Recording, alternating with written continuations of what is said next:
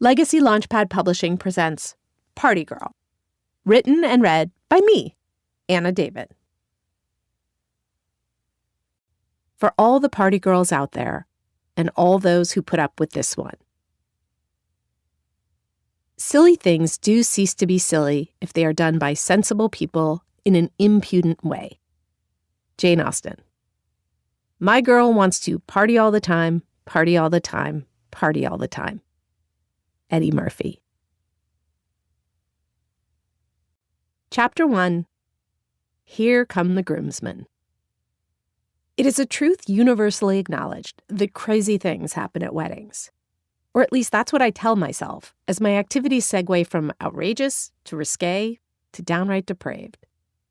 The fact that the wedding is taking place in the house I grew up in and everyone's talking about the stain on Monica Lewinsky's dress only enhances the depraved feeling. But is it my fault that my mom's best friend's son decided to get married at the ungodly age of 26 and my mom offered up the house? Around midnight, I find myself in the sauna with the groomsmen. It had been my mom's idea that all the young people from the wedding should sauna and swim. But somehow it gets down to just two guys and me. If I were this drunk in LA, someone would probably bring out the Coke and I'd thus be able to alleviate my alcohol buzz a bit. But parties at Mom's house tend to be pretty short on drugs, at least non-SSRI ones. I'm going to be graduating in May, groomsman 1 Mitch says, as he offers me a sip of his warm Amstel Light. Medical school has been a bitch. Oh, but now you're going to have to go do your residency, Mitch's alleged best friend, groomsman 2 Chris, interjects. He then interjects his body into the minuscule space that exists between Mitch and me. You'll be working like 90-hour weeks for no money. Which is so much worse than doing your residency at Paramount for a salary just above the poverty line, Mitch lobs back, looking at me. I swear, I never get tired of the attention of boys. But I prefer direct attention rather than transparent one-upsmanship. Do they honestly think that the one who gets the last dig in will win my affection? Don't they know that being an assistant and a student, even a medical student, aren't exactly lady killer positions to be in, and that they should perhaps be digging into their personal arsenals for more compelling things to compete over? I stand up and they're silenced. Last one in has to do a shot, I say, and before I've even finished the sentence, they're pushing each other aside in their zeal to jump into the pool. I stand at the sauna door, cold air rushing in, their wet towels at my feet. If I didn't know better, I'd swear that the two of them just wanted to have sex with each other. Okay, we're going to sleep now, I instruct them as I try to get as comfortable as I can while lodged between these two guys in a double bed. Sleep. We've dried off from the pool and piled into the guest room downstairs, and I honestly think we're going to sleep. Was anyone ever that naive? I can't even sleep on 2 Ambien by myself. But the birds are dangerously close to chirping. This is the only bed left in the house, and neither of these guys are in any condition to drive. So here we are. I turn toward Chris, who's facing the wall. Mitch is on the other side, facing the other wall. I close my eyes and a few minutes pass. I hear Mitch breathing heavily in that way that means he could be asleep. I sigh and feel more relaxed. My insomnia always seems embarrassing, and I'm all too relieved to be able to suffer through it without witnesses. Miraculously, I drift off for a moment or two, and am awakened by lips on mine, specifically lips belonging to Chris. My eyes swing open just in time for me to realize that Chris's kissing skills aren't half bad. Now, some people pride themselves on their gaydars. I pride myself on what I call a kissdar, because I can usually tell on sight if a guy is going to be one of those drench your face with saliva kissers, 2 tentative pecking kissers, or a possessor of one of those lizard-like tongues that darts haphazardly all over. Most guys, unfortunately, fit into one of these categories. It's the ones who don't that drive us mad in all the good ways. Unfortunately, their kissing skills always seem to accompany a tendency for unemployment, a lack of an IQ, or just a general assholishness. If they could kiss well and also possess qualities that actually made them good boyfriend material, women would probably maim and kill one another to have them. I had assumed that Chris would be some combination of too tentative and lizard-like, that he'd start out with inappropriate propriety and then start the tongue darting. So I'm startled to discover that he seems to know what he's doing. He even knows the take my face in his hands move. I kiss him back, enjoying the secretiveness of the act. Despite all their lame competitiveness, despite the fact that Chris is an assistant at Paramount and that he attacks his alleged best friend who's actually doing something useful with his life in a pathetic attempt to win a girl's affection, I'm more attracted to him than I am to Mitch. Chris is kissing well enough that it's impossible to say how many times we kiss. One kiss just seems to mesh into another. I'm so into it, in fact, that I'm utterly shocked when I feel Mitch kissing my back. I'd assumed he was passed out. If it weren't logistically impossible, I'd high-five Mitch for coming up with such a wise solution to all that petty male competitiveness that was going on earlier. Then I think, maybe a threesome was all part of their plan from the beginning. I really may be the most naive person on earth. Just as suddenly it hits me. I'm in the guest bedroom directly below my mom's bedroom. I'm here because I've traveled 300 miles to see an old friend get married, not to have a menage a trois with two of his groomsmen. Wait, you have to stop, I suddenly screech. I jump out of bed, and the two of them look alarmed, if not altogether shocked. I grab a pillow off the bed. I need to go somewhere where I can actually sleep, I add, as if they'd been talking and I was tired of shushing them. Without another word, I stomp off to the den, where I promptly pass out on the couch. Chapter 2, Hollywood Moment. Back in LA, Stephanie asks me about the wedding, and I regale her with my exploits. She laughs hysterically, the same way I did when she told me about twisting her ankle while doing the Macarena at the wedding she went to back east. At least that's what she thinks she was doing, as she was actually in a blackout and so was never able to determine how it happened. People should probably keep us away from weddings, she says, when I finish the entire story. We're in Stephanie's office at Absolutely Fabulous, the celebrity weekly magazine we work for that's really just a glorified tabloid. Stephanie is cool and makes me laugh, something that's crucial since our other Absolutely Fabulous coworkers are about as cool as Sunday school teachers. They're also all in denial. Because of its high circulation rate, 5 million and rising all the time, Absolutely Fabulous employees talk about the magazine with the revered tone most might use to describe The New Yorker. We quite simply have the best writing and reporting of any magazine out there, our bureau chief Robert likes to say, and we all drink the Kool-Aid. Glimmers of reality peek into that otherwise glorious way of thinking. Like the fact that I'm sometimes embarrassed to tell people I work here, that the constant note I'm given about my articles is that I need to, quote, make my sentences shorter, and that the big joke about the publication is that everyone reads it on the toilet. But it's amazing how convincing a staff of roughly 30 people can be. People seem to stretch reality just enough to motivate themselves, but it's a little weird, you know? Can't they just say, when I was little, I didn't imagine that I'd make a living by getting waiters to confess what Brad Pitt and Gwyneth talked about over dinner, but hey, this is a popular magazine and someday I may work somewhere else.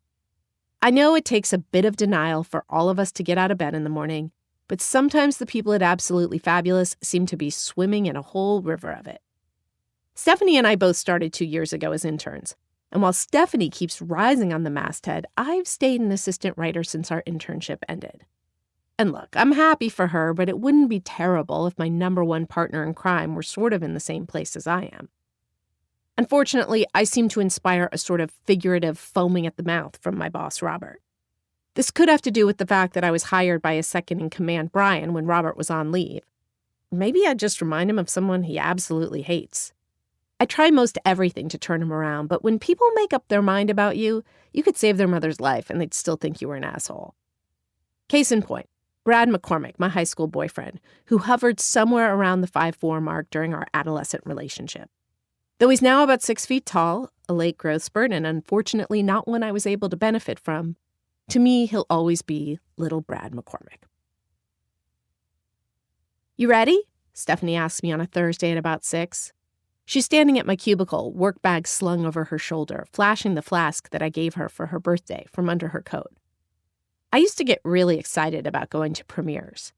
I think I imagined that someone would see me there and discover me for God knows what. I'm not an actress, or I should say I only am in my personal life. But I guess I thought I'd get discovered for being so amazing that I would need to be immediately removed from my day-to-day life and deposited into a far more glamorous existence. I thought that rubbing up against famous people would make me happy. But one night, when I found myself in a cigarette-fueled drunken discussion with Jeremy Piven at a premiere, it occurred to me, Jeremy Piven didn't seem too happy, so why should I be happy for having had the experience of talking to him all night? Stephanie and I stopped for drinks at some Westwood College bar beforehand. Or if I'm going to have to be perfectly honest and specific about everything, I should say that Stephanie stops for drinks while I stop for drinks and a few lines. Stephanie doesn't do coke. She used to have panic attacks and is convinced, probably correctly, that a few lines of cocaine would send her right back there. When I first started doing coke at parties, it was usually easy enough to count on being in the right place at the right time for a steady supply. But more than a few experiences chatting up thoroughly disgusting men, only to learn that they were simply fellow coke seekers themselves, had brought me to a breaking point. And so a few months ago, I finally asked someone for the number of a dealer. Then I got another. The sheer joy I felt over the fact that I can do coke whenever I want because I'm not relying on someone else to get it has made the additional expense almost seem irrelevant. I wander into the bathroom of the bar after a woman with gray hair in a bun leaves, and I shut myself in the stall furthest away from the door. Pulling a vial from my purse, I shake some coke onto the back of the toilet and chop it with a credit card. Then take a rolled-up bill from my wallet and snort it up. I hear someone come in and hold my breath while she washes her hands and thankfully leaves. Then I pour some more coke on the toilet and snort it. As I walk back to Stephanie at the bar, the metal taste of cocaine drips down the back of my throat deliciously. Some people say they hate the drip, but I love it. That practical evidence that the drug is working its way through my body. Ready? Stephanie asks. I smile, nod, and sniffle so I can swallow and taste more cocaine again. Leslie, over here, the photographers all scream at once at a beautiful blonde as Steph and I move briskly down the section of the red carpet where the not-famous people walk. We seem to be surrounded by skeletal blonde actresses, all shimmering in their summer dresses on this uncharacteristically cool night as they smile obediently for the paparazzi. The way the photographers are jostling one another and screaming Leslie's name with such glee, you'd swear they were trying to get photos of Julia Roberts or at least the president or the queen or something. There are hundreds, if not thousands, of Leslies with bit parts in movies like the mediocre one we're about to see. And only a fraction will continue to work in Hollywood after this current role. But that doesn't seem to be at the forefront of the photographers' collective minds. Still, we need to get out of the way. One time, a picture of Lindsay Lohan was almost ruined by the image of Stephanie, an extremely unflattering image of her at that, doing a shot with someone the picture didn't capture. That is me. The photo ran in about 100 magazines, and Stephanie has yet to live it down. Steph takes off at a good pace, but I'm waylaid by Leslie, the actress, as she steps backward, lodging her seemingly 10-inch red heel into my big left toe in what feels like an instant toe decapitation, if toes had heads. She starts to trip backward, but her publicist catches her, glaring at me for daring to slide my foot under her client's $700 shoe/instrument of torture. For an anorexic who couldn't weigh more than 98 pounds, Leslie sure knows how to put some weight into her shoe. Then again, the shoe probably weighs more than her. I limp up to Stephanie, who's witnessed the incident from the snack bar. She sympathetically hands me a bag of free popcorn with butter. Is it bleeding? She asks simply. I shake my head. Feels more like an internal thing, I answer. Like maybe she crushed the toe bone. Do toes have bones? Sure, she shrugs. Hospital? Oh, God, no, I answer as Matt Dillon walks in and waves at me. I wave back until I realize he's actually waving at the manly-looking woman wearing a headset behind me. The humiliation and possible broken foot are far from inspiring, but nothing a few lines can't fix, at least temporarily. Unfortunately, the bathroom is stuffed with wannabe actresses who somehow wrangled invites to this. They're drowning themselves in makeup and perfume to go sit in the dark for 90 minutes, after which they'll surely have to go through the whole routine again for the after party. We go into the theater, and once the movie starts, I venture back to the bathroom. Some security-type woman is lodged there and seems not to be budging. Is she some actress's female security guard? An employee of the movie theater? An insane stalker who somehow got a hold of some security-type uniform? I'm certainly not going to ask her. One thing's for sure, she's a buzzkiller in every way. Chapter 3. Pas de trois. I'm just putting the finishing touches on my Where Are They Now story on dock from the Love Boat when wedding Chris calls. "And what are you doing on this beautiful LA day, Amelia?" he asks, and that's when I remember that he lives in LA too. Shit. Trying to live down my post-wedding shame. My answer is partially true and partially a complete lie. I haven't wanted to admit it to anyone, but my mind has been a little fixated on the whole wedding near Minaj incident, wondering what would have happened had I not freaked out and left. Inappropriate as it was, it did turn me on. It also disgusted me. So, though I'm a bit excited that Chris is calling, I had also been pseudo-hoping that he would crawl under a rock never to emerge. It probably would have been smarter to make sure that none of my almost Minaj participants lived in my state, not to mention city, but who considers these things at the time? "Don't be silly," he says. "Nothing to be ashamed of, just some good old-fashioned fun." I sort of say it and I sort of snort it. "I've been wanting to call you for a while," he says. "But I didn't want it to be awkward. See, I think you're really cool and would love to see you one-on-one, but..." Just then I hear Mitch's voice. "I'm in town," he says. "I think the three of us should get together." Aha, so here we go. The opportunity to see this Minaj through has presented itself. As I make small talk with Mitch, I can't decide if this wedding reunion for our triumvirate is a good idea or an incredibly terrible one. It would make the story even better, I think. "Why don't we meet at Jones at 8 p.m., I ask, rather suddenly, surprising even myself.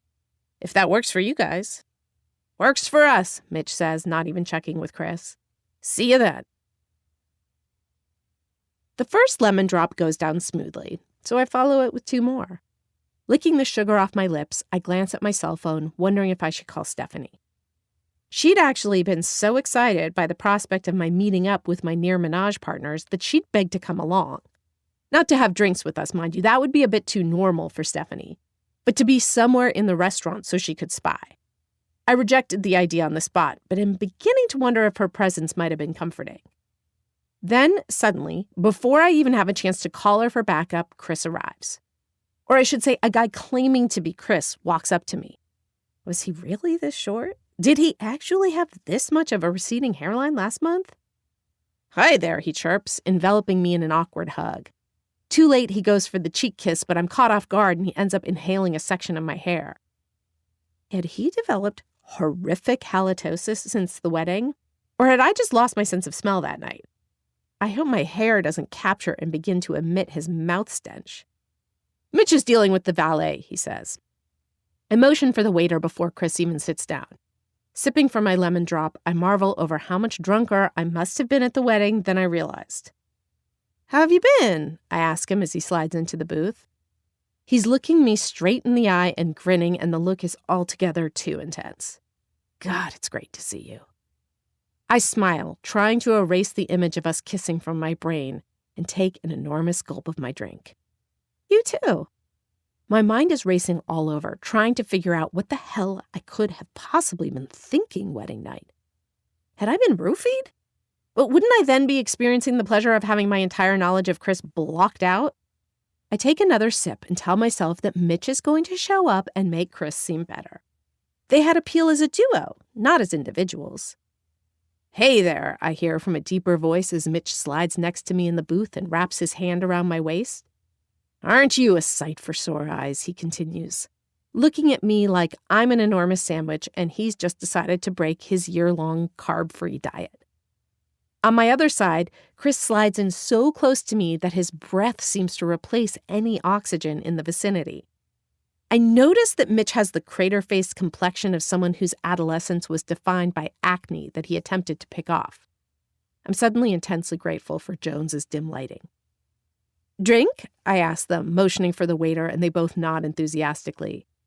They're sitting so close to me that I almost feel like we're a single unit. Had they decided ahead of time to act as aggressive as possible? Or were they both only children who had absolutely no sense of what the term personal space meant? There was only one way to deal with this. Get wasted and see if they seemed any better. I stumble out of Jones an hour later, marveling at the fact that my near menage a trois partners had turned out to be so creepy and lame.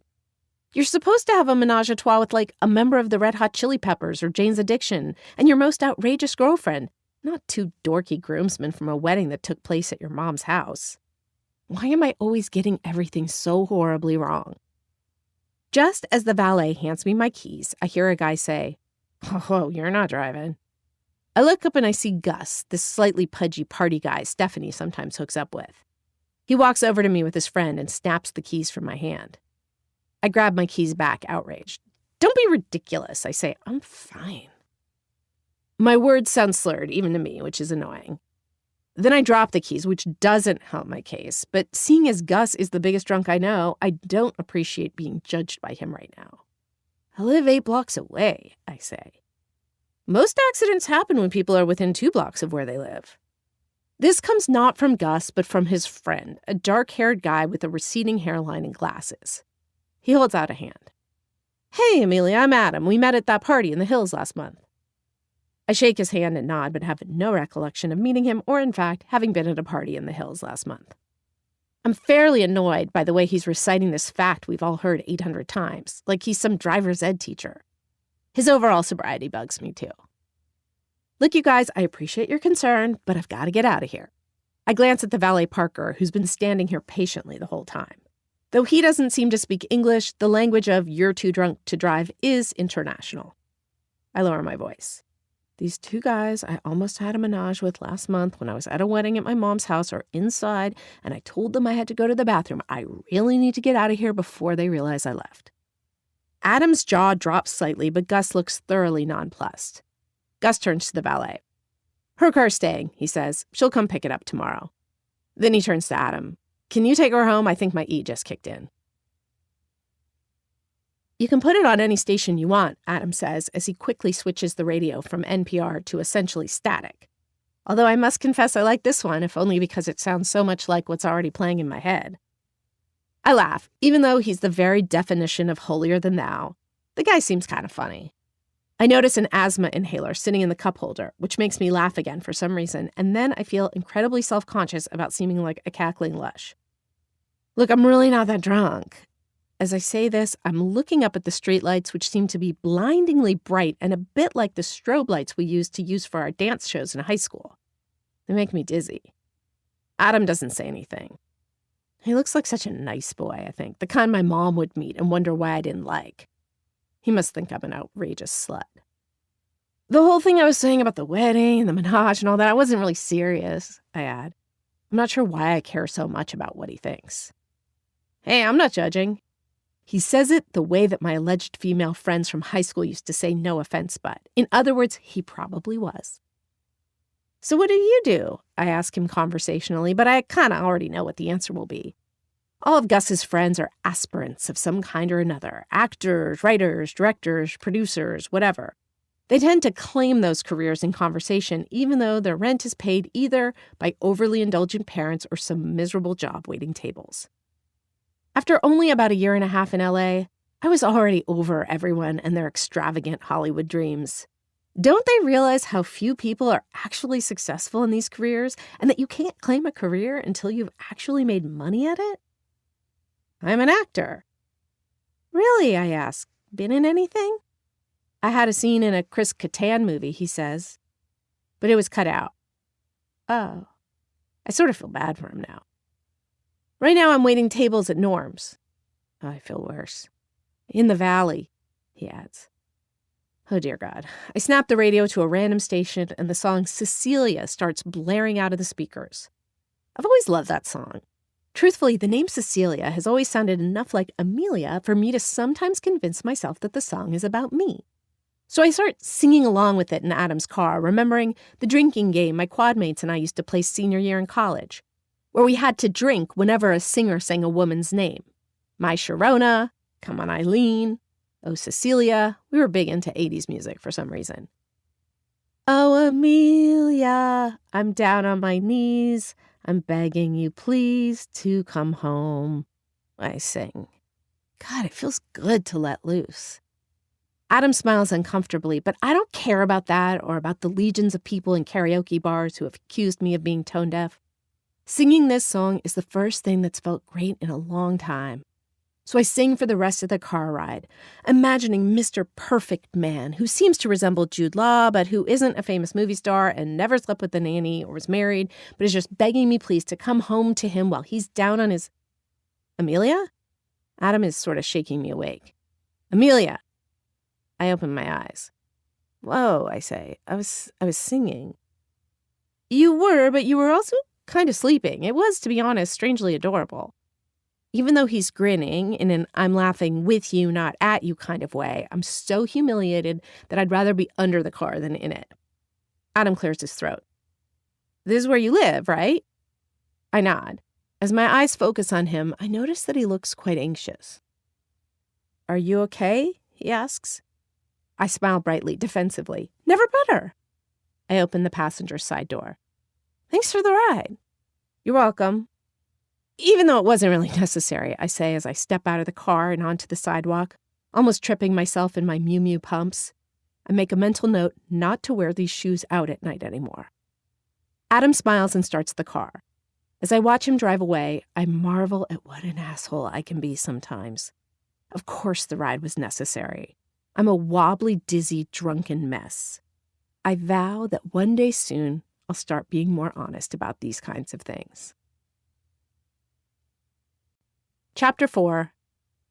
Glutton for Punishment. I deserved that assignment, I say to Brian. I'm in his office, griping about how I pitched a Duncan Sheik profile to our New York editors that they assigned to another writer. People always get on my case for complaining. My mom tells me that my first sentence was actually, it's not fair. But I've never been good at letting things go. Brian looks both exasperated and slightly bemused. Shut the door, he says. I get up, close the door, and sit down in his fold-out guest chair, moving a stack of still-wrapped CDs to the floor to make room. So why don't you tell me what's really going on with you, Brian says, smiling for the first time since I've come into his office. Brian has taken this sort of paternal mentor role with me since I first started. And while my relationship with him is far less complicated than the one I have with my real-life father, I'm never quite sure what Brian wants from me. Other writers tell me I'm his favorite, but I also feel like he's harder on me than he is on anyone else. Every time I come back from an interview, he peppers me with, did you ask them what time of day they were born? And what they excelled in when they were little? And their favorite color? On and on until he stumbles upon something, usually quite early on in the questioning, that I have failed to ask. Then he proceeds to lecture me about how I have to remember to ask everything because I might not be able to get whomever it is on the phone again. But he also takes an inordinate interest in my personal life. I've always been a somewhat compulsive confessionalist, known to confide my life's most intimate details to perfect strangers. Brian seems to like this about me. I tell Brian about most of what I get up to, but the stories sometimes have to be edited slightly. If my life is NC-17 or R, Brian gets the version that's been specifically edited for in-flight entertainment. Been on any good dates lately? He asks, absent-mindedly sliding a Sheryl Crow CD into his computer dock. Any new boys? An actor, I say, reflecting on the previous weekend. I don't mention that the actor is someone I met at an after-party and barely remember making out with. Really? Has he been in anything? Brian looks captivated. A couple indies, I say, suddenly realizing I don't, in fact, remember the guy's name. Eric? Seth? Danny? Fuck. Think it will go anywhere? Brian asks. Probably not, I say. The pen I'm holding is probably more intelligent and more stimulating. I realize as I say it that the comment sounds sexual and I'm embarrassed. Brian looks even more uncomfortable than me. I should get back to work, he says, and I scoot out the door. I'm sitting at my cubicle, regretting those extra 2 shots of Absolute that Stephanie and I did at Hyde last night when my phone rings. Please be someone good, I whisper to the phone, actually believing this will help determine who's calling.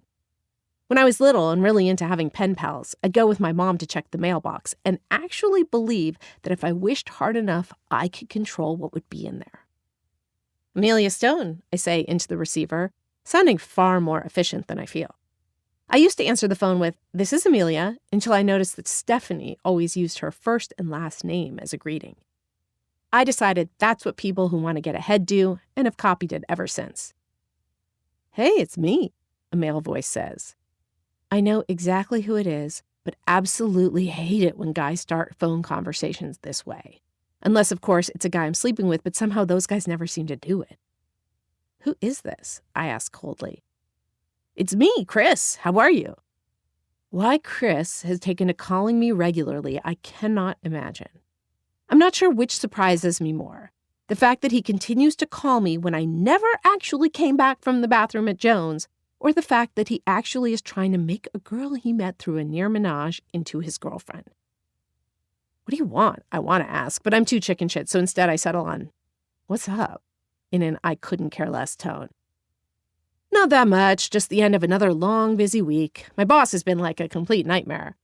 Claiming I'm not giving him messages because some agent didn't call him back and he's completely paranoid. He can't accept the fact his ideas just aren't..." Chris continues to drone on ad infinitum. Does he honestly think I care about what he's saying? More important, does he really think this kind of rap is the way to woo a girl? "Look, things are really crazy here right now," I say to get him to shut up. Even though it couldn't be further from the truth, it's my excuse whenever I want to get off the phone. This means that Chris must believe my workplace is balls-to-the-walls craziness at all times. "Oh, of course," Chris says, sounding apologetic. "I was just wondering if you wanted to come with me to a Rob Thomas concert on Thursday." Think fast. "Thursday? Oh, that's the night after work late." "The tickets are free. I got them through work." He is clearly not going to make this easy for me. "That's great, but I think things are going to be pretty crazy around here for a while." "But what about dinner? I mean, you have to eat, right?" What can I say to this? And why can't I bring myself to ask him to leave me alone because he reminds me too much of how out of control I can be, and inform him that I wouldn't hook up with him again even if I was on 100 hits of ecstasy? "Look, I have to go," I say, and I hear him trying to say something in response, but I cut him off. "I'll talk to you soon." I slam the phone down, wondering why I always seem to attract guys who are gluttons for punishment. Chapter 5. The Naked Truth, or Dare. Anthony's parents were busted for embezzling, Gus explains as he shows us an infinity pool that spills into a jacuzzi big enough to fit a football team. Gus continues to explain how the family went bankrupt, the bank took their furniture, and Anthony was supposed to unload the house to the highest bidder, but the whole thing bummed him out so much that he took off for New York. We're talking about and standing in this completely grandiose $20 million Malibu mansion where Gus is staying for the time being. Words cannot describe how ostentatious this place is. There are about 12 bedrooms, a sauna, a freaking room for wrapping presents, no joke, and it's right on the PCH. But it seems even more enormous than it actually is because of the fact that it has no furniture. "So you're house sitting?" I ask, inhaling at my cigarette. Gus is always lucking into the plushest situations. I swear, the people who live the best in Hollywood are the non-working grifters, since they're usually attractive enough to convince horny producers to loan them their Range Rovers, or charming and calculating enough to befriend a guy whose parents need someone to show their $20 million Malibu spread. The worker bees, those watching their youth drift away as they write Where Are They Now stories on Doc from the Love Boat, are the ones who seem to live the grifter lifestyle. Now that I've gotten a look at the place, I'm incredibly pissed that I haven't called my ever-reliable Mexican coke dealer, Alex. Stephanie has brought along her friends from college, Jane and Molly, both of whom do coke. But we'd been so rushed wanting to get out here before the sunset that we neglected to bring the evening's most necessary ingredient.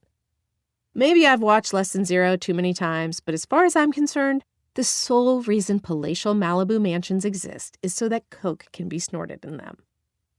The tacky, probably embezzled extravagance surrounding us seems to be having the same decadent influence on Stephanie as it's having on me.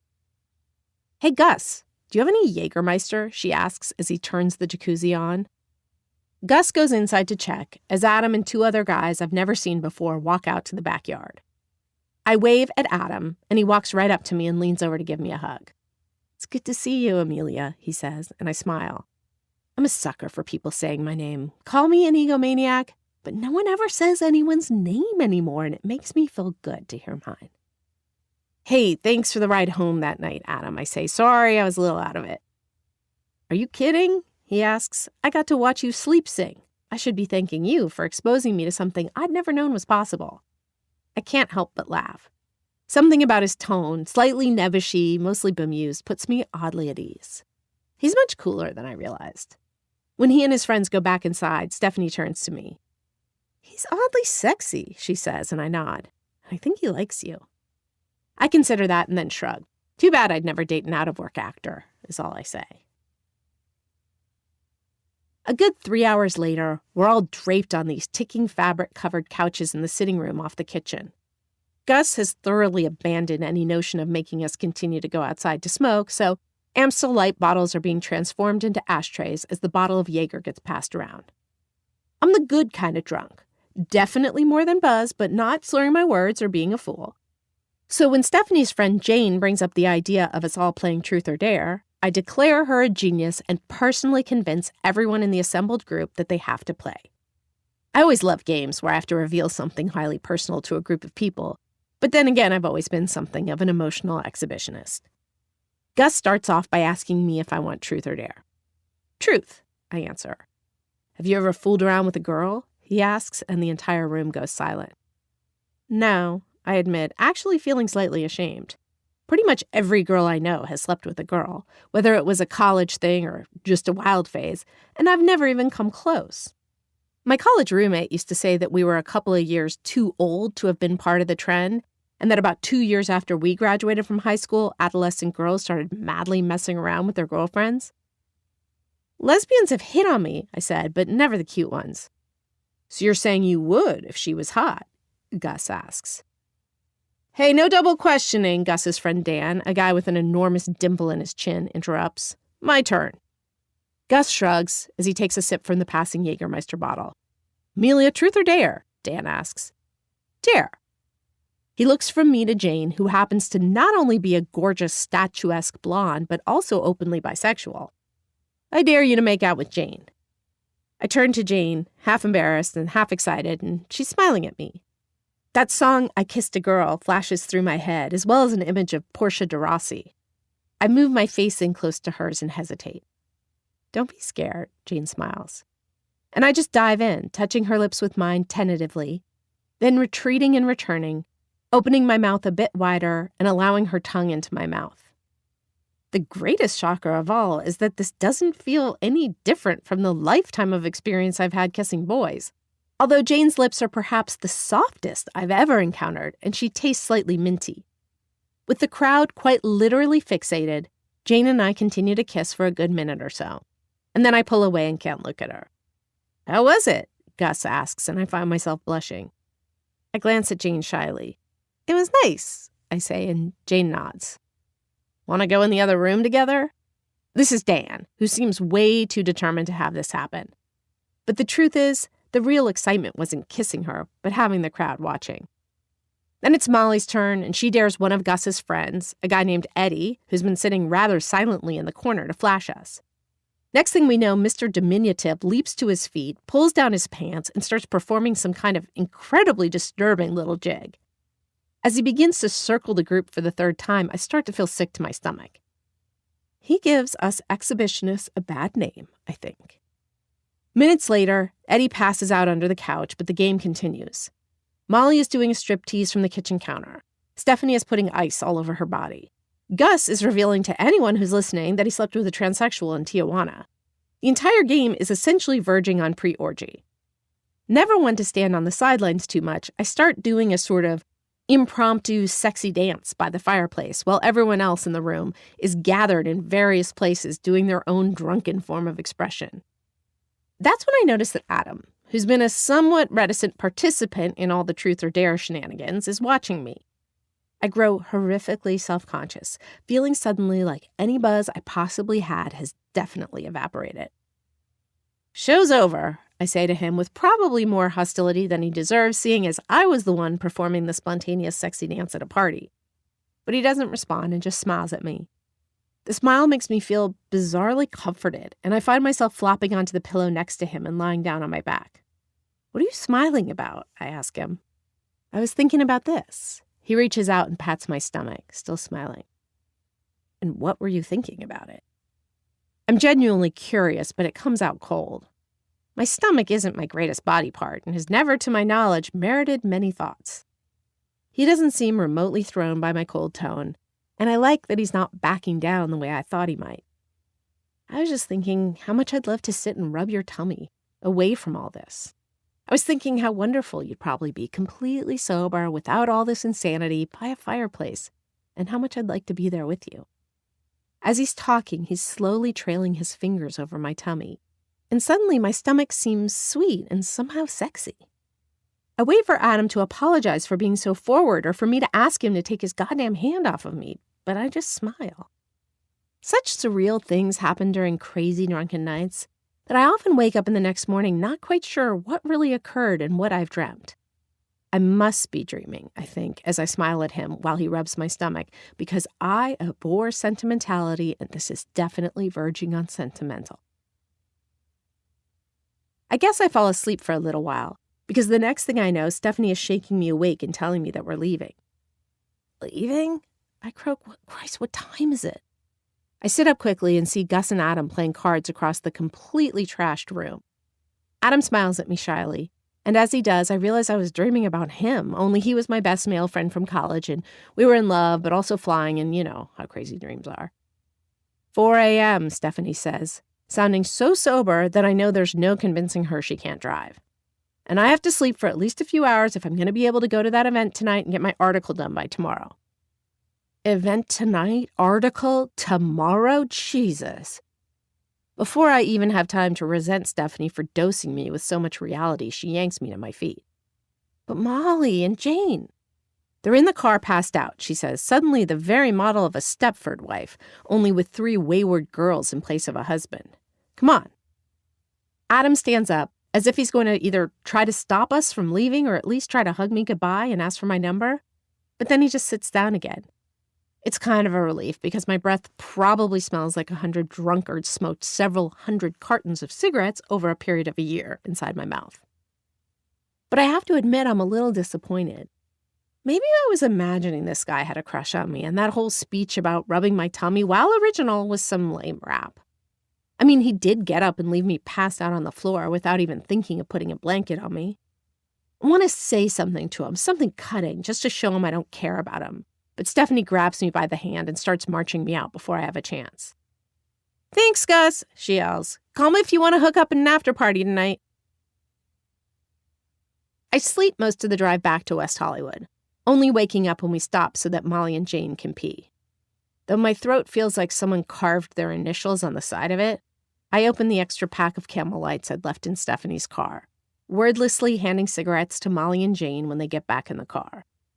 "This is disgusting," Molly says, taking a long drag. "Horrible," Jane agrees.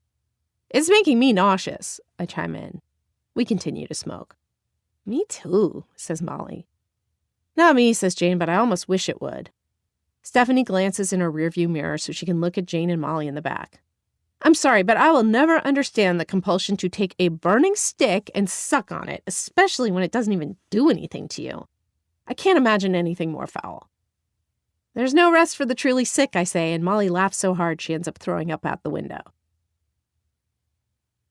After Stephanie drops me off and I start walking up the building's entryway to my apartment, it occurs to me that eventually we all get old and die, and the sadness I feel over this thought seems wholly debilitating. Sometimes I just become so overwhelmingly depressed by my thoughts. Like when I'm watching movies from the 70s and 80s and they're starring and co-starring people I've never heard of, and they're directed by people whose names don't even sound vaguely familiar. I think, these people were once this town's big deal. They ate at all the right restaurants and got invited to all the right parties and had their names in Variety and were adored, and I've never even heard of them, and now they're gone, and who the hell cares about them today? When I used to say things like this, my college roommate would tell me I sounded tired or hungover, and I should never come to massive conclusions about life when I'm tired or hungover, and alcohol is a depressant and blah, blah, blah. I'm thinking about this and about how much it sucks that my college roommate and I had that falling out, so she's not around to say things like that anymore. My 2 cats moan in their cat-like way, seemingly berating me for leaving them alone for the past 30 or so hours while I got drunk and kissed a girl and passed out at a party.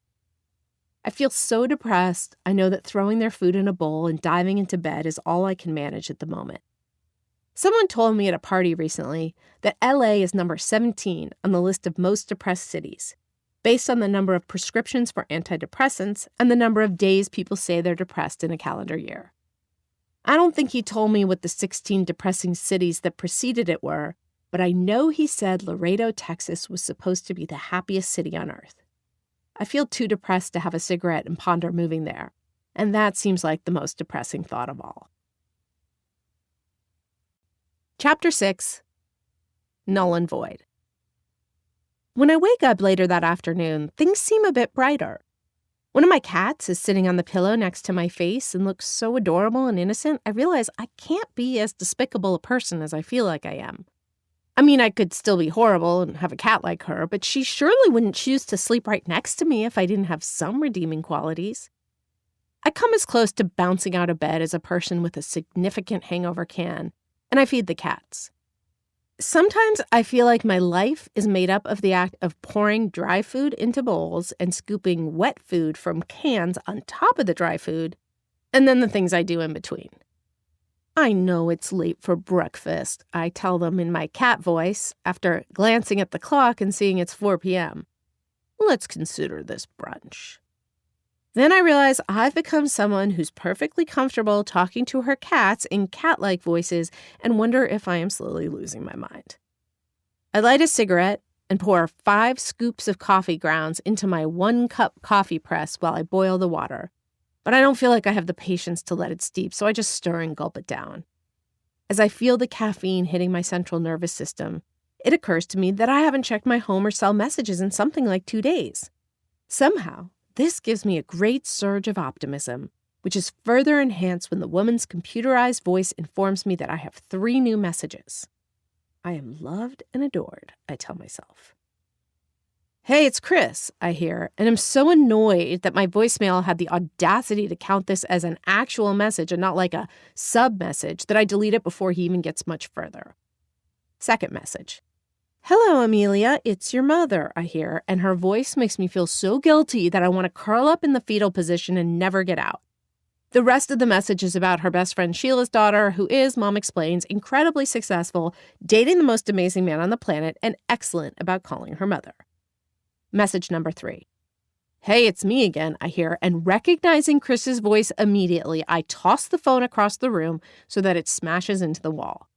The piece of plastic holding the battery breaks in 2, but Chris's voice withstands even that. I'm wondering if you'd want to, hang out, he's saying. I realize I have to get the hell out of my apartment immediately if I'm going to be able to get through this day without massively suicidal feelings overtaking me. I smash out my cigarette, put on my gym clothes, and drive the 3 blocks to the gym. How's it going, Amelia? I hear as I run on a treadmill with the latest issue of Absolutely Fabulous propped in front of me for reading material and music blasting through my headphones.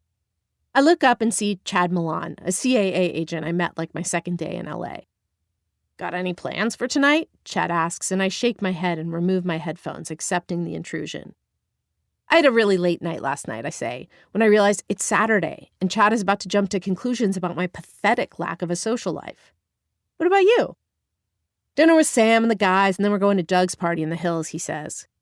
He references the party like he assumes I know about it, so I act like I do. Chad continues to talk to me about where they're going to dinner, Wooley Oak, and why Doug's having the party. He was just made VP at Warner Brothers. And I'm so busy wondering why I get invited to so few parties that I barely notice that Chad stopped talking. His face wears the expectant look of someone who's just asked a question. I'm sorry? I ask. I just asked if you'd want to go to dinner on Thursday. I feel unprepared for the question and immediately conflicted. I couldn't in 1,000 years see myself dating Chad, but how the hell do I work that into casual conversation? How come other women seem to know how to say, actually, I don't see us having a romantic connection or some such? I'd love to, I say. That sounds great. It occurs to me that being taken out by a nice but dull agent may be exactly what I need. I don't even think I'm lying to myself when I tell him that I'm looking forward to it as I leave the gym a few minutes later. I mean, that's a whole bunch of days from now, I think. Who knows how I might feel by then? Even though working out usually enlivens me, I'm still sluggish after the gym. So I decide to stop by Kings Road for a cup of the strongest coffee in town. As I walk up, I'm surprised to see Brian sitting at one of the cafe's outdoor wooden tables. "What the hell are you doing here?" I ask. Brian lives in the valley. He gestures to a tall, lean, adorable man with dark brown hair sitting with him. "Amelia Stone, Daniel Bromley," he says, and then adds, "Daniel's the editor of Chat in from New York. And Amelia," he turns to Daniel and smiles. "Well, you've just been hearing about Amelia." "Indeed I have," Daniel says in an upper crust English accent as he shakes my hand. And I try to look completely cavalier. Chat is a combination of Vanity Fair and what Playboy used to be, and it wins national magazine awards while also managing to have millions of readers. Well, I'd heard of the editor Daniel Bromley. Somehow, no one had mentioned that he looked like a male model. And I certainly didn't know that Brian knew him or that one day I'd stumble upon them having coffee and discussing me. "Uh-oh," I say with what I hope is a charming smile. "Should I be worried?" "Not at all," Daniel says as he pushes one of the iron chairs toward me. "Brian was simply telling me that you're constantly regaling him with outrageous stories about your personal life." "Oh, was he now?" I ask, mock angry but secretly thrilled. I know that I probably should feel betrayed because God knows I've told Brian some incredibly intimate things that I never imagined him passing along in casual coffee conversation. But something about Daniel is making me too thrilled with the attention to care. "What can I say?" I shrug as I sit down. "They're all true." Daniel smiles. "So, what have you gotten up to? Anything interesting lately?" he asks. And I find myself launching into the story of the night before in Truth or Dare, complete with the details about the dancing flasher, the girl-on-girl kiss, and the out-of-work actor wanting to take me away from all this and rub my stomach. Somehow, nothing I'm telling them sounds depressing and tragic anymore, but exciting and dramatic, a night in the life of a spontaneous party girl with outrageous and decadent friends. It's amazing how my perception can shift so thoroughly when I get the slightest glimpse of how other people are seeing something. And I don't know if it's the story, the fact that I feel like I'm walking through glue today, or simply that Daniel's smile is as white and bright and non-British as a Midwestern picket fence, but I find myself embellishing the stories a bit. I notice that Brian and Daniel are eating up every word, laughing hysterically the whole time. Brian drains his coffee and turns to Daniel. "What did I tell you?" he asks. "If anything, you undersold her," Daniel replies. I'm reveling in the feeling I have right now of all this attention on me and feel their validation washing over me like a jacuzzi stream would on aching muscles. And then I suddenly panic, positive that I'm going to say something utterly inane that will screw up this fabulous impression I've managed to make on Mr. Debonair Hotshot magazine editor. I realize then that I need to get the hell out of Kings Road before Brian and Daniel discover just how backward and unimpressive I am. I glance down at my wrist and pretend I'm looking at a watch, even though I've actually forgotten to put it on today. "Would you look at that? I'm late," I say, instantly shooting to my feet. Brian and Daniel look surprised by my abruptness, but before I can even begin to analyze that, I start making my way toward the door. "Good to see you, Brian. Nice to meet you, Daniel," I sort of shriek as I knock into a Kings Road waitress. "She never even got coffee," I can hear Daniel say in his crisp English tone as I scatter away like a complete freak. I should probably talk to hot men only while intoxicated, I think, as I rush back to my car. I wake up the next morning with the sense of purpose that anyone rising before noon and without a hangover on a Sunday morning must feel. Then I remember that I told Brian I'd go to this NBC party tonight. Brian tends to pass party invites along to me when he doesn't want to go, using phrases like really good career opportunities and important just to get out there and network. The parties always sound terribly exciting at the time, and I always feel flattered that I'm the one he wants to go in his stead. But the day of, I usually regret having said yes.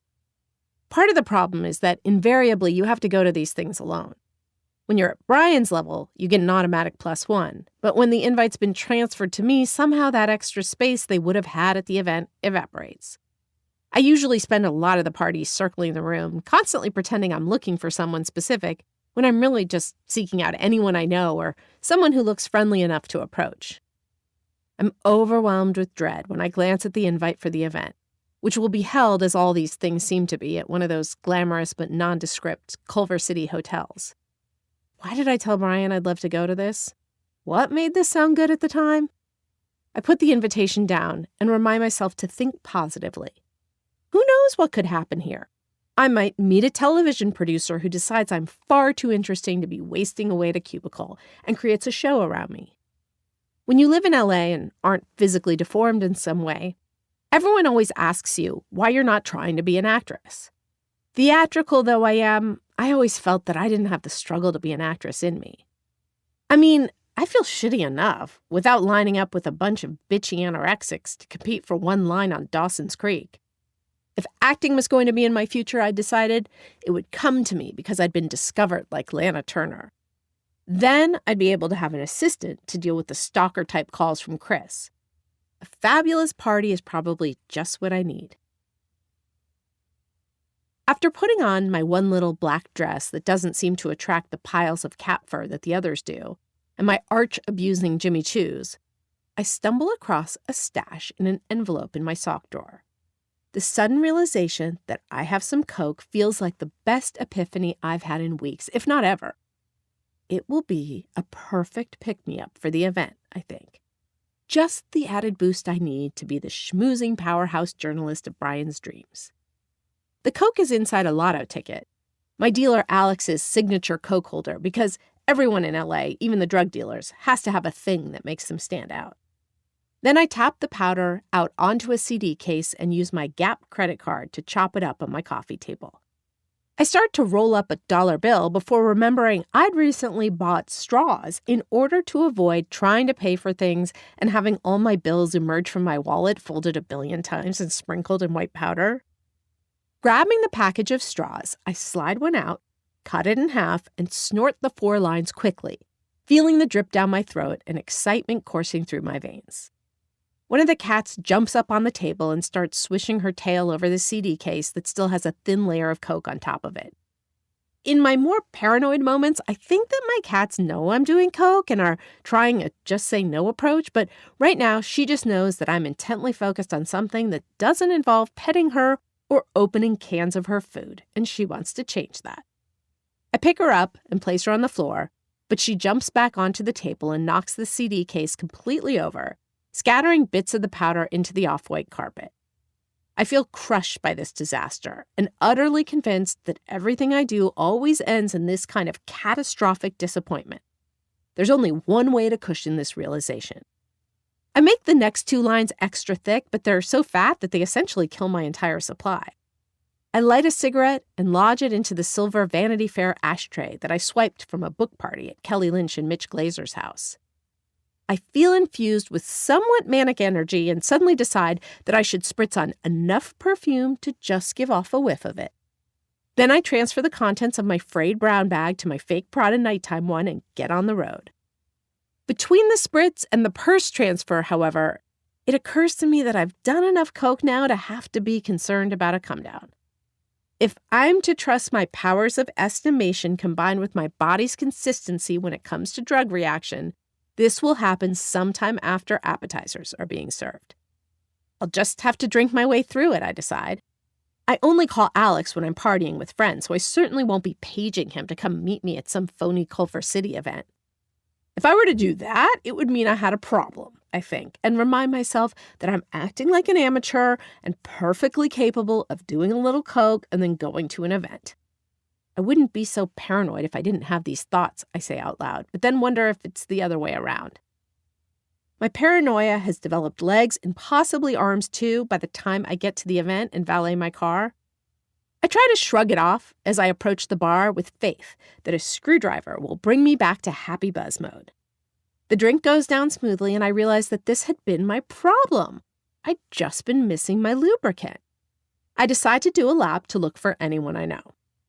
I pass Tori Spelling, regaling a group of men with some story about her dog, Bill Maher, ogling an Asian woman's breasts to her seeming delight, and the stylist Philip Block, talking about how he picked Halle Berry's dress last year at the Oscar during my circle of the room. Finally, I come upon a face that's familiar because we actually know each other. Brett Lawson, a publicist who's always gifting celebrities and other allegedly influential people designer clothes. He's sometimes extremely nice to me and sometimes a bit dismissive, depending on who he's talking to. So interactions with him always feel a bit like a worthiness test. "Brett," I say, and he gives me the cheek kiss and then goes in for the other side. The two-cheek kiss seems to be sweeping L.A. "Amelia, do you know Trent?" he asks, nodding his head in the direction of a tan, gelled guy that I can tell is gay and also a publicist before he even opens his mouth. Trent and I shake hands as Brett explains that Trent works at Sony after having been Pat Kingsley's assistant for 6 years. I start to ask Trent about upcoming Sony releases, but when I see that Trent and Brett seem to be far more interested in each other than they are in talking shop with me, I realize I've tripped into the void, and there won't be any finding my way back tonight. The void is what can happen when you're on a little too much coke and a silent, paranoid, and completely insecure personality usurps the bubbly, impassioned, talkative one coke is supposed to give you. In this state, all I can think about is how uncomfortable I sound and how disinterested people seem to be in me. I've tried to escape the void with more lines, but moods, as most anyone who's done drugs can attest, are impossible to shift once you're high. I make a sudden decision to skip out on dinner and let my table mates endure the empty seat. I bid Brett and Trent goodbye, but they're too busy talking at each other to even hear me. The next morning, I'm walking up to my cubicle, thinking about how exhausted I am despite my 10 hours of Ambien-induced sleep, when I see Brian scribbling a note for me with one of his Sharpie pens. "Looking for me?" I ask. He seems incredibly harried. "Yeah, I was just leaving you a note. We have to talk." "Why?" I ask, instantly paranoid. "I'm worried about your lack of professionalism," he says, as if he were saying he was worried the office coffee wouldn't be strong enough. Doesn't he understand how abrupt he sounds, how horrifying this is to hear? Doesn't he know that my heart has instantaneously started beating faster than it has during any coke binge? How can he go from being my biggest fan, raving about me to charming British editors one day, to acting like a stern, humorless boss the next? Brian folds his arms, the bottom of his white button-down unearthing itself from the top of his jeans. "What happened to you last night? Melanie McGrath left me a message saying she thought she saw you walk in, but by the time dinner started, you were AWOL." "I felt sick," I protest somewhat weakly and remind myself this isn't, in fact, an outright lie. For dramatic effect, I add, "I threw up all night." "Amelia, you went in my place. If you felt sick, you should have at least introduced yourself to the publicist and told her how sorry you were that you couldn't stay for dinner." I glare. Maybe I didn't want to get her sick. "Save it, Amelia," he says, "and please don't let that happen again." I begin to feel thoroughly irritated with Brian. "Stop lecturing me," I say, and then probably too late, I add, "Please." "You may need a lecture," Brian responds, and I feel myself about to fly into a rage.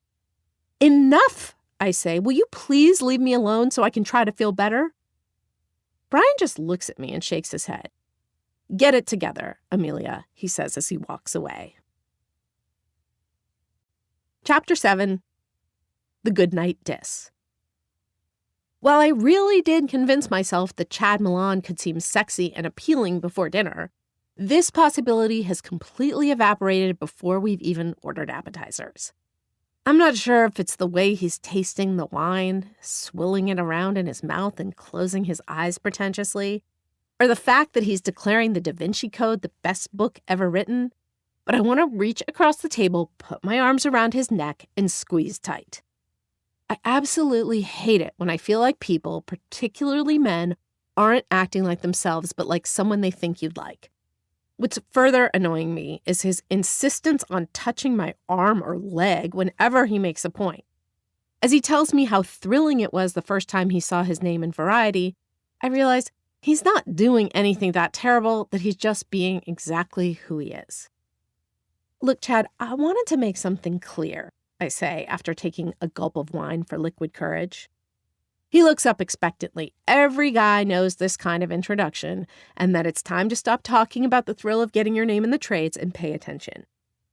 I want to be able to say, I only think of you as a friend, but I can't seem to get that sentence out because the truth is, I don't think of Chad as anything even close to a friend. And besides, I'm sitting here at the Little Door, a decidedly romantic restaurant, splitting probably a $75 bottle of wine with him. And though I'm going to do the after-dinner wallet reach, I'm going to expect him to pay and be horrified if he has the audacity to accept my offer to go Dutch. So what should I say to him? That I only said yes because I couldn't think of a reason to say no, and besides, I'm so terribly lonely that at least this date would help me believe I'm not completely cut off from the human race? I'm not really ready to get into anything now, I manage. I expect Chad to have that disappointed but hiding it look that most guys get when they understand that they're out roughly $200 and probably aren't going to get laid. But something seems to have been lost in the translation, for Chad's smile widens. See, that's what I love about you, he says. What? This is so not good. You're so straightforward, so direct, he says. Most women don't ever say what they mean, but you always do. I've often been commended for this quality, which usually confuses the hell out of me, as I almost never say what I mean. If, comparatively speaking, I'm clearer than other women, I feel for humanity. I'm not sure if I'm being direct enough, I start to say, but Chad cuts me off. You were perfectly direct, and the last thing I'd ever want to do to you or any other woman is rush her. We're just here to get to know each other better. He ends that ridiculously optimistic response to getting blown off by holding up his glass and motioning for me to pick up mine. Cheers, he says. I dated a guy in college who was obsessed with toasting. Coffee, glasses of water, milk, every liquid short of spittle was worthy of making a special moment out of. And well, I've just never really been a cheers type of person. But what are you going to do? I tried to explain my feelings to Chad, but his blinding belief in his ability to agent me over to his side means my point hasn't a hope of getting through. So, as far as I'm concerned, I've done my part and can now eat and drink guilt-free. What's another hour of my time? I lift my glass and clink his with a smile. Cheers, I say. Later, when Chad pays the check, the move the bill to his side and shake his head as I start to object move, I start worrying about how I'm going to get out of this night's goodnight kiss.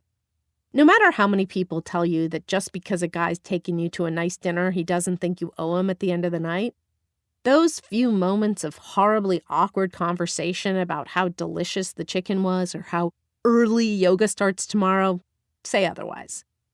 As I'm debating whether it might be less awkward to simply make out with him for a minute and get it over with, Chad suggests we go somewhere else for a drink. I shake my head, calculating that if I have to make small talk for another hour, I may peel all of my cuticles off my fingers out of anxiety and general unhappiness. What about guys? Chad asks, hitting a soft spot. It's the one bar in LA that I actually like, and it's so tough to get into that being a girl doesn't even help. I'm on the list, he adds. I'm sort of surprised that Chad has the cachet to pull off guys, but I shouldn't be. The doorman probably dreams of being the next Johnny Depp and believes Chad can help him make that happen. During the car ride over, Chad gets on his cell phone, which would normally horrify me, but I'm actually grateful to the person on the other end of the phone for saving me 5 more minutes of pretending to seem interested. It seems to be another agent because I'm hearing Chad talk about Ashton and packaging fees and the Backstreet Boys in a way that I can tell he thinks might impress me. And truth be told, if it were a guy I was attracted to, it might well have. When we pull up at Guy's, Chad hands the car over to the valet, and an enormous black burly doorman opens the velvet rope and waves us through. I spy my friend Bill Kirkpatrick at the bar, with an assortment of shot glasses filled with various and sundry liquids in front of him. Bill and I were good friends in college, but for some reason we don't ever hang out in LA, which is unfortunate, seeing as he's the only friend from college that I'm still in touch with. So Bill is a major breath of fresh air after 2 hours of Chad Milan. I poke Chad's arm and point to the bar. "That's my old friend Bill," I say, starting to step through the throng and in Bill's direction. "I know Bill Kirkpatrick," he says. A pause and then, "I hate Bill Kirkpatrick. A girl I dated was two-timing me with him." "That sucks," I say. "Oh well." I know this is a cold-hearted response, but the truth is I need a break from Chad. A guy in a three-piece suit, clearly another agent, slaps Chad on the shoulder by way of greeting. "I'm just going to go say hi to Bill," I tell Chad as he starts chatting with three-piece suit guy. "I'll be over there." Chad nods as the other agent guy hands him a cocktail. Then I make my way over to Bill, who glances past me toward Chad. "Oh, God, please don't tell me you're here with Chad Milan," he says. Bill likes to act protective of me, but the way he typically expresses this is by telling me that the guys I hang around with are complete idiots. Of course, he's usually right. He's such a tool. I don't refute the statement, and Bill slides down a stool to make space for me at the bar, nodding his head in the direction of a guy whose back is to us. "I'm here with my friend Rick. We're matching each other shot for shot." Bill gestures to the shot glasses, most of which are still full. Just then, Rick turns around, and I realize with a jolt that Rick is Rick Wilson. As in Rick Wilson, the former child star who I'd been obsessed with in 8th grade. "You're Rick Wilson," I say before I can help myself. With famous people, you're supposed to act like you don't know who they are, or, if you happen to, that you are not impressed by their status but are very interested in getting to know what they're really like as a person. When it's an extremely famous person, it's easy to remember this. But if it's someone decidedly less known, you can get confused and think you actually know them. I once saw Gregory Hines walking down the street in New York and greeted him with a, "Hey, how are you?" because I thought he was one of my grade school teachers. Rick, for his part, looks altogether thrilled to be recognized. It's actually possible he hasn't worked since the mid-'80s. "I am," he smiles, tiny but perfect teeth shining under his full lips. "And though I don't recognize you, I wish I did," he says. He leans past Bill to brush my cheek with his lips. Bill glances from Rick to me. "Shot?" he asks. But before even waiting for an answer, he slides one over to me and one over to Rick. Somehow when Rick says cheers, it doesn't bug me. And that's around where everything starts to go slightly hazy. Or maybe it's after the second round of shots or the third. All I know for certain is that eventually we make our way through the glasses on the bar that had once been full. The bar gets extremely crowded and then seems to thin out. I wonder why Chad hasn't bothered to come over to where I'm standing and decide he's being really rude. Bill helps support this theory. "He brought you here and hasn't come over to have a drink with us?" he asked. What a tool. Rick nods, continuing to make heavy eye contact with me. And then I come up with the ideal solution for getting out of kissing Chad Milan and into kissing Rick Wilson. "Why don't I tell Chad I looked for him everywhere but couldn't find him?" I ask Bill while Rick is in the bathroom. Guys isn't exactly a massive nightclub. It's essentially one room, but Bill nods supportively. "You should," he says. "Rick is definitely into you. Just call Chad when you get home and tell him that when you couldn't find him, you got another ride home." I'm not sure exactly how this plan is communicated to Rick, but the next thing I know, I'm making my way toward the bathroom, being careful to make sure Chad isn't looking in my direction. I escape through the back where I crouch by the side of the building like I'm the female James Bond or something. "Let's get you home," Rick smiles as he walks outside. Grabbing my hand, he leads me to a black BMW parked in the back and opens the door for me. I slide in and unlock his side, remembering that some guy once told me that he knows a girl is going to sleep with him if she unlocks the door. Rick notes that his door is unlocked with a wink at me as he slides into the driver's seat and starts the car. "We all clear?" he asks. "Any sign of your guy?" I look around and see only valet parkers. "I think we're good," I say, but just to be safe. I slide down the seat so that my legs and butt are on the floor of his car and my head is on the seat. We pull in front of guys and out onto Beverly. "I think we made it," he says, pretending to wipe sweat from his brow. It's not always easy to escape from the claws of a smarmy agent. I slide back onto the seat and sit up straight. "Well, this damsel, formerly in distress, is quite grateful for your help in the matter." He smiles and we make small talk while I direct him to my place. When we pull up in front of my building, he immediately starts looking around for a parking space. "Do you need a permit to park here at night?" he asks. I hadn't had any intention of actually bringing him inside my apartment. Call me a tease, and believe me, many have. But if I like a guy and think we have a chance of actually having a relationship, I won't do anything more than kiss him unless I'm severely impaired to the point of near blackout. You don't need to park, I say. I lean in and he takes the cue and starts kissing me. Fairly quickly, we're making out passionately, and as I alternate between breathing into his ear and kissing his neck, it occurs to me that Rick could be the answer to all my dreams. Pulling away, I ask in a low, sexy voice, "Are you seeing anybody?" He looks horrified. "Whoa, mood killer," he says, leaning back and immediately pushing the cigarette lighter in. I wasn't trying to kill the mood, I say, kicking myself for my timing, while snuggling up next to him and grabbing another cigarette from his pack. I was just curious because I think you're cool. As soon as it's out of my mouth and surrounded by nothing but silence, I realize how lame this sounds. Rick lights his smoke, takes a drag, and exhales. "I don't have a girlfriend, if that's what you're asking." I smile and drag on my cigarette as Rick unleashes a torrent of non sequiturs about a girl he was seeing who was always ruining what they had by trying to make the relationship more serious. He says the word serious the way a vegetarian might say the word steak.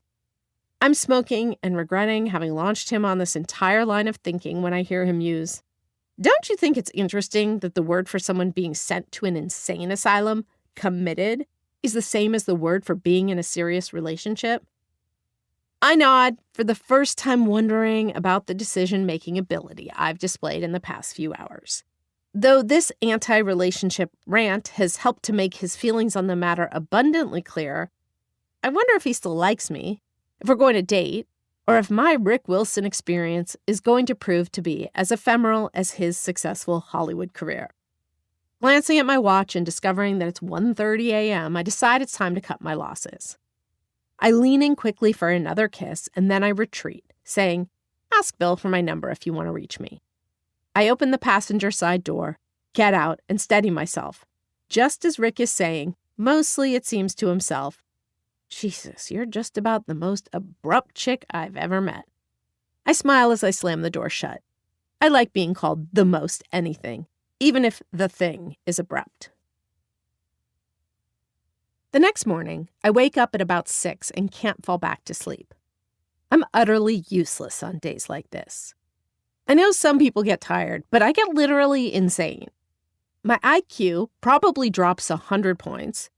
I have trouble seeing clearly, and the only thing that gets me through the day is the thought that at some point all this torture will be over and I'll be able to get in bed and sleep. Since I'm up, I decide to hit the gym. Maybe I'll sweat the exhaustion out of me. At the gym, I force myself onto the treadmill. The place is completely empty, which doesn't ever happen to gyms in LA, what with exercise addiction being so rampant. It must be an obscure holiday or something. I'm so out of it that I barely notice when someone else comes into the gym. Then I look up, catch this person's eyes, and immediately pray for a time machine and the opportunity to be anywhere else. "Hi, Chad," I all but scream to Chad Milan in such a fake cheerful voice that I'm immediately shocked it's come out of me. My head races through some shadowy reflections of coming into my apartment last night after making out with Rick. Did I call Chad the way I'd planned to, or did I pass out before getting to it? Suddenly, I'm positive I did. I remember almost fainting with relief when I got his voicemail. All of these thoughts zip through my mind in the amount of time it takes me to smile winningly and ask, "Did you get my message?" Chad nods and stops beside my treadmill. "Yeah, I did," he says, "and forgive me for not calling you back afterward." I'm about to tell him that it's okay when he walks over to the Stairmaster and adds, "It's just that since I went outside to find you and saw you hiding and then jumping into Rick Wilson's car, it made your message about how you'd looked everywhere for me mean less." Then he gets on the Stairmaster and starts it up. And I say nothing. There is just Chad Milan, an empty gym, and my utter horror. Chad doesn't say another word, and even in my state of complete and utter humiliation, I admire him for having the balls to put me in my place like that. Now I actually understand why a girl might be attracted to him, I think, as I slink out of the gym moments later. Chapter 8, Paint the Town Blue. My first instinct when I see Stephanie standing at my front door, swigging from her flask with Jane in tow, is to tell her I don't feel like going out tonight. I just feel off, more so than usual, and could probably use a quiet night at home. But for some reason, this thought doesn't even make it out of my mouth. Ready to pre-party before Steve's, she asks, and I nod. We've swung an invite to a Steve Rosenberg party, which tend to be massive gatherings of successful studio executives, directors, and B-list actors at his enormous house complete with basketball and tennis courts. In other words, there's no way tonight can happen without Alex. Want some Mexican food? I asked Jane, who knows that Mexican refers to Alex's Coke, whereas Italian means getting it from this wannabe former wise guy named Joey. Breaking the fast is code for scoring from Vera, this former Orthodox Jewish woman I met at a party. But since Alex is the only one of the three who delivers, he tends to get the bulk of our business. Jane nods, so after giving each of them an Amstel Light, I page Alex. My mouth starts watering after the beeper pause when I punch my digits into the phone and press pound. I think I can feel my serotonin levels rise as I hear the long beep that tells me my phone number has been read. People's anticipation of Coke can be so Pavlovian that I know a guy who says he has to go to the bathroom as soon as he calls his dealer, since the Coke he buys is always cut with baby laxatives. At $70 a pop, Alex provides the best deal in town for door-to-door service, but his Coke sometimes tastes and smells so strongly of gasoline that as it makes its way up your nose and begins its drip down your esophagus, you can't help but envision the tanks it was stored in for its trip from Mexico. Inevitably, someone will always complain when we're doing Alex that they feel like they've strolled down to the nearest 76 station and started inhaling directly from a pump. Someone else usually points out that inhaling gas probably isn't that much worse than inhaling pure cocaine. Alex is as timely as ever. And 20 minutes to the second after he returns my page, his Toyota Tercel pulls into my building's driveway. I have about 10 neighbors who could look outside and see me doing my deal with Alex. He pulls up, I hand him an envelope, and he hands me a similar envelope. During my more paranoid moments, I'm convinced that my neighbors make a sport out of watching me buy my drugs and secretly gossip about what a bad person I am. It has to be obvious. I mean, who else but a person buying drugs would exchange envelopes with a guy she never speaks to? But either they don't find my behavior all that notable, aren't watching me, or simply don't care because no one has ever uttered a word about it or even gazed at me suspiciously. Inside, I give Jane a gram. She hands over $70, and we each chop up lines as Stephanie busies herself playing with my makeup. Stephanie's relationship with our Coke snorting is sort of the same as the one my mom has with my smoking.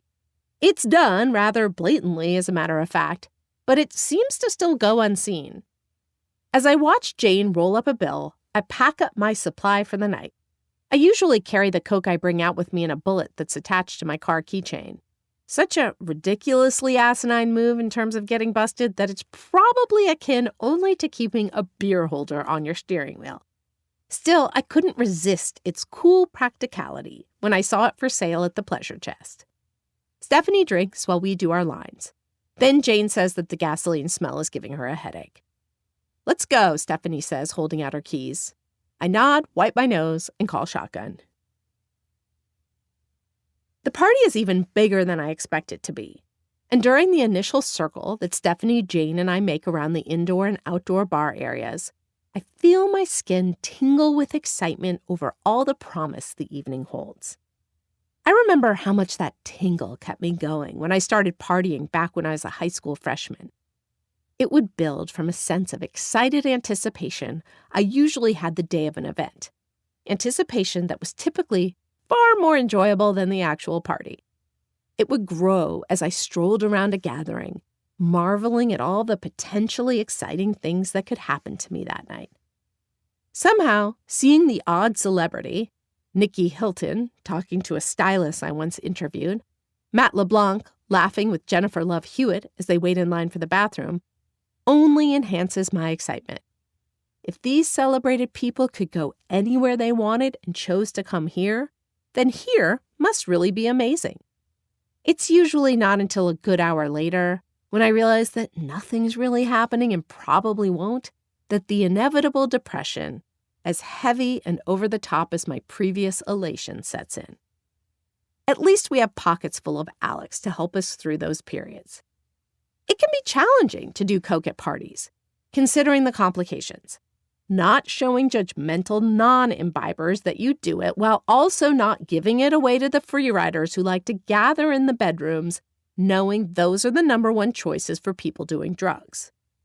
Jane and I opt for the roughly 30-minute interval bathroom break routine. There's nothing that screams we've just been doing drugs louder than two girls emerging from a bathroom together, usually sniffling, after having held up a line for longer than it could possibly take them to pee. But hey, it works. Jane and I seem to be doing a solid job of not letting each other get too paranoid or sensitive or unable to communicate with other people, and I find myself intensely grateful for her companionship. I marvel at those people who seem to be able to cruise through a party solo, who don't need a friend by their side to help them deal with bitchy women or cute guys that ignore them. Without a wing woman, I tend to fall apart. Stephanie handles big parties completely differently. She goes in search of liquor and boys and disappears entirely, only to emerge hours later with her lipstick smeared. Tonight is no different, and by the time Jane and I are on our 5th bathroom visit, we have completely lost her. Gus and his friend Dan wander in, and Jane and Dan go off to smoke pot, a drug I have yet to see the appeal of. Gus and I move on to the impromptu dance floor in Steve's living room. A Dr. Dre song is blasting from Steve's enormous Bose speakers as Gus and I start dancing alongside a slew of drunken William Morris assistants. I love this song, I say to Gus, and he smiles, nods, and moves closer to me. And I guess if you want to be annoyingly accurate, you'd probably say that Gus and I start dirty dancing. Or more like somewhere between 8th grade slow dancing and what Patrick Swayze and Jennifer Grey did before and after she sat in that corner. But that isn't really the problem. The problem is that Gus starts kissing me and I kiss him back. We're kissing for maybe a minute or so when I look up.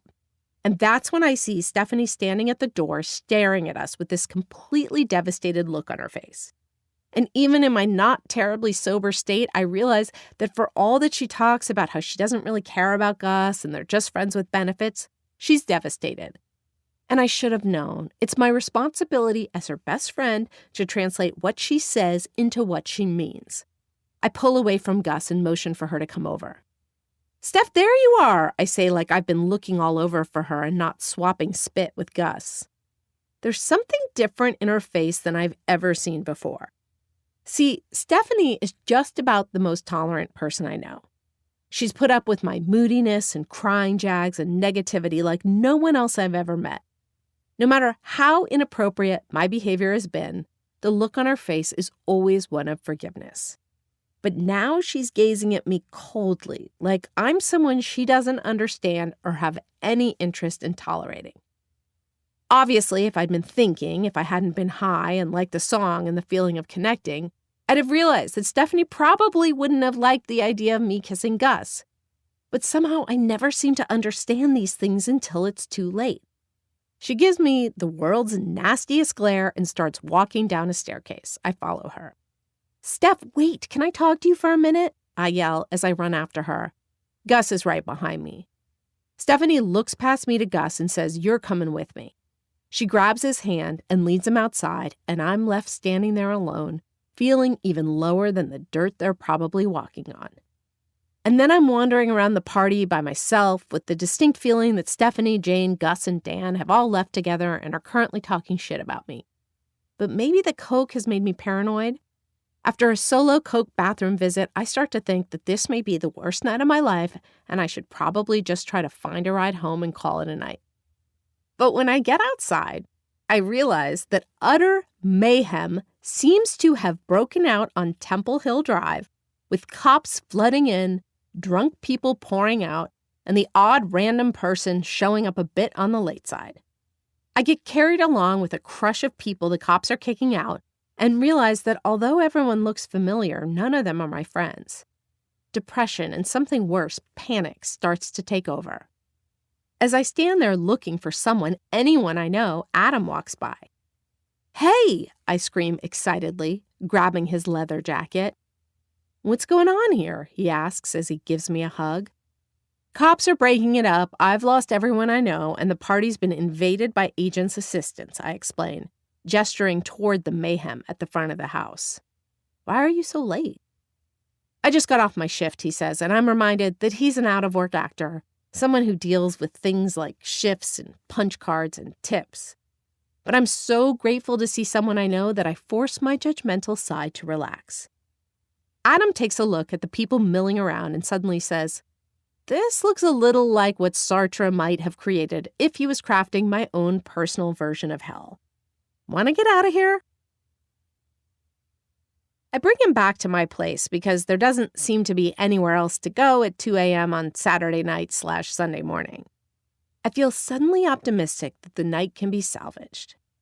"Be right back," I trill, leaving him petting one of my cats in the living room, and make my way to my bedroom. I hope he's sort of out of it and just thinks I'm in the bathroom, I think, as I pour some Coke onto a framed photo I've removed from the wall. I snort 4 lines quickly, then slide a bit onto my index finger and over my top gums for what my friend Lisa used to call nummy gummy when we'd find her dad's Coke in high school. I light a cigarette and feel the Coke flow through me as I make my way back to the living room where Adam is continuing to pet my cat. "I'm mad at you, I say as I make my way over to where he's sitting and join him. "Mad at me?" he asks. He motions for my cigarette and sits up. "Why?" "Why? Well, after telling me you wanted to take me away from our sordid Hollywood scene, you left me alone without a pillow and blanket by the fire and then never even said goodbye to me when I left," I say, amazing myself at how casually these details are rolling off my tongue. I don't tend to be a fan of vulnerability, but Coke has a way of making me forget about things like that. "Oh, Amelia, Amelia, Amelia," he says, leaning back on the couch and suddenly wearing a sweet smile. I notice that his ears are bright red. I wonder if I've made him incredibly uncomfortable. But then he looks at me confidently right in the eye. "I held you as you fell asleep, but then you pulled away from me and onto the floor," he says. "I tried to tuck a pillow under your head and a blanket over you, but you pushed them away. And then," he takes a drag off my cigarette, "I watched you sleep and thought about how it was one of the most beautiful sights I'd ever seen." It's such a genuine and sweet thing to hear from a typically sarcastic person that I don't know what to say. It occurs to me that I should maybe tell him about the whole kissing Gus incident, but I love the feeling flowing through me so much that I don't want to do anything that might make it go away. So I just move closer to him and he puts his hand on my knee and we start talking about nothing in particular, but at the same time, pretty personal stuff. It feels a little like how pillow talk is supposed to feel but never does, complete with the passing of the cigarette back and forth.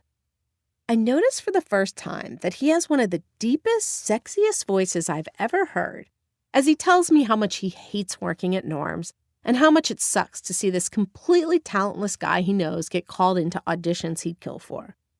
We discuss how depressing Hollywood parties can be, and I explain to him how much trouble I have with my friendships. The whole time we're talking, I'm wondering if he's thinking about kissing me. I don't mention to Adam that when I get up to go to the bathroom, I'm also doing Coke because I feel utterly certain he'll judge me, and we seem to be getting along so well that I don't want to risk putting him off. My next trip to my bedroom and inhalation of 4 lines, however, puts me a little on edge, and I find myself rambling more manically than usual when I return. I suddenly see myself as an outsider or a movie camera might capture me. I'm telling some incredibly pointless story about how I may or may not have a hostile relationship with the gossip columnist at work. I need to chill out, I tell myself, then immediately wonder again if Adam is thinking about kissing me. And then I lose patience with wondering and lean in to kiss him myself. Call me a feminist, but I've never much seen the point of always waiting for guys to make the first move. Adam returns my kiss with far more passion than I'm expecting, and I'm suddenly dizzy as we continue to make out. The word swooning travels through my mind, as does the phrase weak in the knees. I'm not exactly sure what he's doing, but Adam has somehow found a way to access something deep inside me more than anyone ever has before. As I start to feel my chin tingle with that raw, verging on scabbed feeling I always get when I'm making out with a guy who has stubble, Adam suddenly pulls away and looks me directly in the eye. "Wait a minute, have you been doing coke?" he asks. He says the word coke the way I might say coconut, something I hate. I become immediately anxious like he's a cop and I'm being put through a sobriety test. "What are you talking about?" I ask. But I'm really just buying time, wondering what the hell I'm going to say. "I can taste it on you," he says. And I disentangle myself from him entirely, lean back on the couch, and light a cigarette using a funky lighter I got at the Pasadena Rose Bowl flea market. I exhale deeply. I had no idea someone else could taste coke on you if they were kissing you. And I immediately start thinking of all the other men I've kissed after doing coke who never said a word about it. Were they simply not familiar with the taste, or did they just not want to say anything? I cop to what I've been doing, both because it's evident I've been thoroughly busted and because I've always been an atrocious liar. Adam doesn't ask any more questions, just looks at me in a way that makes it clear I don't belong in any more of his wholesome fantasies. And then things are completely, horribly awkward. He says that he should go because he has a lot to do tomorrow, even though he'd been telling me like 10 minutes earlier that he had no plans at all. "But I'll call you," he says as he stands up. I write down my number, even though I feel like we're both just going through the charade of polite behavior, and he doesn't have any interest in calling me because I'm an out-of-control girl who secretly does coke while she's making out with someone. Then I walk him out, where he leans in and gives me a quick and absolutely rudimentary peck on the lips. He folds the piece of paper with my number written on it in half and puts it in his jeans pocket. "I'll call you," he says again, but when he walks down the driveway back to his car, he doesn't look back once. I go inside and tears start streaming down my face. I'm not sure if it's because I feel rejected, because there's no more Alex left, or because I know that it's going to take several vodka shots and at least 4 Ambien to get to sleep. Maybe it's because I know that even with all of that, I probably won't fall asleep until long after the birds have started in on their oppressive morning chirping session. Or maybe it's all of those reasons. I chug from the bottle of Absolute I keep in my freezer without even chasing it with Diet Coke. I get to work on Monday with every intention of going to Steph's office to apologize. During my Sunday of only occasional consciousness, I'd opted, after being up for a few hours, to take more Ambien and sleep the whole day through. I'd come to a conclusion. Heavy partying was really beginning to have a negative impact on my life. I vowed that I was going to cut back on drinking and stop doing coke altogether. Stephanie, who I'd heard make more than a few of these apologetic no more drinking declarations herself, would have to understand. But I also have to do a story on Mark Stinson, this incredibly cheesy actor who's going to be playing Hercules in some terrible-sounding movie you couldn't pay me $1,000 to see, and I decide that I should do the story first so that I can be more relaxed when I talk to her. The story is for our Most Beautiful People issue, and though he's not remotely beautiful and the editors are clear on that, we don't really pick the most aesthetically pleasing famous people for these issues, just the ones coming out in movies and TV shows the readers will flock to. His publicist, Amy, connects the call, and Mark tells me all the basics. No, he doesn't go in for things like facials. He works out because he loves it and not for vanity. When it's over, I ask him if he has a childhood friend I could interview for Turts. Turts are tertiary comments from people who know the source well, and though Absolutely Fabulous typically likes to use Turts from other boldface names, they allow us to use civilians for our special issues. So, after confirming his height, 5'11", and weight, 200 pounds exactly, I asked Mark for the name and number of his best friend from high school back in Kalamazoo, Michigan. The high school friend, a real redneck-sounding guy named Chuck, seems sweet and genuinely proud of Mark's success. He laughs that before Mark became an actor stud, he was a dork just like the rest of us. I transcribe and start writing the piece with the speed of a madwoman, noting that the height and weight stats Mark gave me conflict with the DMV records we always check them against. He must have thought that 5'9" and 180 pounds simply wasn't Most Beautiful People material. Granted, he could have lied when he gave the DMV his stats, which could of course mean he's even shorter and scrawnier than that. I figure it's not my problem and correct the numbers. When I'm putting the finishing touches on the piece, I get an email from Stephanie, which has the formality of a publisher's clearinghouse notification. "Dear Amelia," I read, my heart racing. "I'm sorry to have to write this note, but I just don't think I can continue to be friends with you. I think you can figure out why. Best of luck in all your future endeavors, Stephanie." Tears start pouring out of my eyes before I'm even aware of them, and I have an urge to take the computer and toss it on the ground. She can't be friends with me? She thinks I can figure out why? Jesus Christ, who does she think she is, emailing me a goddamn friendship rejection letter? Gus was her random hookup. Why was she acting like he was her husband or something? After a few minutes, though, I feel strangely calm. If I'm going to be thoroughly honest, I've been getting sick of Stephanie. She's been a lot harsher and less comforting lately. Maybe I think we don't have that much in common. Other people seem to have these friends that they've known since they were in the playpen, or at least that they went to high school with, but I'm not very good at keeping those people around. Old friends never seem as exciting and cool as the new ones, and Stephanie had seemed rather exciting for a while. But I'm not going to let her make me feel guilty for the rest of my life, I think, and decide to play her cold game too, and not even respond to the email. If I see her in the hall or elevator, I decide I'll be cordial but distant. I turn in the Mark Stinson piece, and the New York editor emails me back within minutes to tell me how thrilled she is with my work on this, an altogether unprecedented event. A few minutes later, Brian walks in to tell me that the New York editor was just raving to him about my work. He hands me a piece of paper, an assignment to interview Kane, a singer who specializes in inexplicably popular adult contemporary music and tends to date actresses. "You're giving this one to me?" I ask, surprised. Within the world of Absolutely Fabulous, this is a choice assignment that would typically go to a more senior-level reporter who specializes in music. "Yeah, it came through at the last minute, and he's available today," Brian says. He adds with a smile, "I figure he'll like you." I tell myself that my luck has clearly turned and things are going to start getting better from now on. Names like Gus, Adam, and Stephanie sit lodged in the back of my mind, threatening to fill me with self-loathing. But if I can keep busy enough, I know I can ignore them all for the time being. Chapter 9. Kane and Abel. I read everything I can find about Kane on the internet, and then go to meet his manager, a dour woman with a sensible brown bob, in the lobby of the L'Ermitage Hotel. She escorts me up to the 7th floor without saying a word, leading me down a hall and opening up a room where Kane is waiting. Though not by anyone's standards attractive, Kane nonetheless radiates massive amounts of star quality. Or perhaps it's the gleaming diamonds in his ears and around his neck.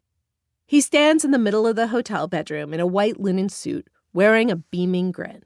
Come in, he says, leading me through the room's sitting area and into the bedroom, then shutting the door.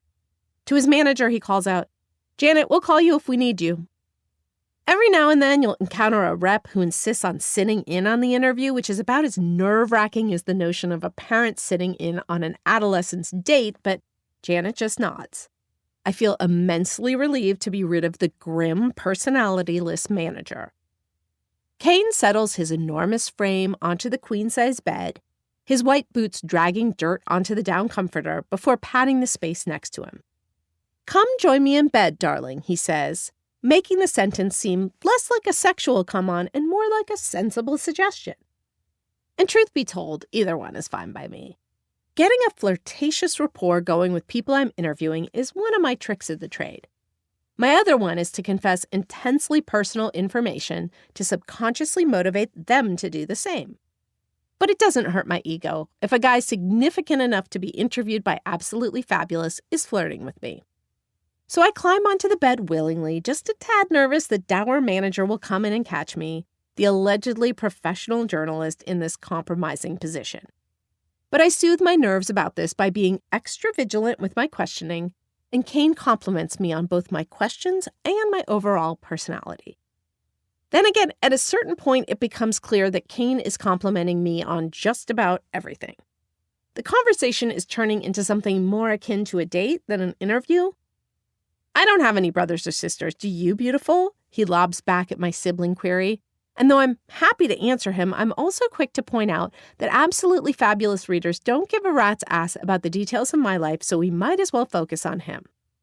Look, don't worry so much about your article, Kane says reassuringly. We'll make it great. We haven't even talked about your first album yet, I protest.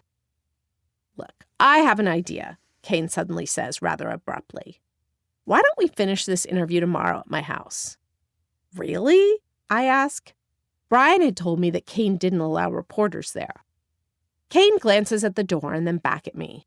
I just didn't want a whole slew of photographers traipsing through, but you could come, he says. I think it would make your story a lot better. Glancing at him, lying on his back with his heel crossed over his knee and looking quite pleased with himself, I quickly weigh the pros and cons. Pro, I could impress Brian and the other editors that I was able to talk a source into an at-home interview. Con, he could be dangerous, but this is unlikely. Additional con, it's definitely possibly unprofessional. I think of Cynthia Jordan, an absolutely fabulous coworker who's so serious and by the book that she probably would have marched right out the hotel door and over to a sexual harassment complaint center if she'd received such an invitation. And then I think about how much I dislike Cynthia and how dull her life seems. What time tomorrow? I ask. 7 p.m., he answers quickly. And then, after glancing in the direction of the sitting room, he says, Look, don't mention this to Janet. Why don't I just give you my address and we'll plan to see each other tomorrow? After I say goodbye to Kane, a kiss on each cheek in front of a scowling Janet, I start to make my way through the lobby. I don't have to be back at work for the rest of the day, since Brian had suggested I go home after the interview and just start transcribing. And I feel a bit self-satisfied after scoring the follow-up at-home interview with Kane for tomorrow. It occurs to me that a screwdriver would taste good. As I walk up to the hotel bar, I wonder if Kane and I are going to fall in love and entertain other couples at dinner parties at our countryside estate or the house in Spain that he mentioned repeatedly during the interview. I picture us laughing about how we met back when I interviewed him for Absolutely Fabulous. I'm about to order when I feel a tap on my shoulder. Well, if it isn't Amelia Stone, says the perfectly accented British voice belonging to Daniel Bromley. He grabs my hand, yes, grabs my hand, and gives me a kiss on each cheek. Amelia, this is John Davis, Daniel says, motioning to a not at all cute grayish guy with a paunch. I shake John's hand as Daniel gestures for me to join them at the bar. Daniel orders a screwdriver for me, but before I can tell him that this is exactly what I was going to order, he says in that delightful British sardonic tone of his, John may not look impressive, but he is. John smiles at Daniel good-naturedly. Gee, thanks, Daniel. He's just way too American and not cute and a bit old for me to care about anything he has to say until he then remarks, You should hear how Daniel talks about people who don't sign his paychecks. I give John my friendliest smile. It's true, Daniel shrugs and then winks at me. When a cheesy guy winks, it's cheesy. When a charming British guy winks, it's heart-meltingly adorable. John may seem down to earth. He is, after all, sitting here getting quite blotto with me, but don't be fooled. He's Chat's publisher. Publishers are never terribly interesting. I'd honestly rather lick paint than be invited to lunch with the absolutely fabulous publisher when he's in from New York. But they are the bank. Are you in from New York, John? I ask. Playfully, I add, or should I call you Mr. Davis? John smiles and insists that I only and always call him by his first name, and then he launches into some story about the movie he watched on the plane coming out here. I notice that Daniel is observing my interaction with John approvingly, and suddenly I feel grateful for John's presence. Something I learned back in high school was that it's easier to make a guy like you if you can rail in his friends, or if you can perform your humor and flirt routine for a crowd. I'm always calmer with two people than I am with one anyway. Being alone with somebody tends to make me terrified that I'm going to run out of things to say. John talks about the movie he watched in his room here last night. This guy sure likes movies, and boy, can he ramble. While I think about how much more comfortable I am being around Daniel this time than I was when I first met him.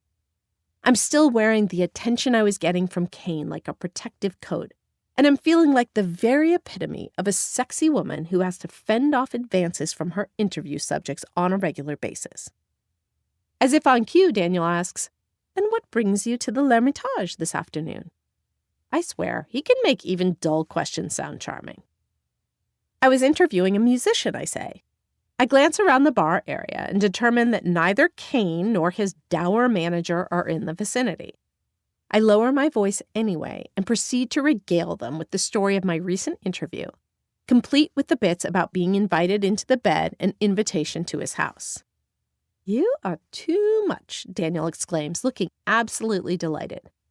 "You do realize that these things don't happen to normal people?" Since there's almost nothing I'd rather be less than normal, I feel utterly thrilled. "I hope you don't think I'm horribly unprofessional," I say. "Absolutely not," Daniel says. "You should use what you've got," John adds. I continue to revel in my impressive story and their reaction to it for the next 15 minutes as I finish my screwdriver. I'm dying for a cigarette and wonder if I can tell Daniel Bromley I smoke. Surely the British don't have the same close-minded attitude about cigarettes that overly health-conscious Americans do.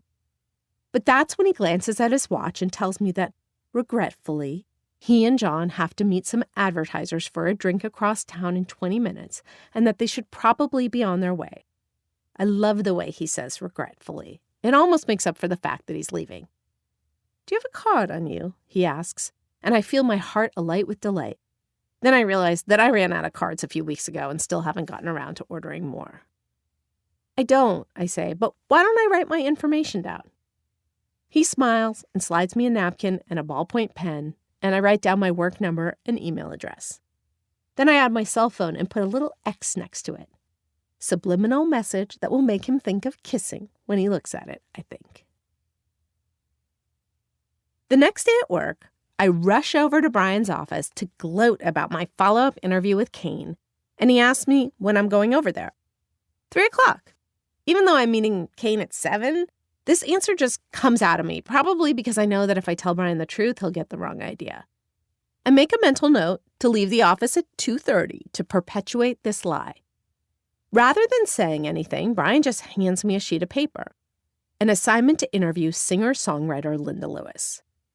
Now, I'm a little too cynical to get my panties all in a twist over interviewing any celebrity, but from the moment I heard Linda Lewis's song Sinner on the radio on my way to work after a coke-fueled night, I felt inspired. It made me go from feeling somewhat suicidal to powerful, and right then I decided that Linda Lewis was going to be the next big thing. Of course, I've been convinced of that many times during my absolutely fabulous tenure, only to be ignored by the New York editors when I pitched the story. I often then watch the person become ridiculously famous and not be remotely interested in being profiled in Absolutely Fabulous or any magazine besides Vanity Fair. I'd also had my misses, people I declared were going to be the next Angelina Jolie or Steven Spielberg, who ended up barely causing a ripple. But I was always convinced that if Absolutely Fabulous had profiled them back when I suggested they should, those people would have been superstars too. Still, thank God for my ADD, I took the test and literally have it, but a mild case that doesn't conflict with my ability to live normally, according to the shrink. This means I don't get Ritalin, which is probably a good thing, based on what I've heard about how fun it is to chop up and snort. My point is, I'd pitched Linda Lewis to the New York editors ages ago and forgotten all about it. It's always shockingly wonderful when the New York editors approve one of my pitches, like finding $100 in the jeans that went out last year and you stopped wearing. I am so turning my work troubles around, I say to myself as I run from Brian's office back to my cubicle. I call Linda's publicist, Tina, immediately, and she screams with excitement when I say that Absolutely Fabulous wants to profile Linda. But she gasps when I explain the requirements of an Absolutely Fabulous profile. That she has to talk in some kind of detail about who she's dating and will print her age and check it with the DMV. Oh, Linda doesn't say her age, Tina says. She really thinks of age as just a number. Oh, God. Something I learned on my first story here is that it's the people whose ages we care about the most who think age is just a number. Can't you make an exception in this case? She asks. I tell her I don't know, but doubt it, put her on hold, and then call Brian on the other line and say Linda's rep is kicking up a fuss about us printing Linda's age. Tell her if she doesn't want us to print the age, there won't be a piece. Returning to Tina's line, I repeat Brian's words. Tina sighs. Maybe Linda can be convinced, she says. I put her on hold and switch back to Brian. Maybe Linda can be convinced, I repeat. Brian says, if the publicist is hesitant now, we might be better off dropping this one. But Brian, you'll get another good assignment soon. Seriously, I just forget it. I hang up the phone and decide that Brian's wrong. Linda can be convinced and I can be the one to do it. I need to kick some ass at work and I just know this is the story that's going to allow me to do it. I call Tina and tell her we should just go ahead and schedule the interview and we'll work out the details later. My other line clicks in as I set a time to meet with Linda at her West Hollywood house, but I ignore it until I notice that the person is devil dialing me. That is letting the phone ring and ring, hanging up when they get voicemail and calling right back. I better see who's stalking me, I say to Tina. Thanks for everything. I hang up with her and answer the other line. Amelia, this is Amy Baker, Mark Stinson's publicist. With a start, I realize the Most Beautiful People issue is out today. I haven't even had a chance to see it. What's going on, Amy? I ask, but I can already tell something's wrong. Celebrity publicists only have two tones. Happy, when you're doing the story on the client that never gets any press, and pissed the rest of the time. She's definitely giving me the latter. You're going to need to print a retraction on the piece, she says. You got Mark's weight and height wrong, and you completely misquoted his friend. She's speaking to me the way one would talk to a very small child or incredibly stupid adult, and I immediately start panicking.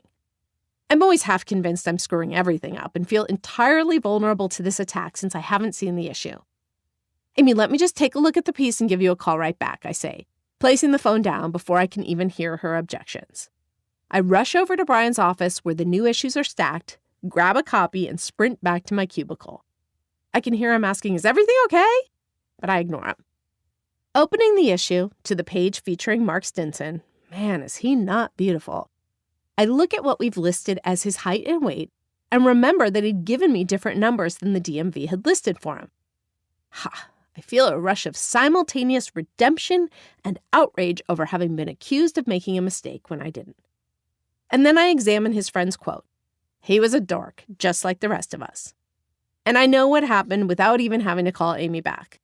The slightly scrawny and definitely short Mark Stinson opened up his issue of Absolutely Fabulous, excited to get his ego fed by relishing his placement in an issue with actual beautiful people, when he noted that his height and weight weren't the figures he gave me.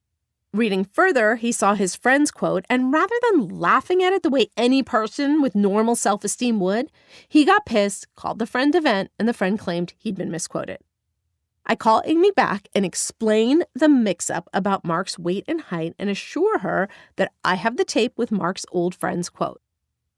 Even though I know I'm right, I'm semi-hysterical and feeling guilty over Amy's accusation, kind of like how I always feel guilty like I've stolen something whenever I see a sign in a store that says they prosecute shoplifters.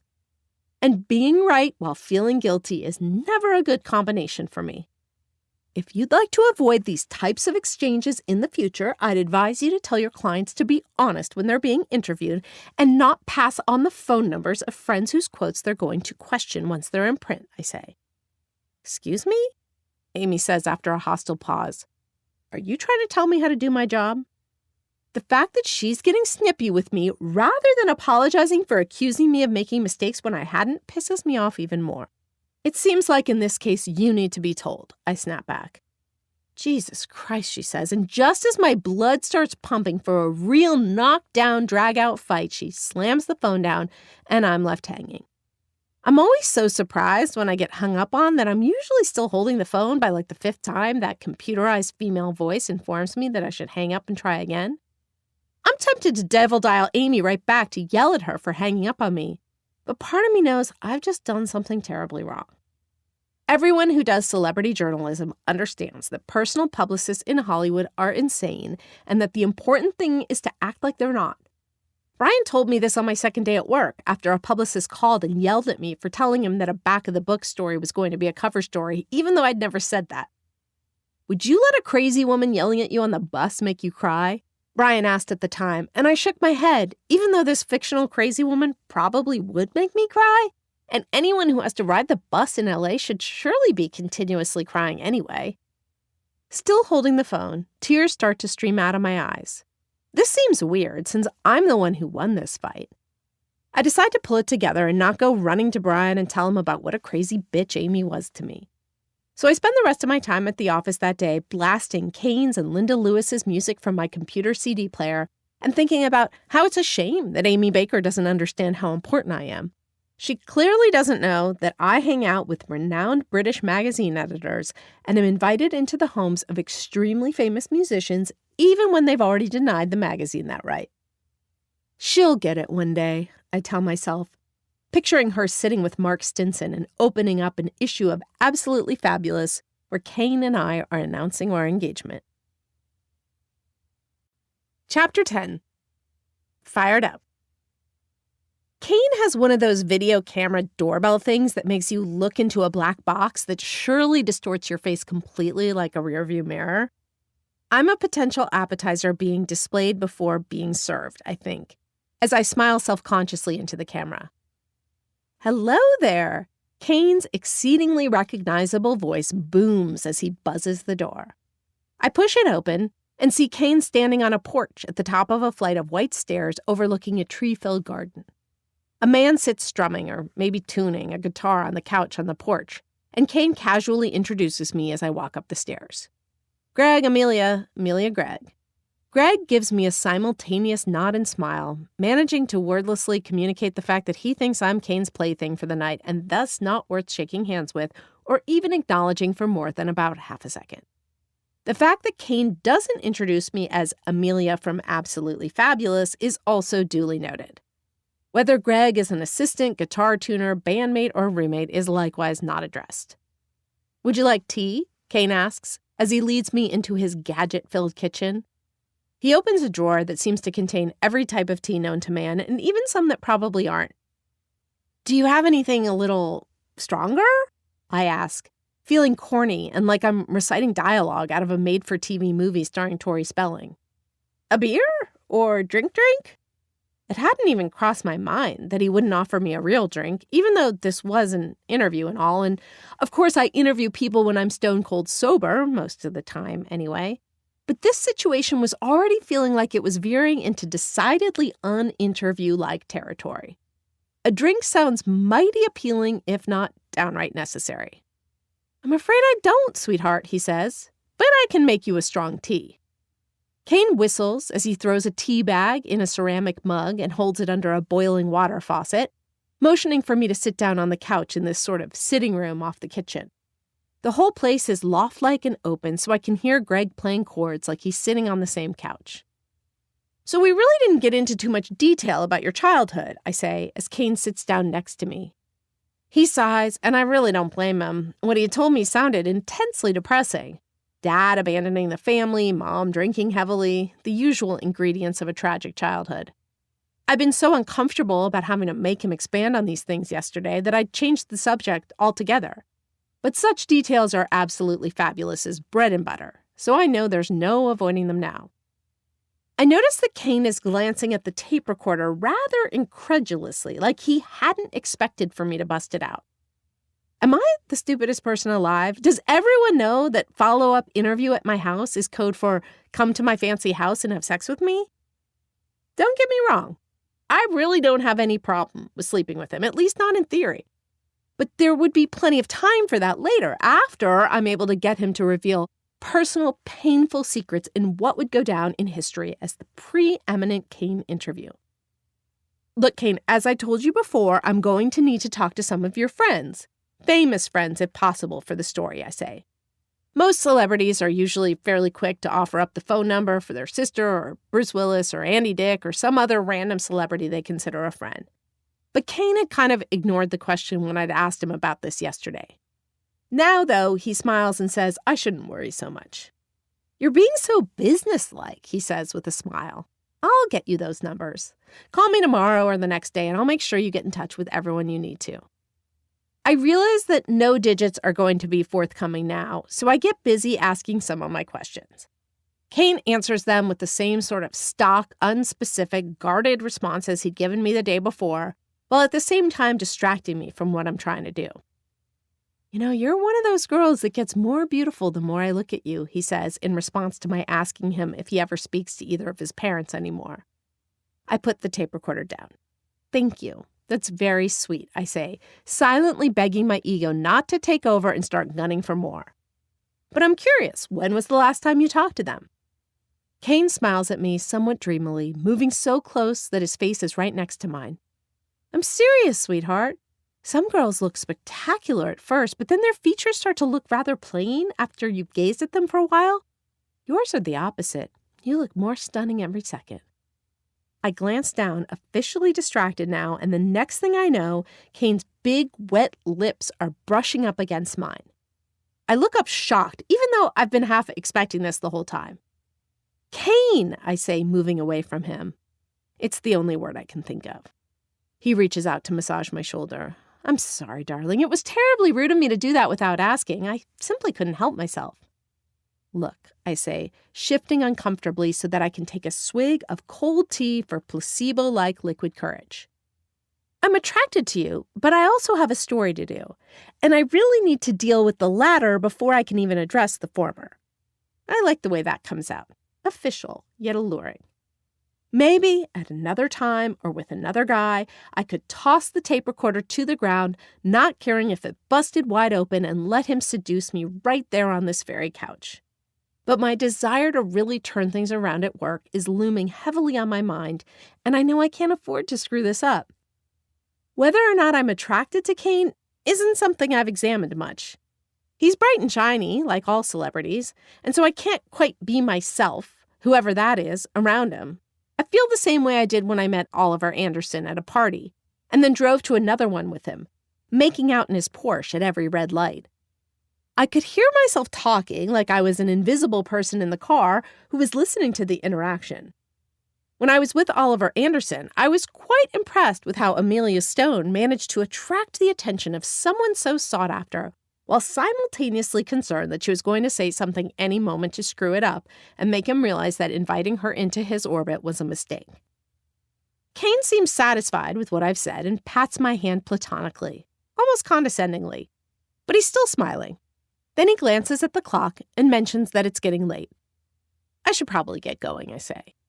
He nods, stands up, and walks me out of the house, onto the front porch, past the still strumming Greg, who doesn't bother to say goodbye, and to my car that's parked at the curb outside his front door.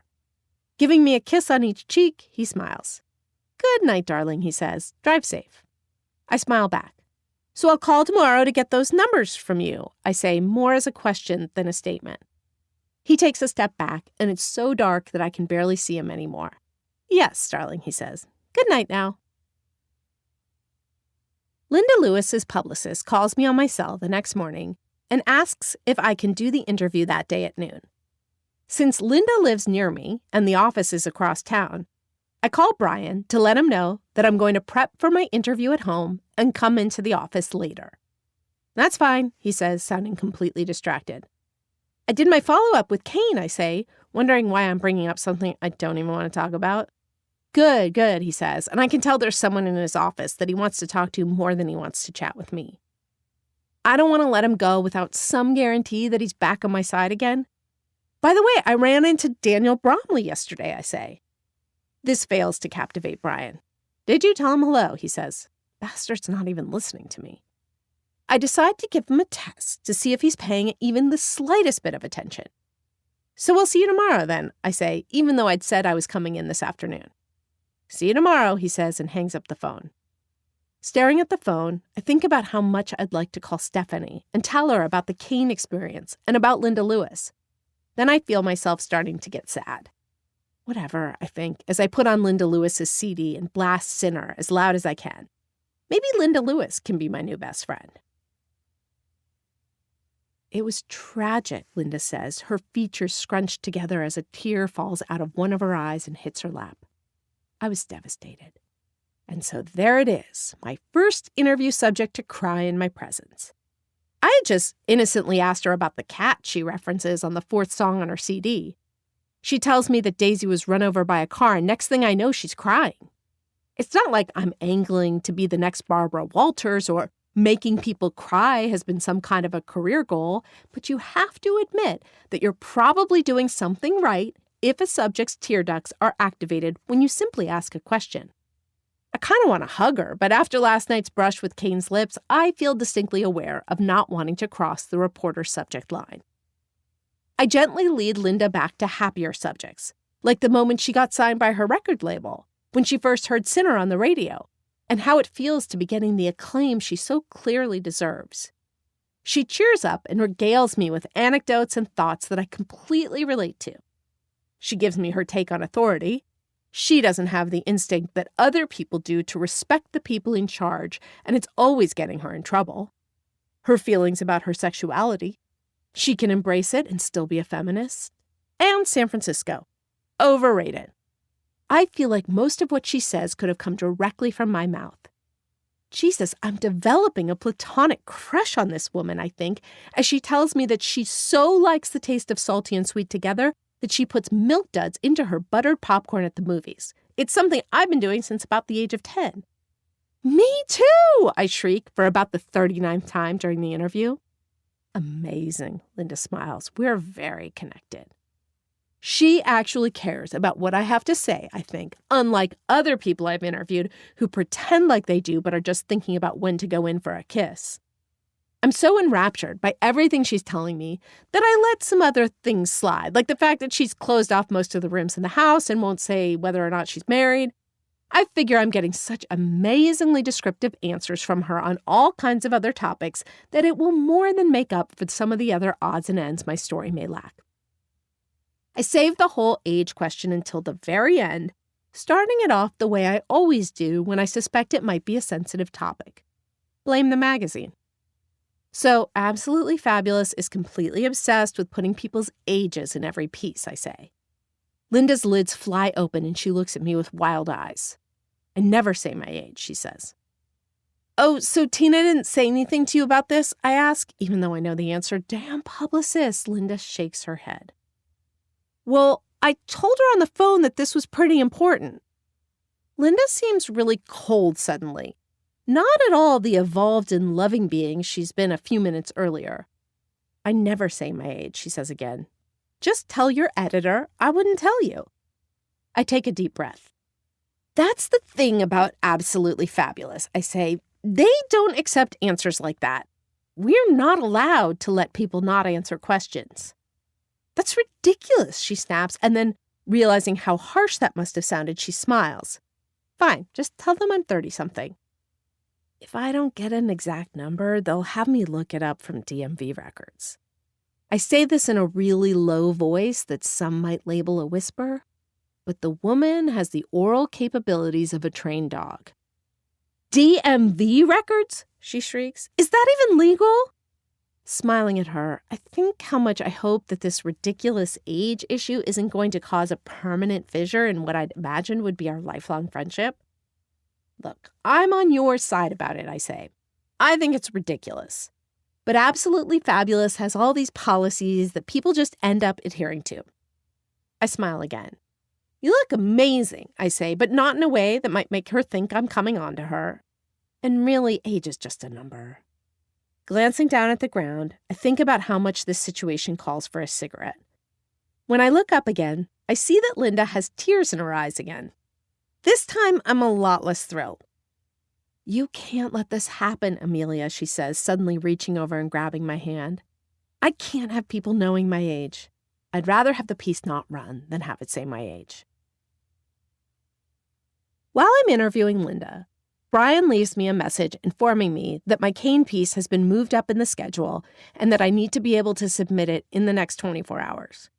His voice is distant, which definitely doesn't help cushion my realization that I'm going to have to stay up all night if I'm going to be able to make this happen. Luckily, Alex is as available and ready as usual. And also, as usual, he's a stickler about his 2-gram policy. If I'm alone, I usually want to do 1 gram, and yet if I have to, I will do 2. Surely Alex has this all figured out. But since he's an extremely reliable drug dealer, I always buy the 2 grams and then try to hide the second one from myself so that I don't do them both in the same night. But I can never think of a hiding place that's good enough for me to be able to forget about it, which is probably because my apartment is about the size of a postage stamp. Alex makes his delivery, and I give him the crisp bill still warm from the ATM, slide the folded-up lotto tickets into my pocket, go upstairs, and lay the Coke out on a Jay-Z CD. I don't have the butterflies and sense of anticipation I usually have before doing Coke, because the night doesn't hold the intrigue and promise of a typical night out. It's just, I decide, a necessary work enhancer. Sure, I could just drink coffee, but coffee doesn't keep me interested in what I'm doing. Somewhere into transcribing the second hour of the Kane tape, I'd probably find myself too bored to keep going. But Coke has a way of making whatever I'm doing seem infinitely more interesting than it really is. I'm doing this to save my career, I say to myself as I roll up a dollar bill. I tossed out all my straws in a moment of remorseful horror at the state of my life during the depression that hit after the Steve Rosenberg party night. After doing a few lines, I type so much that my neck starts to ache from sitting at my computer. And I know that I should take a break and at least stretch a little bit. But I get into this compulsive cycle where I'm playing the tape and typing, taking breaks only to snort more lines and light the occasional cigarette. And then, just when I'm nearing the end of the second side of the tape, I realize I'm a little too wired. My heart is racing like I've just finished a 1-mile sprint, and my mind feels jumbled and a bit unsafe. Knowing that the Coke could capture and hold on to this mood the way it did when I had to ditch out of the NBC event before dinner, I take a deep breath. I'm not willing to surrender to the too wired, wonder if I'm going to have a heart attack state, which can only be handled with a handful of Ambien and several shots of vodka. I can't let this happen, I pep talk myself. I have a story to write, and it's going to be the best story Absolutely Fabulous will ever see. I get up to chug some Absolute, and at the last minute decide to chase it with a Diet Coke. All goes down smoothly, but for a tiny gag at the end. I burp loud. I feel better, calmer. The birds have already been through their incessant chirping routine, and my next-door neighbor has long since left for work by the time I'm putting the finishing touches on my Kane piece. It has parts I'll need to fill in later, like the tertiary comments from his friends, but I've done everything I can for the time being. This tiny part of my brain is in complete hysteria about having to call Kane and act like a professional journalist, that is, someone he didn't kiss the other night. But I'm so wired that this anxiety manages to sort of stay on the periphery of my thoughts. See, the thing about a Coke all-nighter is that afterwards you feel partially amazing, like you could conquer the world. At the same time, you know that what's going on is incredibly screwed up, and you should probably acknowledge that and start sleeping it off. Since duty calls, however, I make an effort to stay with the first feeling. A couple of lines motivate me to get in the car. But once I'm at work, I know that I need some power encouragement to call Kane. Waiting until I'm sure that no one is about to go into or out of the office bathroom, I storm in there, enter a stall, sit on the toilet, and lock the door. I debate doing a bump or an actual line. Then I realize it's safest to do a few lines because that means I won't have to duck into the bathroom as often. I tap some Coke out of my vial onto my left hand, pull out an already rolled bill, and snort it down. That goes well, so I do another. When I leave the bathroom and make my way back to my cubicle, I see Brian approaching. Even though I know there's no way any white powder could be lodged under my nose, I can't help but panic and imagine that some has appeared in the 3 seconds since I left the bathroom. "Problem, Amelia," he says. I'm so busted, I think. "Kane told you he was single, right?" I nod. He'd offered this fact up literally 17 times. Brian tosses a photo on my desk. A picture of Kane making out with a skinny blonde. "This was taken at the American Music Awards last week," he says. Pointing to the blonde, he asks, "Who is she?" "I don't know, Brian. He told me he wasn't dating anyone, and just because they're kissing doesn't mean they're, dating." All too familiar shame courses through my veins. Kane is obviously a complete player. How could I have thought for a second that he was interested in anything more than just sleeping with me? "Look, if the camera got it, we have to address it," he says. "You told me how well you got along with him. Just call him up and ask him." I nod. "Sure, no problem," I say as Brian walks away. Before I lose my courage, I start dialing Kane's cell number. Relief floods me as I realize I'm getting his voicemail, and I struggle to make my voice sound sing-songy and light. Hey, Kane, it's Amelia from Absolutely Fabulous here. I just want to say thanks so much for the other night. Oh, and I have a few follow-up questions for you. Also, if you could get me the numbers of those people I can interview about you, that would be great. I hang up the receiver, hating the fact that I'm now covered in a cold, clammy sweat. But the message was perfectly appropriate, I decide. If the blonde from the picture hears it, she'd never suspect that his lips had touched mine. Of course he'll call back, I say to myself. How could he not? The afternoon isn't a soothing one. A few more trips to the bathroom have made me so jumpy that every time my phone rings, I quite literally spring about 5 feet into the air before picking up the phone and trying to sound as calm and collected as possible. Of course, today, it's only the second and third-rate publicists who have called. Benign, sycophantic ones offering me opportunities to write about products and people the magazine wouldn't even consider. Sometime after lunch, I start to accept the fact that Kane may not call back, so I dial his manager. To my surprise, Janet is nice. When I explain that I have some follow-up questions and also need to interview a few of Kane's well-known friends about him, she tells me she'll get right back to me. I debate running to the bathroom for a quick bump, but decide against it. Less than a minute later, she calls back, but she doesn't sound quite as agreeable now. Look, I just got off the phone with Kane, and he told me to tell you he's done answering questions for you, she says. I'm sorry, I say, acting like I'm surprised by what she's saying, even though I'm not. He also told me you came to his house? This is more an accusation than a question, and I want to reach through the phone wires and slap the bitch. You'd think I bought a star map and showed up there like a stalker from her tone. I did go there, I say, but please don't go to his house or call him anymore, she says. We don't want you interviewing anyone about him. And as for the woman in the picture, she's just a friend. Janet hangs up before I even have a chance to respond. I sit there for a moment, stunned and yet determined not to give this cheeseball singer who makes elevator music any of my tears. An hour and a few more bathroom trips later, I decide that I can't handle a face-to-face interaction with Brian. So I email him and explain that I can't get the Kane questions answered or tertiary sources. No excuses, no explanation. And then I just sit there. Despite all the PR about Coke making you energetic as hell, sometimes it can be completely immobilizing. As I continue to stare at my computer screen, Brian emails back. So we'll kill the piece, the email reads. Not, I know you tried, or how could you let this happen? Although it seems like Brian has given up on me, I feel inordinately grateful. Like I just talked my way out of a speeding ticket I clearly deserved.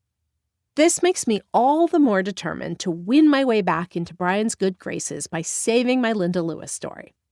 I haven't even been given a deadline for the piece yet, but if I finish it as quickly as possible and then turn it in early, he'll have to be impressed. First, of course, I have to deal with this ridiculous age issue. Glancing at the original assignment sheet, I see that Dennis Young, a New York senior editor, is going to be editing the piece. I decide to call him directly. Brian and Robert always tell us not to bother the New York staff with inane questions, but since my question isn't inane and I haven't called a New York editor before, I tell myself that this time it's okay as I dial Dennis's number. Dennis Young, he says into the phone sounding harried. Dennis, hey, it's Amelia Stone in L.A. My voice sounds squeaky. Who? He sounds frenzied and annoyed. From the LA office, an assistant writer. Oh, and? Christ, I know editors aren't renowned for their interpersonal skills, but can't he make more of an effort to be gregarious? Look, I'm doing the reporting on the Linda Lewis piece, and are we doing a story on her? He asks, cutting me off. Yes, it's on the schedule, I say, marveling at his incompetence. You're listed as the editor. Oh, okay, so what about it? Something inside warns me not to continue with what I'm about to do, but I feel strangely powerless over my ability to stop now. Look, here's the thing. Linda won't say her age, and she has to say her age. It's magazine policy. The guy clearly has no issue with repeatedly cutting me off. I know, but here's the thing. The interview was amazing. I mean, she cried. She talked about stuff she swore she'd never tell anyone. I really think it could be an outstanding story. I'd normally never use the word outstanding, but Dennis seems like the kind of guy who might respond well to it. So go find out her age. Call the DMV.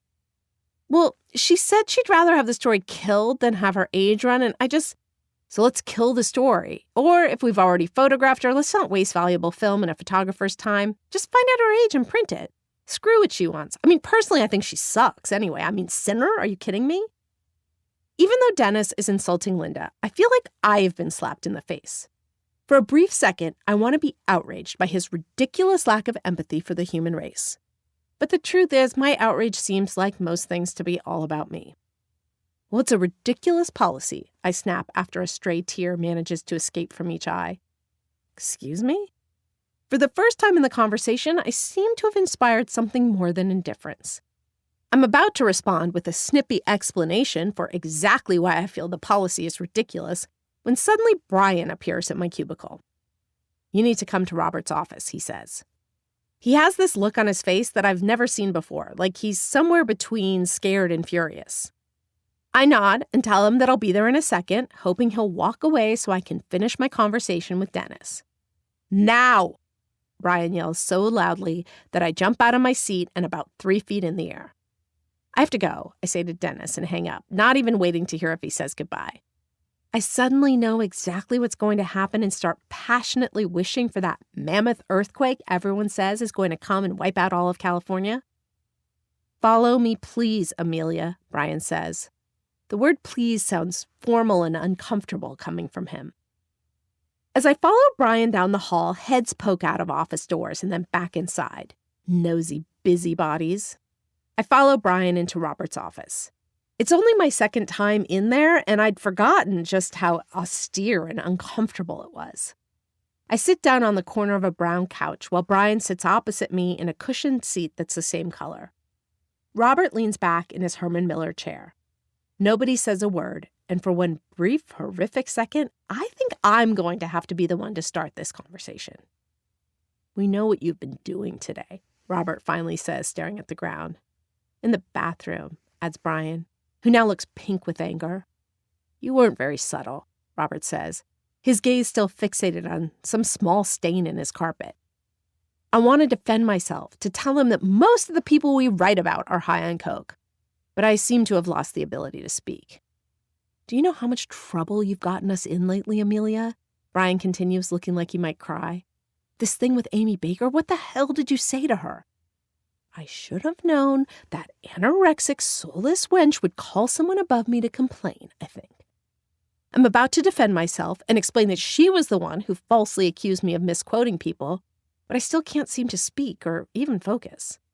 I try to keep my mind on what's going on in this room, but my head seems to have other ideas. And this ridiculous drama with Kane telling me you're going there during the day for a follow-up interview when really you were going to his house at night for God knows what? Janet is a scum-sucking whore for framing me, I think. I still don't say anything. What were you thinking? Brian asks. But it's the very definition of a rhetorical question because it's perfectly obvious he's made up his mind about me and nothing I say will make a damn bit of difference. I'm feeling lightheaded and sort of confused. Am I being fired, I wonder? But then tell myself I can't be fired because this job is the only thing I have. I have no friends. No boyfriend, no family here, no life. And this is a town that forgets about people who have nothing. This is just a warning, my head tells me. If I were going to be fired, they would be really nice and apologetic and tell me that they were sorry things didn't work out. People feel bad when they fire you. I force myself to tune into what Brian is saying. One thing if it was just a drug problem. A drug problem, I think? Christ, I need a pick-me-up one day and suddenly I have a drug problem? But we've given you, frankly, more chances than you deserve. More chances than I deserve, I think? How the hell should they know what I deserve? An attitude problem. Now, that was something I'd been told since I could remember. Whenever I got upset as a kid, my family would laugh, which only made me cry harder. If I asked them to stop, they would laugh more. Eventually, I would blow up and Mom would tell me I had an attitude problem. Focus on what Brian is saying, I tell myself, before it's too late. I look up and concentrate very hard on not crying. Brian seems to have stopped talking. I notice that Robert's lips are moving, but it's very hard for my brain to comprehend what he's saying because I can't stop staring at a hair growing out of a mole on his chin. I wonder if the hair means the mole is cancerous, and for a brief second I hope it is. Then I realized that only a truly terrible person would have such a thought before reasoning that skin cancer is the least serious kind of cancer, so maybe I'm not that terrible. When I tune into what he's saying, there's no mistaking his words and what they mean. We'd like you out of here within the hour. I nod and somehow make it out of his office without allowing even one tear to leave my eye. The next thing I know, I'm at my desk packing my files into a box someone had placed next to my chair. Christ, had the entire office been told I was going to be fired before I even knew? As I copy all my files, delete everything else on the hard drive, and grab pictures and notes off the cubicle walls, I marvel at the fact that not one of the spineless assholes I work with is going to come over and tell me they're sorry and what's happening isn't fair. That's what they did when this nerdy guy, Raoul, was fired a few months ago. It's true that I wasn't exactly friends with any of them, but you'd think that an iota of human compassion might penetrate one of their superficial hearts. What do they think? That getting fired is contagious? I wonder, as I grab unused notebooks, packs of Post-it notes, and packets of Uniball pens and toss them in my to-go box. Consider this my severance package, I silently tell the halls of Absolutely Fabulous as I pack up the box.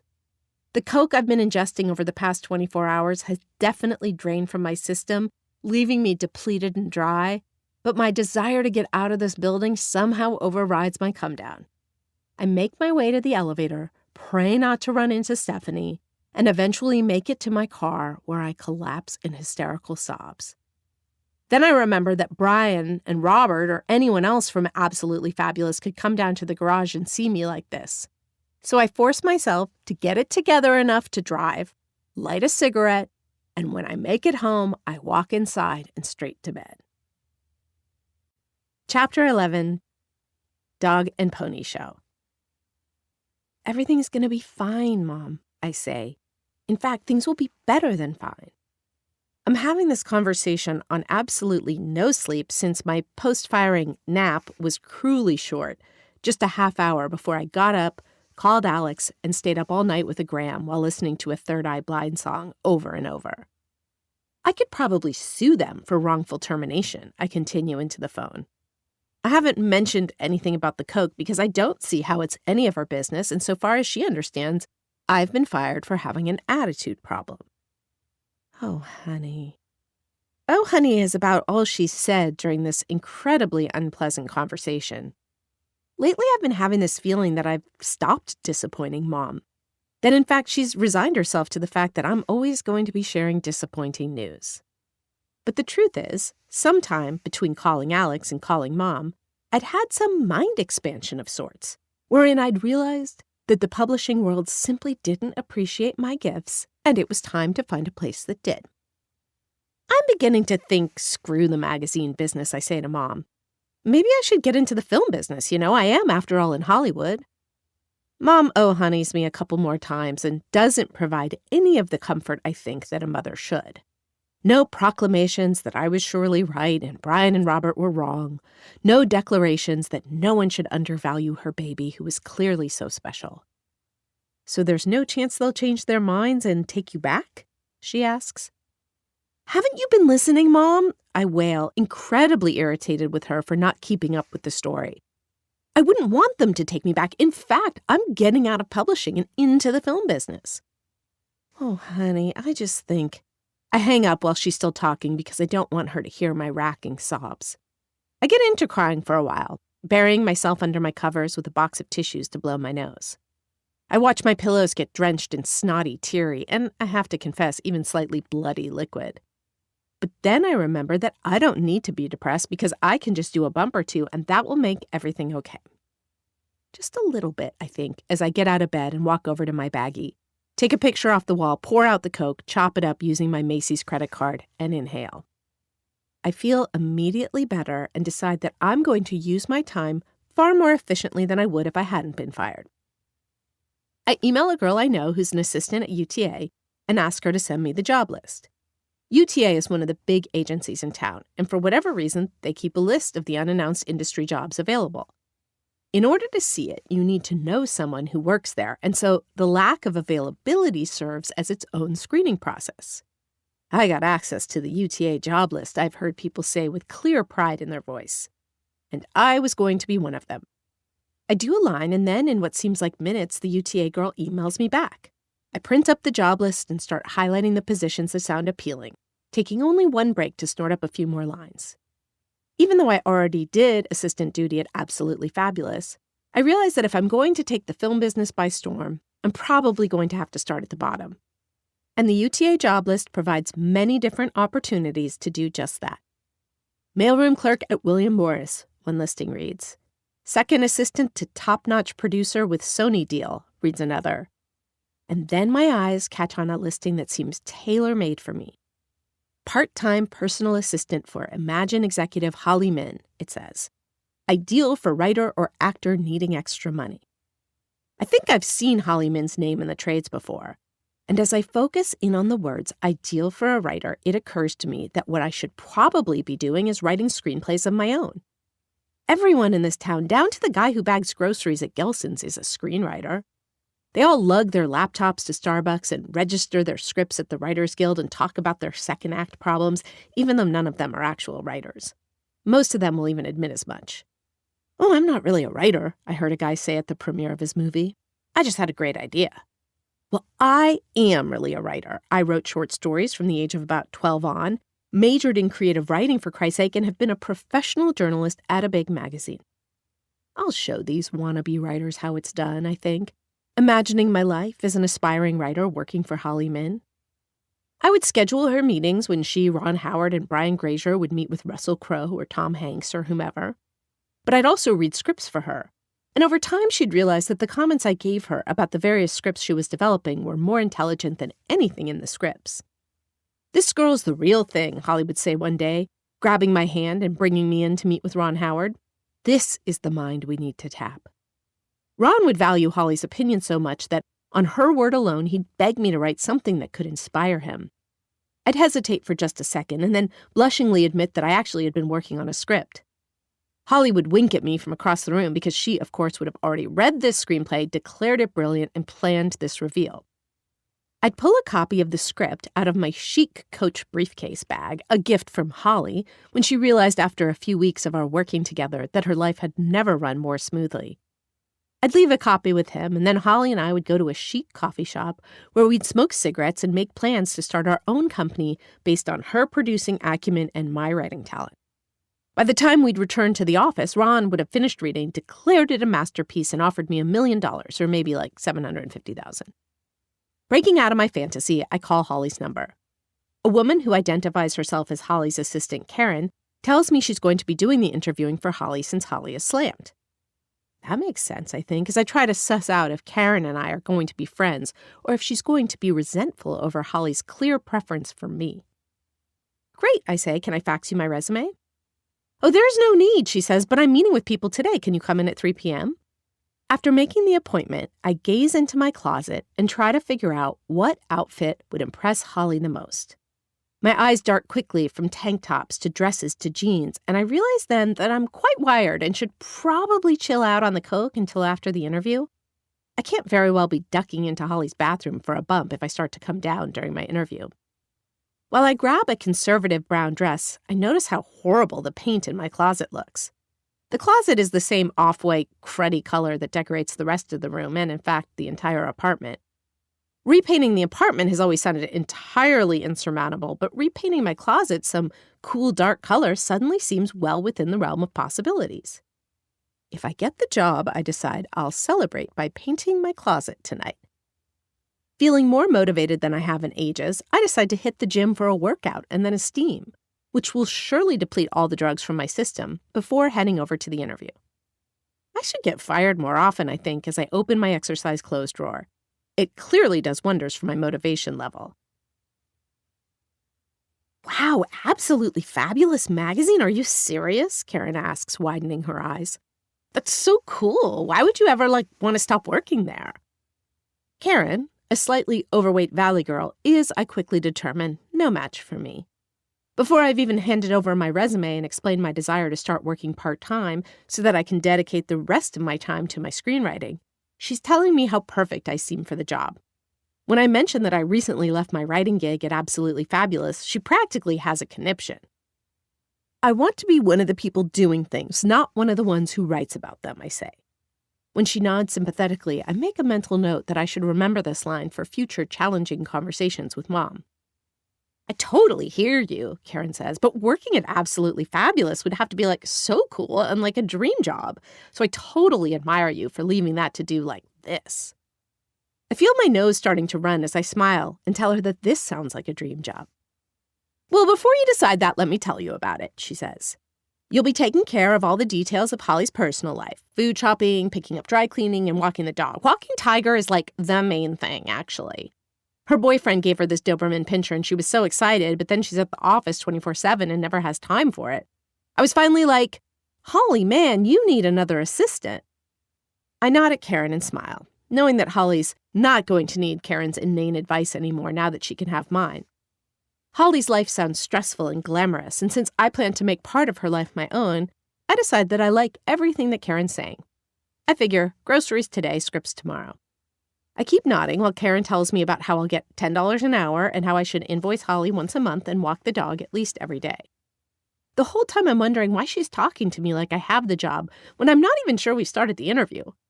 I'm tired, so I zone out a little bit while Karen rambles, and I allow my eyes to fixate on her fleshy cheeks as she explains how Holly likes things done.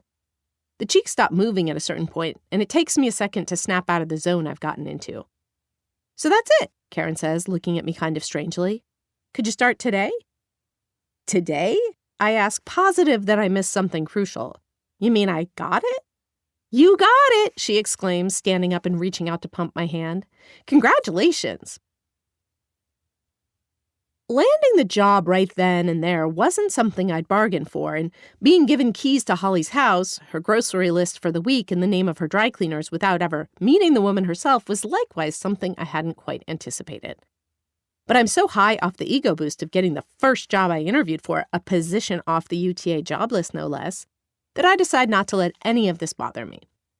I chain smoke as I drive to Holly's house in Carthay Circle, but when I get to the address I've written down on Imagine letterhead, I think I must be in the wrong place. It's this barf-colored tract house, not exactly the kind of place I think a producer for Imagine would live. Inside, the floor-to-floor carpeting and low ceilings are, in fact, so reminiscent of the first apartment I had after college that it makes me feel like where I live isn't all that bad. But she probably owns this, so it's a good investment, I tell myself as I try to ingratiate myself with her growling, unpleasant dog. I grew up with golden retrievers and like dogs in general, but Doberman pinschers, I realize as I nervously let Tiger out of his cage, sure are big, mean, stern-looking things. When Karen had asked me if I knew how to walk and, quote, care lovingly for a dog, I'd nodded vigorously because I figured only an idiot didn't know how to deal with dogs, and I figured growing up with dogs meant you knew how to care lovingly for them. But the dogs we'd had just ran freely around the neighborhood where people didn't seem to use words like leashes and pooper scoopers.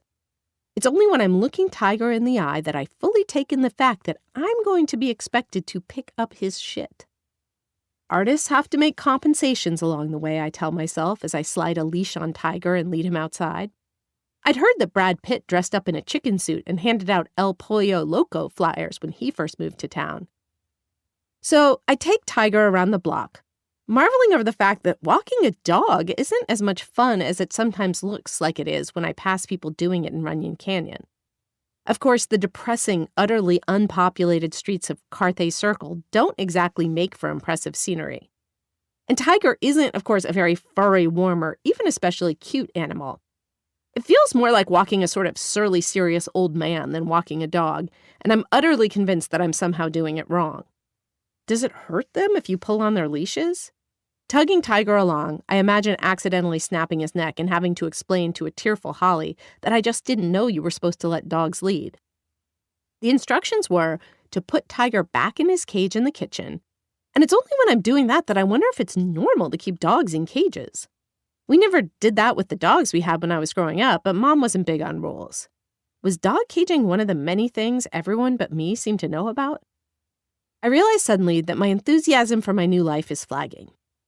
I need to treat myself to a little of my stash, I think, as I glance at the vial I'd remembered to put in my purse before I left for the interview. Even though I'm obviously the only one there, I slip into Holly's bathroom to lay some Coke on my hand and snort it up. I know this is the wrong way to start working for you, I silently tell Holly as I snort. But making me pick up shit and keeping your dog in a cage is wrong too. Feeling inspired again, I decide to do a little more Coke, then bid Tiger goodbye, lock up, and realize that I'm not up for doing Holly's grocery shopping or picking up her dry cleaning just now. Karen had told me I simply had to do it later, and she hadn't specified whether later meant later today or later in the week. With the Coke now flowing fully through my veins, I decide that I need to do something for me, and that painting the closet would really be a way to embrace this new turn my life was taking. So I start driving toward the paint store on Beverly. I'd never really fancied myself someone who was capable of doing things like painting. But now I was beginning to see anything was possible. I was, after all, on my way to becoming a screenwriter with a deal at Imagine. I needed to prove to the universe that getting fired and landing this new personal assistant job was a good thing. If I embraced a new activity like painting, I'd prove that I was now more productive than ever. Tomorrow, I decide, I'll start working on my script. As I park at the paint store, I realize that I'm incredibly exhausted and jittery. But the thought of giving in now, going home, getting in bed, and sleeping this whole thing off doesn't seem within the realm of possibilities. Instead, I go inside the paint store and tell a guy who works there that I want gray paint. He starts bringing out little paint cards with all these different shades on them, asking me if I want silver gray or greenish gray, and I want to snap his neck. Doesn't he understand that the exact nuances of color don't matter and that people only debate between mauve and taupe and baby blue because they don't have anything better to do? I just want gray, I say with barely simmering rage. He eyes me nervously, then says he'll go and mix the color for me. As I wait for him, my nose starts running, and I reach into my purse for one of the wads of Kleenex that I thankfully stashed in there this morning. I wonder if the guy knows I'm high and isn't, in fact, mixing color. What the hell does he need to mix if I've just picked a solid gray color anyway? I suspect he's calling to report me somewhere for something, but I feel oddly immobilized, so I just stand there and pick at my cuticles until he returns with a can of the paint. Do you have paintbrushes? He asks, and I feel certain this is a test. I shake my head, and he picks a paintbrush off the shelf behind him and places it next to the can of paint on the counter. He rings everything up, and I pay him with as businesslike a demeanor as I can muster. I dare you, I think, as he hands me my change, to think I'm crazy or weird or on drugs. But he just smiles and tells me to have a nice day. Both painting and writing get put off for the next week or so, as I fall into a routine of sorts. Going to Holly's, walking Tiger, picking up his shit and pretending it's not happening, then coming home and doing some Alex while I figure out my life. I keep telling myself I'll start my script just as soon as I finish reading Us Weekly, but somehow I never seem to finish reading Us Weekly. If I do, I'm too high by then and need to do something else to come down, like take a bath or a shot. Finally, I think on a Thursday, but it could be a Friday, I get fed up with myself. I pick up my laptop, which is on my bookshelf lying on top of my Hollywood biographies. Even though I've read only a few scripts and don't really have any idea what I'm doing, I just start writing. I already have Final Draft software on my computer, so the dialogue I come up with looks so much like an actual script that I'm instantly motivated. I start crafting a character named Melinda, who's misunderstood and unappreciated and fired from her magazine job.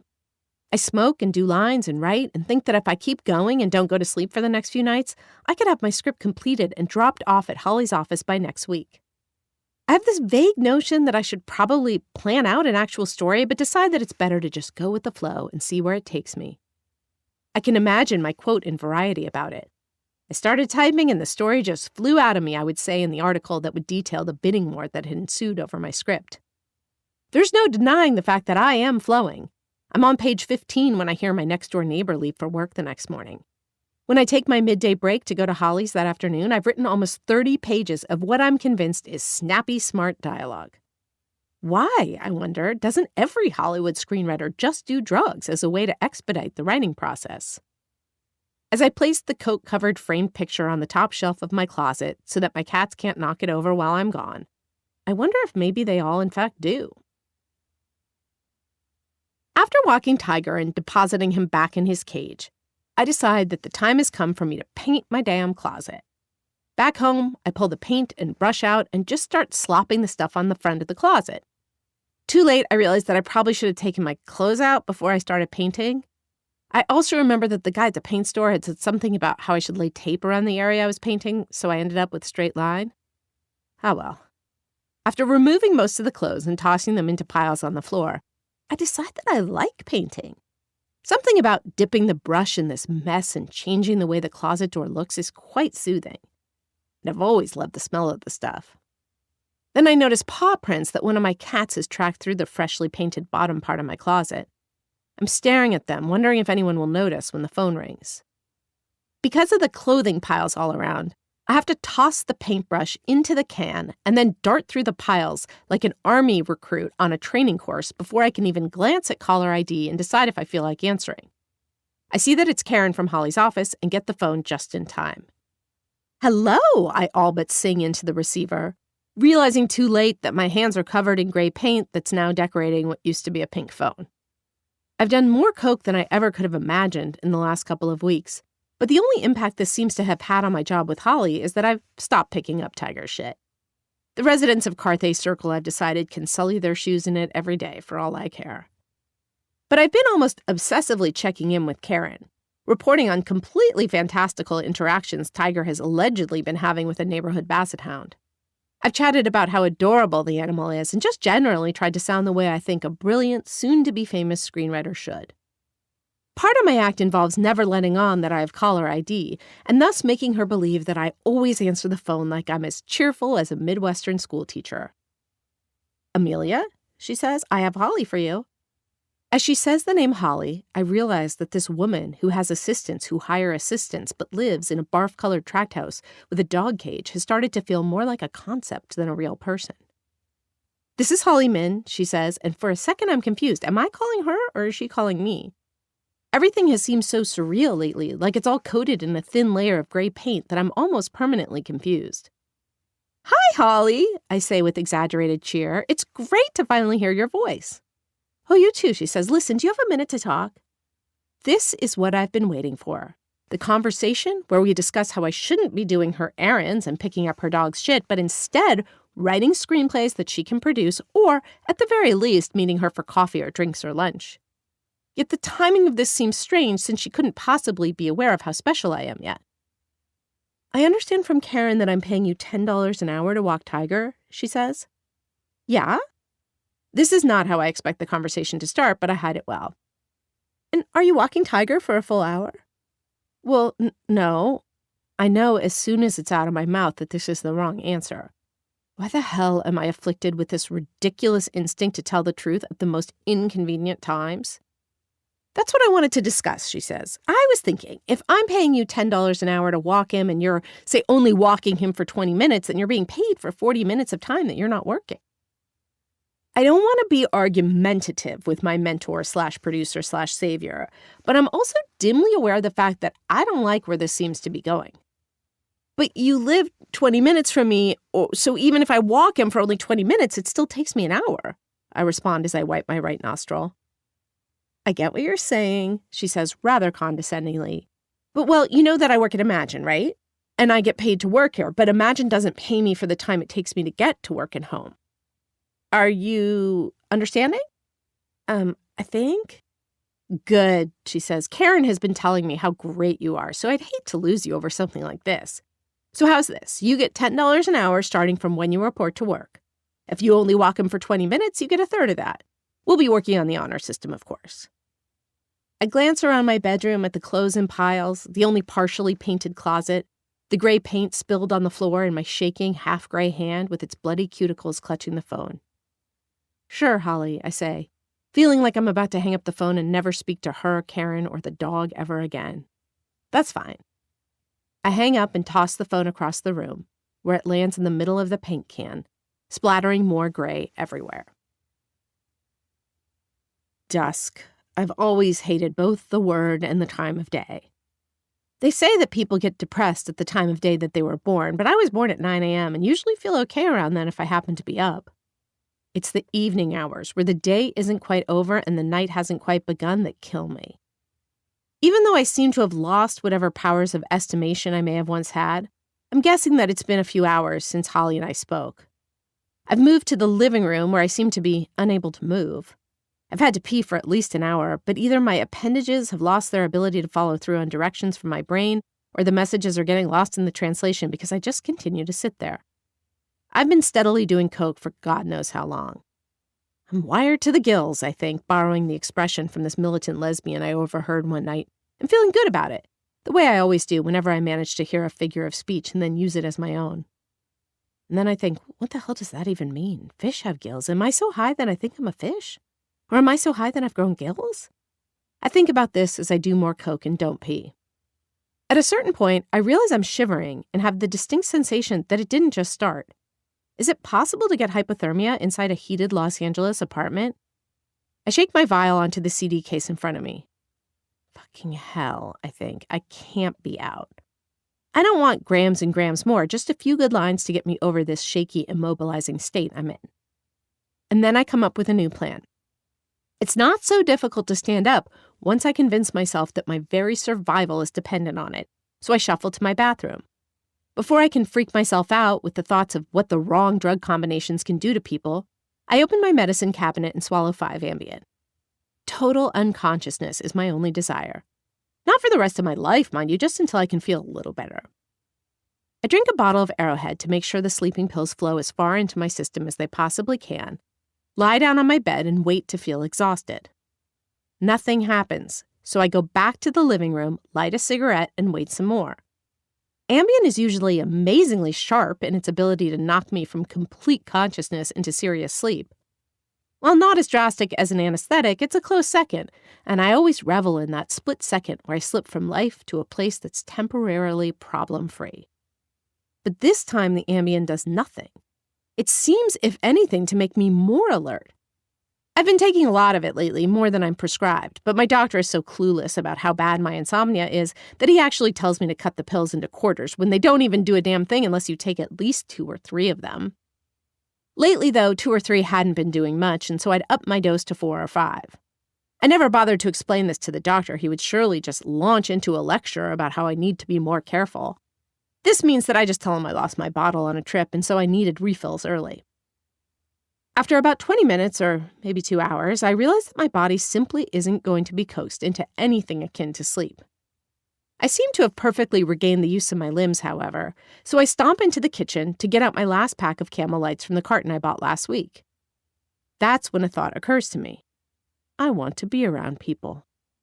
The idea is both radical and terrifying. When I discovered that the carton is empty and I already smoked the last cigarette from what I thought was my second to last pack, I feel even more convinced that companionship will be my salvation. I decide to walk to Barney's Beanery, this bar down the street that was built in like the 1920s, and looks it. When I get there, I make my way directly to the bar, where I ask for an Amstel Light, a shot of tequila, and a pack of Camel Lights. I'm so eager for the tequila that I don't even wait for the goateed bartender to deposit salt in a wedge of lemon. I just shoot it down and chase it with a long gulp of beer. I scan the bar and spy a table filled with big, brawny guys wearing USC shirts and hats. My eyes dart around furtively, first to the other side of the bar, then to the people gathered around the karaoke microphone, then to a group of girls making their way in through the back door. Eventually, I leave the safe perch I have at the bar. The most practical move for me right now is to look around for someone who has coke, so I start walking from table to table. I go up to the USC table, tap a tall, kind of pale guy on the shoulder, and ask him if we met through Gus. I know we didn't, but I can't think of anything else to say, and I need something. He shakes his head but smiles. Is Gus your boyfriend? Now it's my turn to shake my head and smile. I don't have a boyfriend, I say. The guy introduces himself as Simon and asks if I want to sit down. Why not? I ask as he moves over. My friends aren't here yet. Technically, I think I'm not lying. None of my so-called friends are here. Once I slide in, Simon's friend returns with shots of Goldschlager, and I expertly BS them about how Goldschlager actually contains specks of gold from the days of the California gold rush. It's something I remember some guy telling me in a bar in San Francisco when I was too drunk to tell him that I thought he was full of it. But Simon and his friends, a Josh, a Todd, and I think 2 Johns, seem to buy it. Next thing I know, I'm chatting reasonably comfortably with them, and we're all exchanging anecdotes about getting busted for drinking in high school. As I finish up a story about getting drunk before performing in Hair my junior year, Simon returns from the bathroom, leans over, and whispers in my ear. And I know before he even opens his mouth exactly what he's going to say. I swear, I'm better than any drug-sniffing trained dog when it comes to zeroing in on the nearest users in the vicinity. I left a few lines for my friend on top of the windowsill over the first stall in the men's bathroom, Simon says as he winks at me. Why don't you take them? Simon's being so generous that I decide I can absolutely forgive his terrible Guess jeans and cheesy wink. I nod and slide out of the booth silently. I've used men's bathrooms about 3,000 times in my life. All those times they're empty when the women's one is full, so I know how to just stroll in there as if it's the most normal thing in the world. The bald guy peeing in the urinal doesn't seem to have as much experience with this as I do, so he looks at me in shock.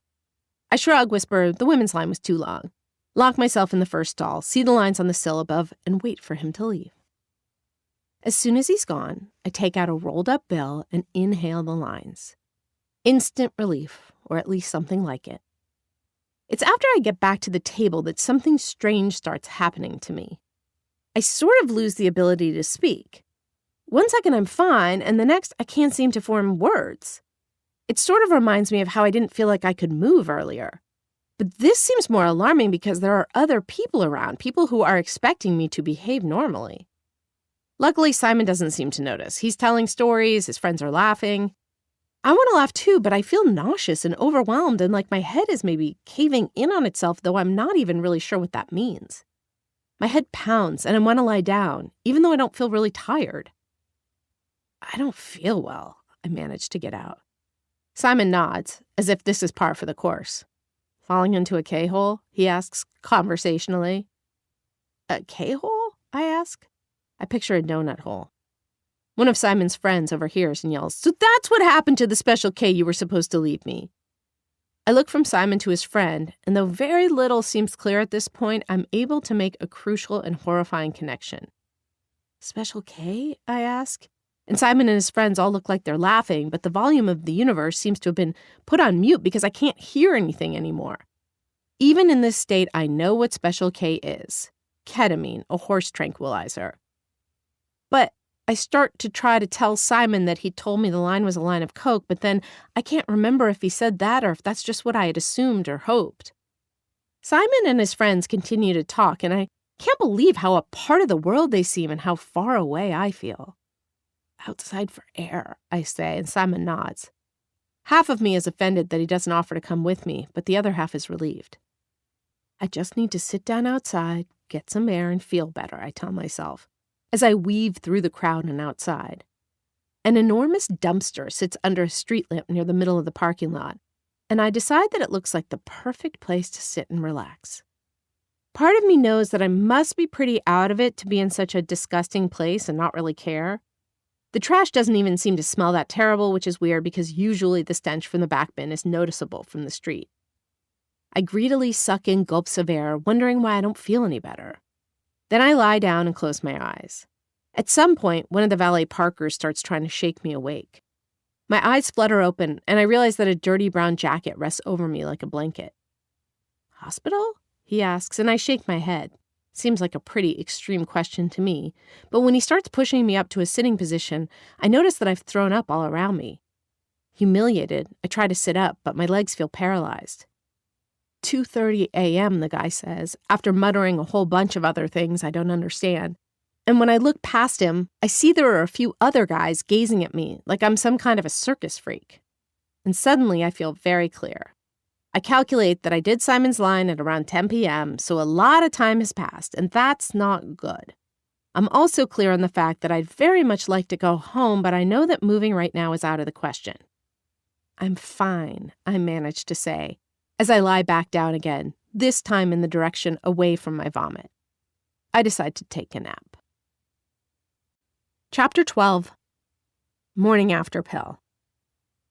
You always hear about people coming to and having no idea where they are, but the minute I open my eyes, I know that I'm in a hospital. Call it anti-amnesia. I have the misfortune of remembering with perfect clarity, doing Simon's line, feeling paralyzed, learning that it was Special K, and taking that impromptu nap beside the Barney's Beanery parking lot dumpster.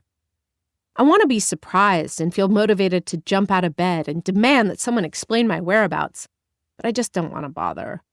Something about this absolutely shocking turn of events feels thoroughly unsurprising. My overwhelming feeling is one of disappointment.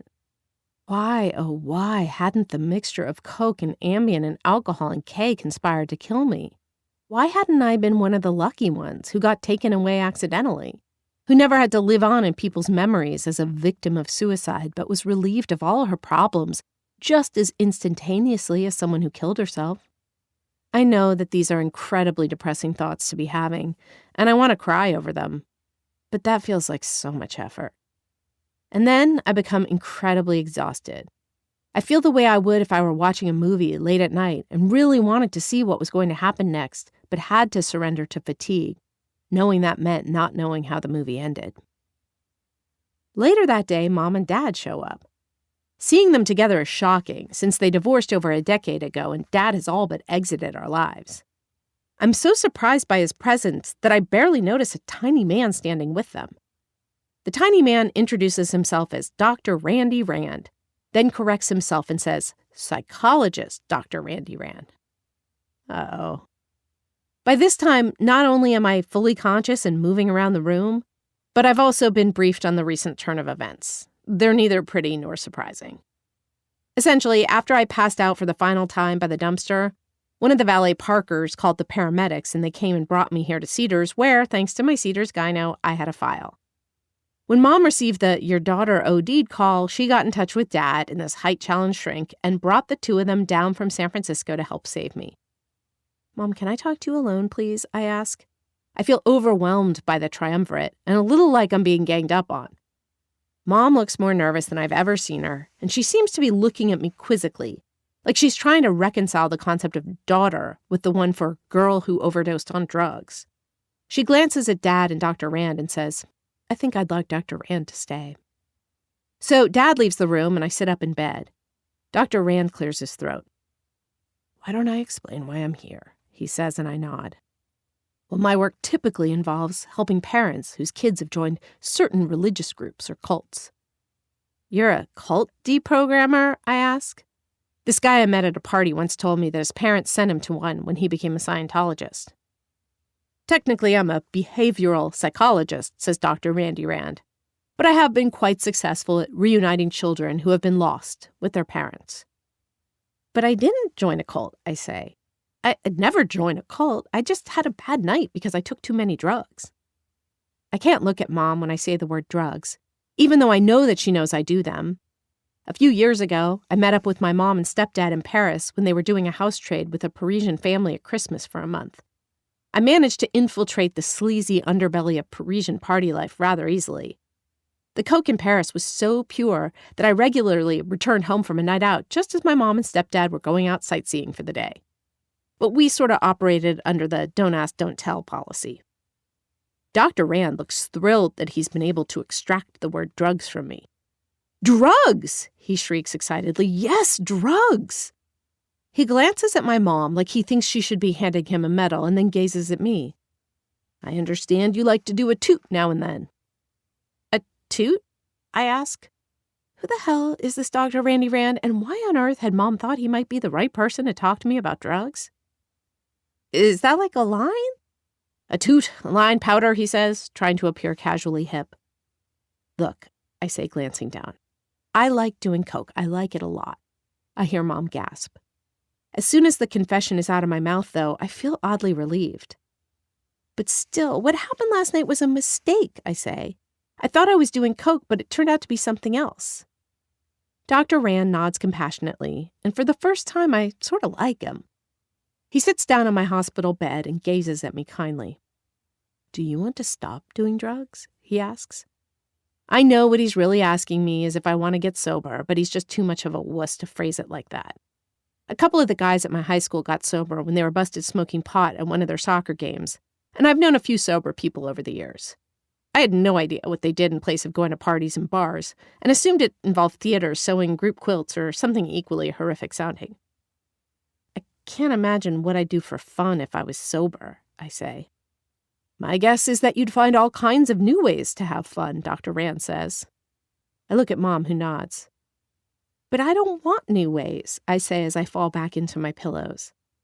I like the old ways just fine. Amelia, Dr. Rand says, finally sounding firm, with all due respect, I don't think those old ways are working for you anymore. At first, I want to lash out and attack him, but instead I just lie there and think about what he's saying. I consider how horribly jittery I've been feeling since I started doing coke all the time, and all those suicidal feelings that plague me the day after I do it and the day after that, feelings that can only be dulled with more coke. I realize that I can't imagine my life with coke and I can't imagine it without. And I'm not going to kill myself, so what are my options? Being sober would surely suck, I think, but it might be better than dying. Armed with that conclusion, I nod. Dr. Rand pats my teary mom on the back. We've picked out a local rehab for you, he says. Why don't I bring your dad back in? Whoa, I say, more alarmed by the mention of Dad than I am by the thought of rehab. My dad just doesn't understand me, I say. We barely talk, and when we do, he just criticizes me, and he also loves you very much, says Dr. Rand.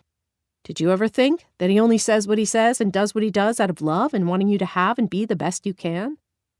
I don't say anything. Do this, Dr. Rand says. Picture a movie theater, one of those multiplexes with 10 different movies playing at the same time.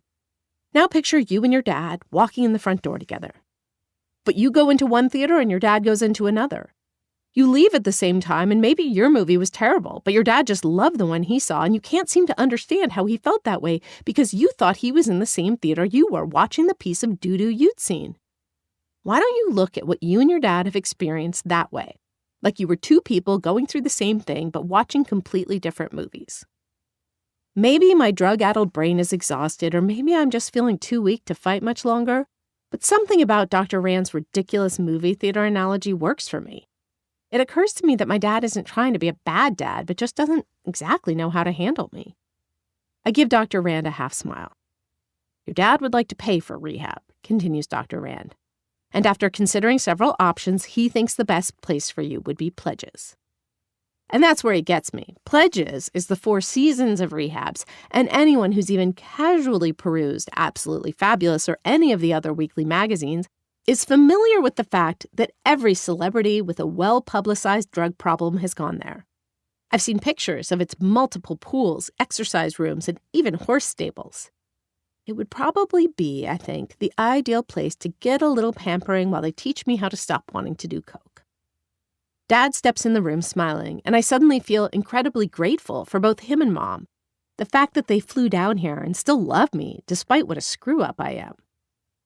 Mom, who's been silent for probably longer than she has in her entire life, asks, Now, do you have anything you need taken care of? The cats? Why don't I take them until you're back on your feet again? I think of my apartment and its piles of clothing and gray paint everywhere. I nod. My place is a disaster. Mom nods and says, after all this is over, maybe you'll want to move back home. This is always Mom's angle. She's one of those moms who'd love to get me back in the womb, but would settle for me being back in the house. If she couldn't get that, she'd accept me living down the street from her. But for once, this doesn't bug me. I feel oddly grateful for the fact that she still wants me near her, even though I have no intention of moving back north. Dad says, I don't want you worrying about money for the time being. Just concentrate on getting well. Mom and Dad lean in to hug me. And I kid you not, Dr. Randy Rand throws one arm around Mom, one arm around Dad, and presses his face into our hug like we're all one big, happy family. Chapter 13. Pledges of Allegiance. When we pull up at Pledges, I marvel over what a fantastic job the rehab has done of making it look casual and rustic. This place, with its threadbare living room, smoking patio littered with overflowing ashtrays, sad-looking therapy room, and broken basketball net, looks more like the camp I went to in Yosemite than a rehab to the stars. And I decide I like the fact that they make an effort to downplay all the luxury. I'd hate it if it was ostentatious like a cruise ship, and I might feel intimidated if there were a bunch of movie stars with perfect bodies lounging by a pool. A smiling 40-something guy bounces into the entry room and introduces himself as Tommy, telling me that he's going to be my counselor. I wonder how such assignments are made. Does an efficient receptionist examine my facts and go, magazine journalist, coke problem, serious smoker, this one's for Tommy. But something about Tommy makes me feel immediately safe. So I decide to like him, even though I already resent his cheerfulness. "Have you been in before?" he asks me as I pick at a cuticle that is already bloodied from the abuse I've been giving it since checking out of the hospital. "In?" Looking around, I ask, "In this room, you mean?" Tommy bursts into a huge laugh. "I love newcomers," he says. A guy wearing a t-shirt that reads, "Need your plumbing fixed?" walks into the room with a nervous-seeming, balding man who would look right at home sitting at a bus stop clutching a drink. "Hoel, Stan, come meet Amelia," Tommy bellows. He pronounces what seems like the name Joel with an H, so it sounds like Hoel. Hoel shuffles over while staring at the ground, and Stan fixes me with a lascivious leer. Even though I'm fairly horrified by my soon-to-be rehab mates, I know I'm going to have to make friends around here, so I smile and reach my hand out to Stan to shake. Hoel is staring at the ground with his arms by his side, so I leave him alone. "Welcome," Stan says, ignoring my hand and throwing his fleshy, sweaty arms around me, pulling me into him so that his BO is permanently embedded in my nostrils. I'm positive that Tommy is going to yank me away from this disgusting man and tell him to stop sexually harassing the women around here, but when I look at Tommy's face from under Stan's armpit, he's smiling as if Stan and I are the cutest couple he's ever seen. As I extricate myself from Stan's grasp, Tommy smiles at me. "Oh, Amelia," he says, "soon enough you're going to learn how to accept love." I give Tommy the evil eye, but he's obviously going blind or something because he continues to look at me with his huge grin. Mom is glancing around the place like she thinks someone might run up and snatch her purse, something that at this point actually seems like a somewhat reasonable fear. "So, Tommy," she says in a super uncomfortable-sounding voice, "we have to be getting to the airport soon so we don't miss our flight." "Yes, yes," Tommy says, looking from me to my mom. "She's in safe hands, don't you worry." He glances at his watch. "Group starts in about 5 minutes, so if you all want to say goodbye, I can take Amelia over there and she can unpack later." Dad hugs me and Mom gets tears in her eyes, but I can't deal with their emotions right now because I have too many questions. Like, group what? Can group be a noun? Doesn't it describe a noun? I want to lecture Tommy about how he left off the second part of his explanation and how he should be more accurate when he's describing something that sounds absolutely terrifying. But I stay silent. "Bye, Amelia," Mom says. "Please be good." I hug her and realize she's shaking. It dawns on me how disappointing it must be to have carried someone in your womb for 9 months and put up with a whole slew of fights and hassles, only to drop her off at a torn-down-looking rehab with guys like Hoel and Stan as playmates. For a split second, I think I'm going to collapse in shame-filled sobs. But I step away from her and stand up straight. "I will be good, Mom," I say. "I promise." Dad starts to lead her toward the front door.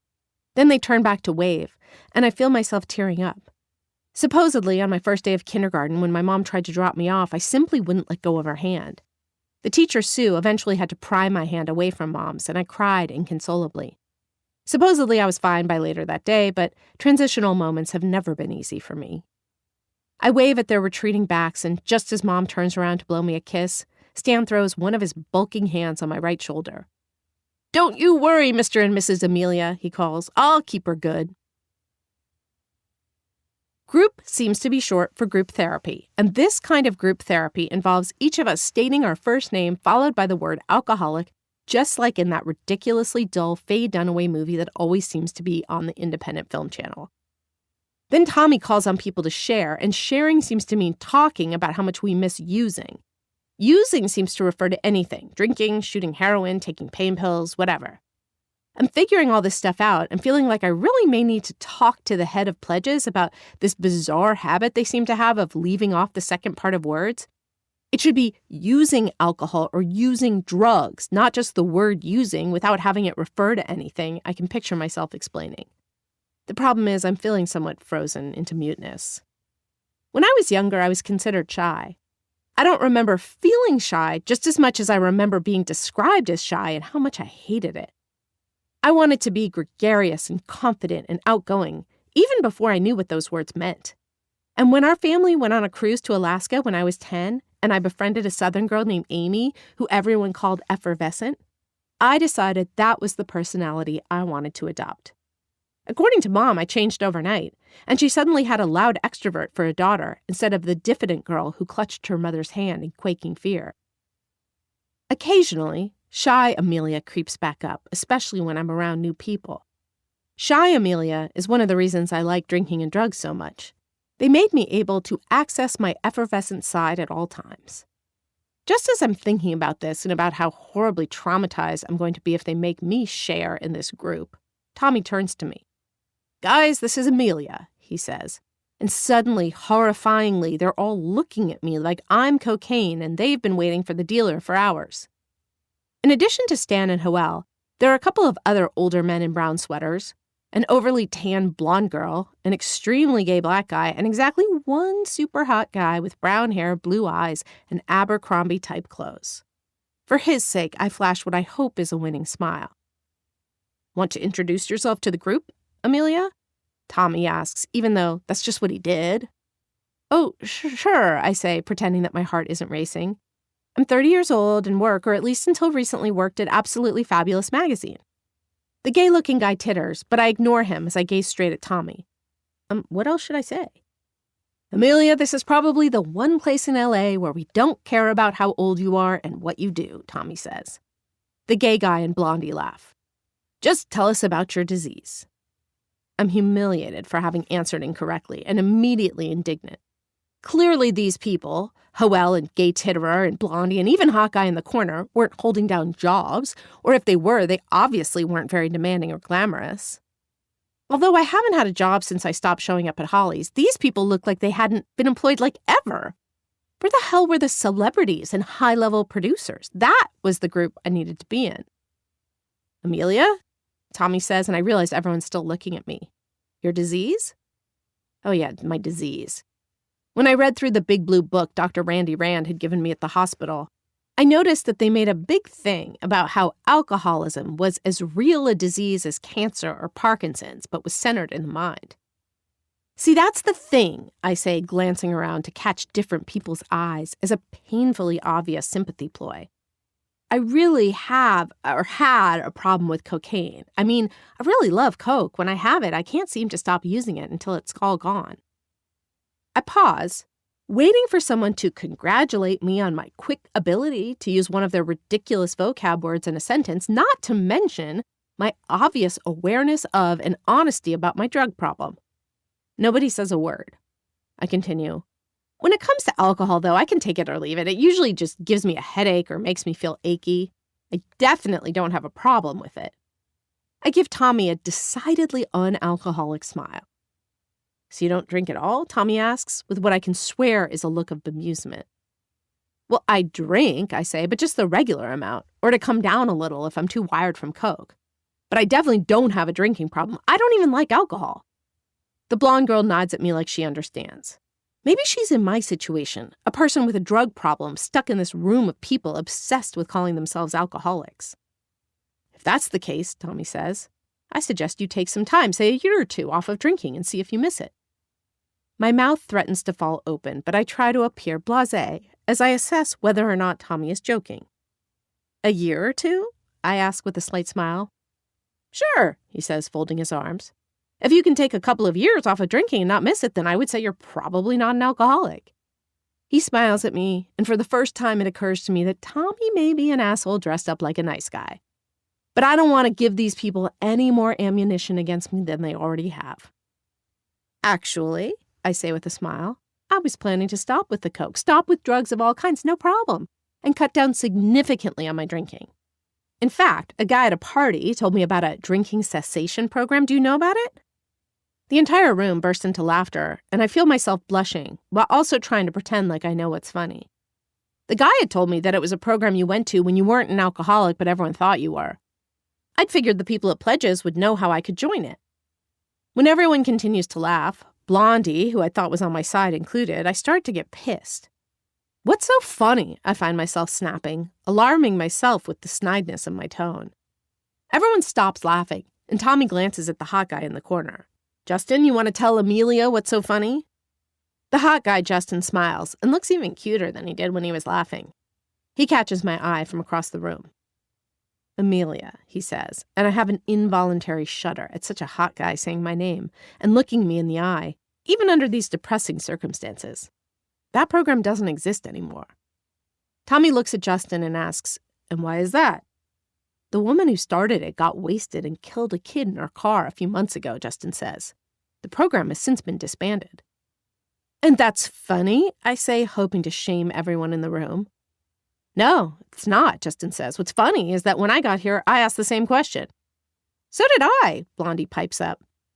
Good for you, I say, not sure why they think any of this would be amusing or interesting to me. But my point is that while I've acted addictively with drugs, I'm not an alcoholic. Everyone is silent, and I wonder if they finally come around to understanding this extremely simple point I'm trying to make. Would you be willing to at least consider the fact that alcoholics and drug addicts are the same thing, Tommy asks. He's looking at me so kindly that I almost want to acquiesce, even though I know he's wrong. But they're not the same thing, I explain. I realize you feel that way, he says. And that's why I'm asking if you'd be willing to just consider the fact that they might be. I look around at all of them, noticing several people I hadn't even seen before, all of whom seem to have an inordinate number of tattoos. Was one of the prerequisites for pledges a certain amount of permanent ink on various body appendages? Despite their general seediness and ridiculous optimism in the light of where they were currently seated, at this particular moment, I find it almost impossible to continue to hate all of them. And besides, I think Tommy isn't asking for so much. Fine, I say. I'm willing to consider that. The group bursts into applause, like I've just performed a vignette, and I stifle the urge to tell them to stop clapping and get a life. Tommy stands up and walks over to me, leaning down to give me a hug. Welcome to pledges, Amelia, he says, pulling me close to him. And for reasons thoroughly unclear to me, I burst into tears. Everyone in the room breaks into another round of applause. Later that afternoon, I'm crying again, and I can't seem to stop. I'm in my room looking around at my shabby surroundings, sobbing when the gay guy Peter pokes his head in. You okay? He says. I want to tell him that's a dumb thing to say to someone who's crying, but just shake my head and keep crying. He makes a sympathetic face. Why are you crying? He asks, and I look up at him incredulously. Why am I crying? I ask. My question is, why aren't you? We're in rehab. Peter blinks and smiles like he's never experienced a sad emotion in his life. He's probably thrilled to be here because he gets to room with other men, I think. I feel thoroughly positive that Peter hasn't experienced a fraction of the pain that I have and resent his put-together outfit and confused-looking head tilt more than I can even express. Please, I say to him, just leave me alone. After he leaves, I listen to the people out on the smoking patio. I'd hung out with them after group and tried to feel comfortable while a girl talked about robbing people at ATMs to get money for heroin, and a guy regaled the group with stories of popping benzos and other things I'd never heard of. When Justin laughed with a completely freaky-looking guy with about 50 pierces in his ear, I concluded that I couldn't even fit into a group that clearly accepts anyone. I kept trying to read the Blue Book, which is all about these old guys finding God and following steps that involve always looking for your part in whatever resentment you have. It's a remarkably boring book, and I can't for the life of me figure out how it has anything to do with cocaine. Eavesdropping on the people outside is way more interesting. As they light cigarettes and crack jokes and sound like they're in complete denial about their general life situation, I want to scream, "You're not coworkers on an office break or college students blowing off steam. You're in rehab. It doesn't get any lower than this. What is wrong with you that you're not more depressed by your circumstances?" I don't want to start crying again because I've been told that my roommate is going to be checking in soon. I'm counting on her being some kind of a saving grace, so I just keep listening to them while trying to read the damn book. I've already decided that my roommate will be cute and normal, and will smoke and eat candy and plan extravagantly creative goodbye parties for each other like people always do in movies about rehab. I'm wavering between these my roommate will save me fantasies and thinking that checking in here was a horrific mistake as I listen to everyone laugh. I'm thinking about how I'm nothing like these annoyingly cheerful freaks when Kimberly, the no-nonsense front desk lady, walks into my dank, depressing room. Knock, knock, she says, even though she's already inside. In rehab, this probably counts as a joke. I'm here to go through your bags. Stan had warned me about this. He told me that Kimberly would come and search my belongings for smuggled-in coke and pills. How desperate did people have to be, I wonder, to sneak drugs into rehab? Kimberly grabs my pink hobo purse from the floor and pulls my BlackBerry out. You won't be needing this, she smiles as she tucks the BlackBerry into her pocket. Even though I vaguely recall someone telling me this would happen, I can't help but feel horribly violated, and I'm positive that Kimberly is getting some sadistic pleasure out of taking away my connection to the outside world. She continues to go through my bag until she lands on a bottle of Listerine.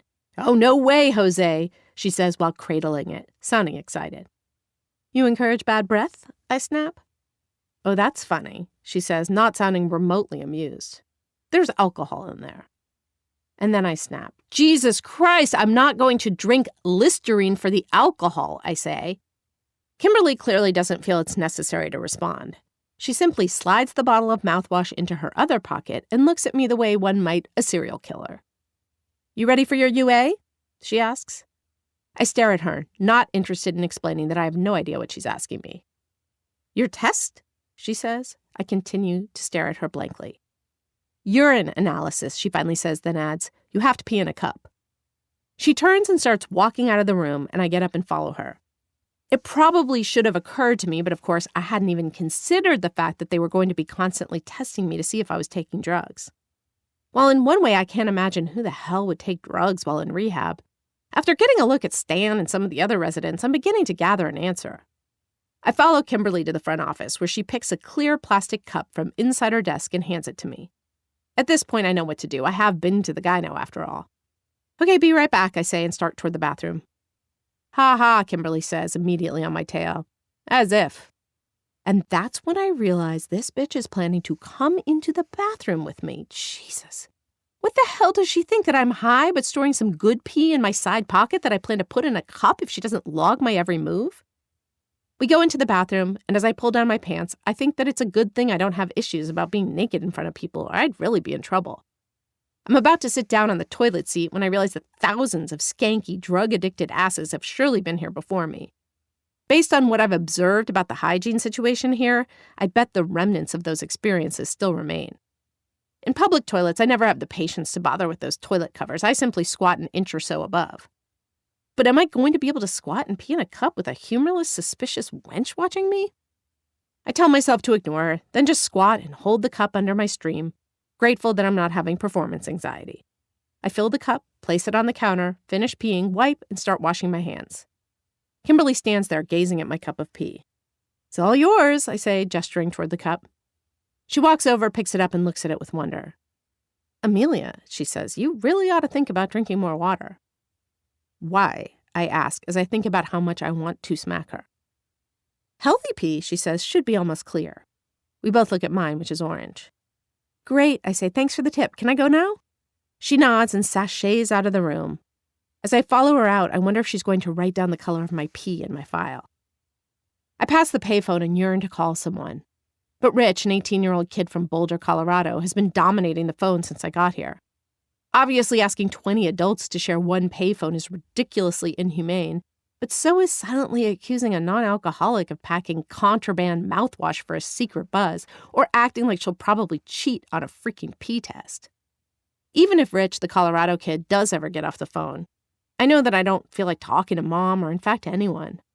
I have no credibility anymore, so my explaining that everyone in rehab is psychotic wouldn't convince anyone to come save me. It occurs to me for not the first time that I really don't have any friends. And for once, this thought doesn't make me cry. Maybe I'm just all out of tears at this point. I'm sitting in the breakfast room the next morning, thoroughly exhausted, when Tommy greets me with a huge smile and says that sometime today I have to go see Dr. Thistle, the resident doctor at Pledges. "How did you sleep?" Tommy asks brightly. I debate whether or not I should tell him that sleep is a pretty optimistic description of what I'd been doing. The girl who was supposed to have been my roommate clearly came to her senses and decided to forego rehab, so last night I was alone in my creepy room. I spent most of the time staring at the ceiling, occasionally getting up to smoke and to try to read the blue book. Though mind-numbingly boring, the book somehow never put me to sleep. "Fine," I say. Here at breakfast, everyone's chattering, but I can't think of anything to say until my third cup of coffee, when I ask the tan blonde Robin what she does for a living. She tells me that she's been a Hawaiian tropic model, once stripped down to her G-string on Howard Stern, and continues to go on sharing anecdotes about her life. I get the distinct sensation that she considers rehab another stop on her party tour, Like summer in the Hamptons, winter in Aspen, spring in rehab, and I envy her relaxed attitude. Maybe I'm the crazy one for thinking rehab is such a horrible place to be. When we're done eating, Robin walks me over to Dr. Thistle's office and tells me that she'll see me later in group. It's beginning to dawn on me that group happens constantly, like every moment we're not eating or sleeping or cleaning our dishes. So far, no one's mentioned a word about the pool or horse therapy or massages. I sit down with Dr. Thistle, or Doc as everyone around Pledges calls him, and tell him about all the coke I've done. I only add as an afterthought that I was also taking up to 10 Ambien a night. Up to 10 pills a night? He asks, dumbfounded. 6.25 milligrams each? I shrug. I had never actually checked the milligrams. Still, from what I gleaned about my rehab mates, Dr. Thistle regularly listened to people talk about shooting drugs into their nipples and doing lines off of strangers' asses. So him being so judgmental about me taking a few sleeping pills seemed pretty ridiculous. Look, I wasn't taking them for fun, I say. I was taking them because I suffer from insomnia. I understand, he says, and when did you stop taking them? The other day, I say, when I got out of the hospital, I decided to go cold turkey. Doc shakes his head. That wasn't smart. You should have told them how many you were taking when you were in the hospital so they could have detoxed you off of them with an IV. You could have had a seizure. I don't think anything sets me off more than being told I've done something stupid, so I stifle an urge to tell him to fuck off. Instead, I say, well, clearly I did not have a seizure, doctor, so I guess we can conclude that I survived despite my stupidity. It's going to be a while before you'll be able to sleep through the night, he says. This guy needs to be given a serious lecture about glass half full versus glass half empty logic, but I'm too desperate to get away from him to be the one to do it. Chapter 14, Clean Break. I'm trying to focus on reading the big blue book when Tommy pokes his head in my room. Just wanted to see how you're adjusting, he says, cheerful as ever. Great, I say. Even in this ridiculously downtrodden state, I seem to care about what my drug counselor thinks of me, so I don't want him to know how scared and miserable I feel. I try to smile. Everyone's really nice, I add. Tommy just looks at me. Why don't you and I take a walk, he asks. A walk, like anything else right now, sounds absolutely unappealing, but what are my options? To sit here and think about how much I must have screwed up my life to be ensconced in this place with a bunch of losers? Can I smoke? I ask. Absolutely, he says, as he helps me to my feet. In fact, I encourage you to. I grab my Camel lights and lighter, slide on a pair of flip-flops, and follow Tommy outside. He picks up a pebble that was sitting on a picnic table covered with ashtrays, and we start walking down the Pledge's entryway toward the street. I'm going to say something, and I don't want you to be offended by it, Tommy says, as he tosses the pebble onto the ground and leads me onto a busy street lined with thrift stores and fast food places.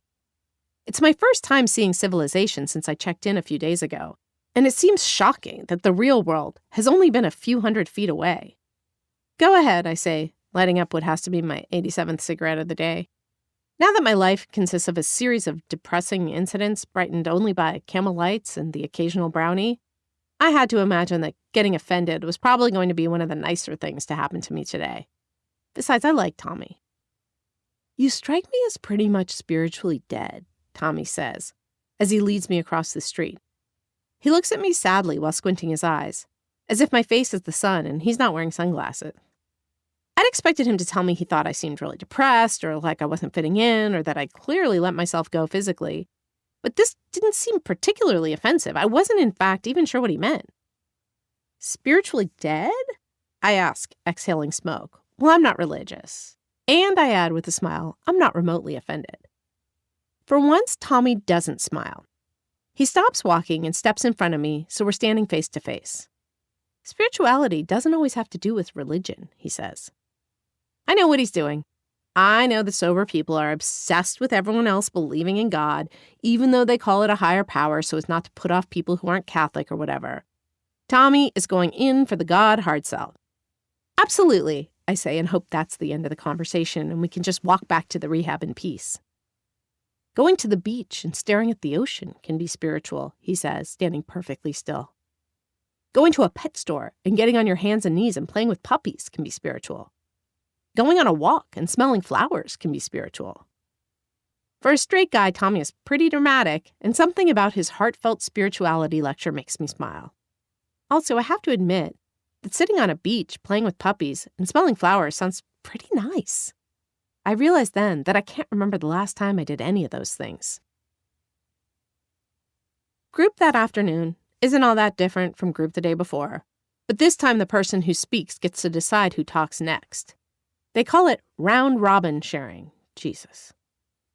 I sit there picking my cuticles, feeling fairly safe that I'm doing a decent job of remaining mostly invisible. And I'm glad for that. Once the meeting gets going, I start to hear the BS coming out of people's mouths.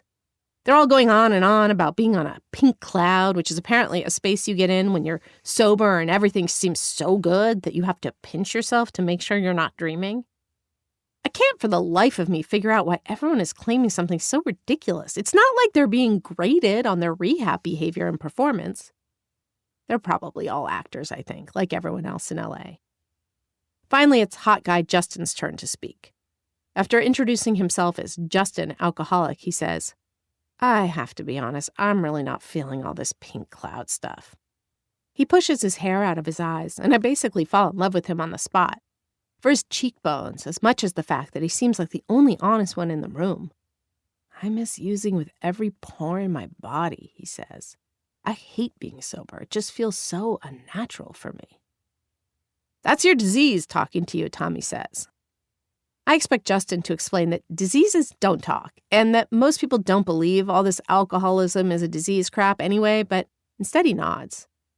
I know it is, and I know this feeling will pass because it did the other day, but I guess I'm just pissed off that I'm an alcoholic, a drug addict, whatever. It doesn't seem fair that my friends can party and not end up in here with all you crazies. Even though I expect people to be offended, everyone nods and laughs, and Robin even claps. She's probably trying to sleep with him, I think. But I can't begin to imagine what's going on with the rest of them. They know they're crazy and find it funny? People who know they're crazy should be seriously alarmed and not amused. Even Justin starts laughing, and I find myself confused by his behavior. He seems so cool, but maybe he's as weird as everyone else. I mean, why is he looking so damn cheerful when he just shared about how pissed off he is? Just as I'm deciding that Justin may not be worth my adoration, I hear him say my name. I'm simultaneously shocked, flattered, and horrified, but try to remain cool. I'm Amelia, and I'm a drug addict, I start, and pause for them all to say my name in unison, like they're students in some sort of a special ed class.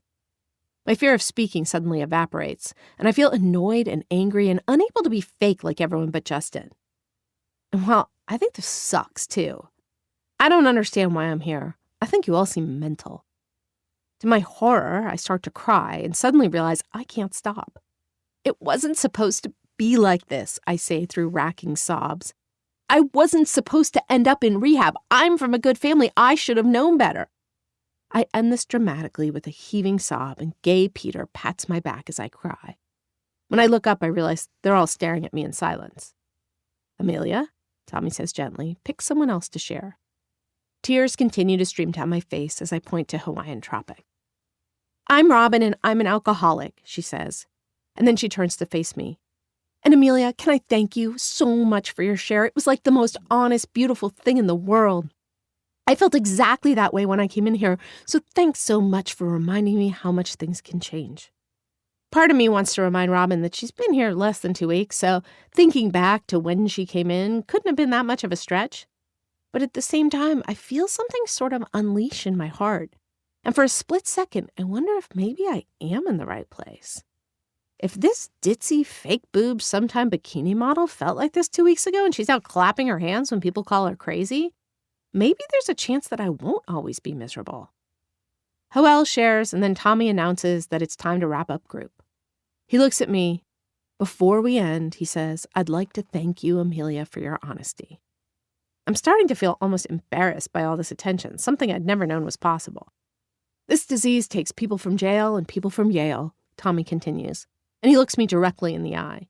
And it's not your fault. Do cancer patients beat themselves up for getting sick? He's clearly on some kind of a roll because he then adds, remember, your disease takes on all kinds of forms, and telling you that you're a piece of crap because you're sitting in a folding chair in rehab is one of those. I smile at Tommy. Maybe there's something to this disease thing. Or maybe hearing that people from Yale end up in rehab makes me feel better. We end the group by holding hands and saying the Serenity Prayer, which I'd only heard before I came here at the beginning of a Sinead O'Connor song. I have to admit, I find it more comforting than any of the prayers I used to have to say at Temple, but it also has the added advantage of not being in Hebrew. When we're done, Robin walks over to me and gives me a hug. "You're amazing," she says as she holds me. "Thank you," I say back to her, and mean it, surprising myself for not immediately trying to disentangle. "I love you," she says, and I don't even flinch. In only a few days, I've noticed that people in rehab announce their love for each other more often than honeymooners. "Thanks for passing the equal," someone might say at a coffee table. "I love you." Or, "Your share was awesome. I love you." But this is the first time anyone here has said it to me. And then the most shocking thing of all happens. "I love you too," I say. And even though I only say it because I feel like I have to, as soon as it's out of my mouth, I realize that some part of me means it.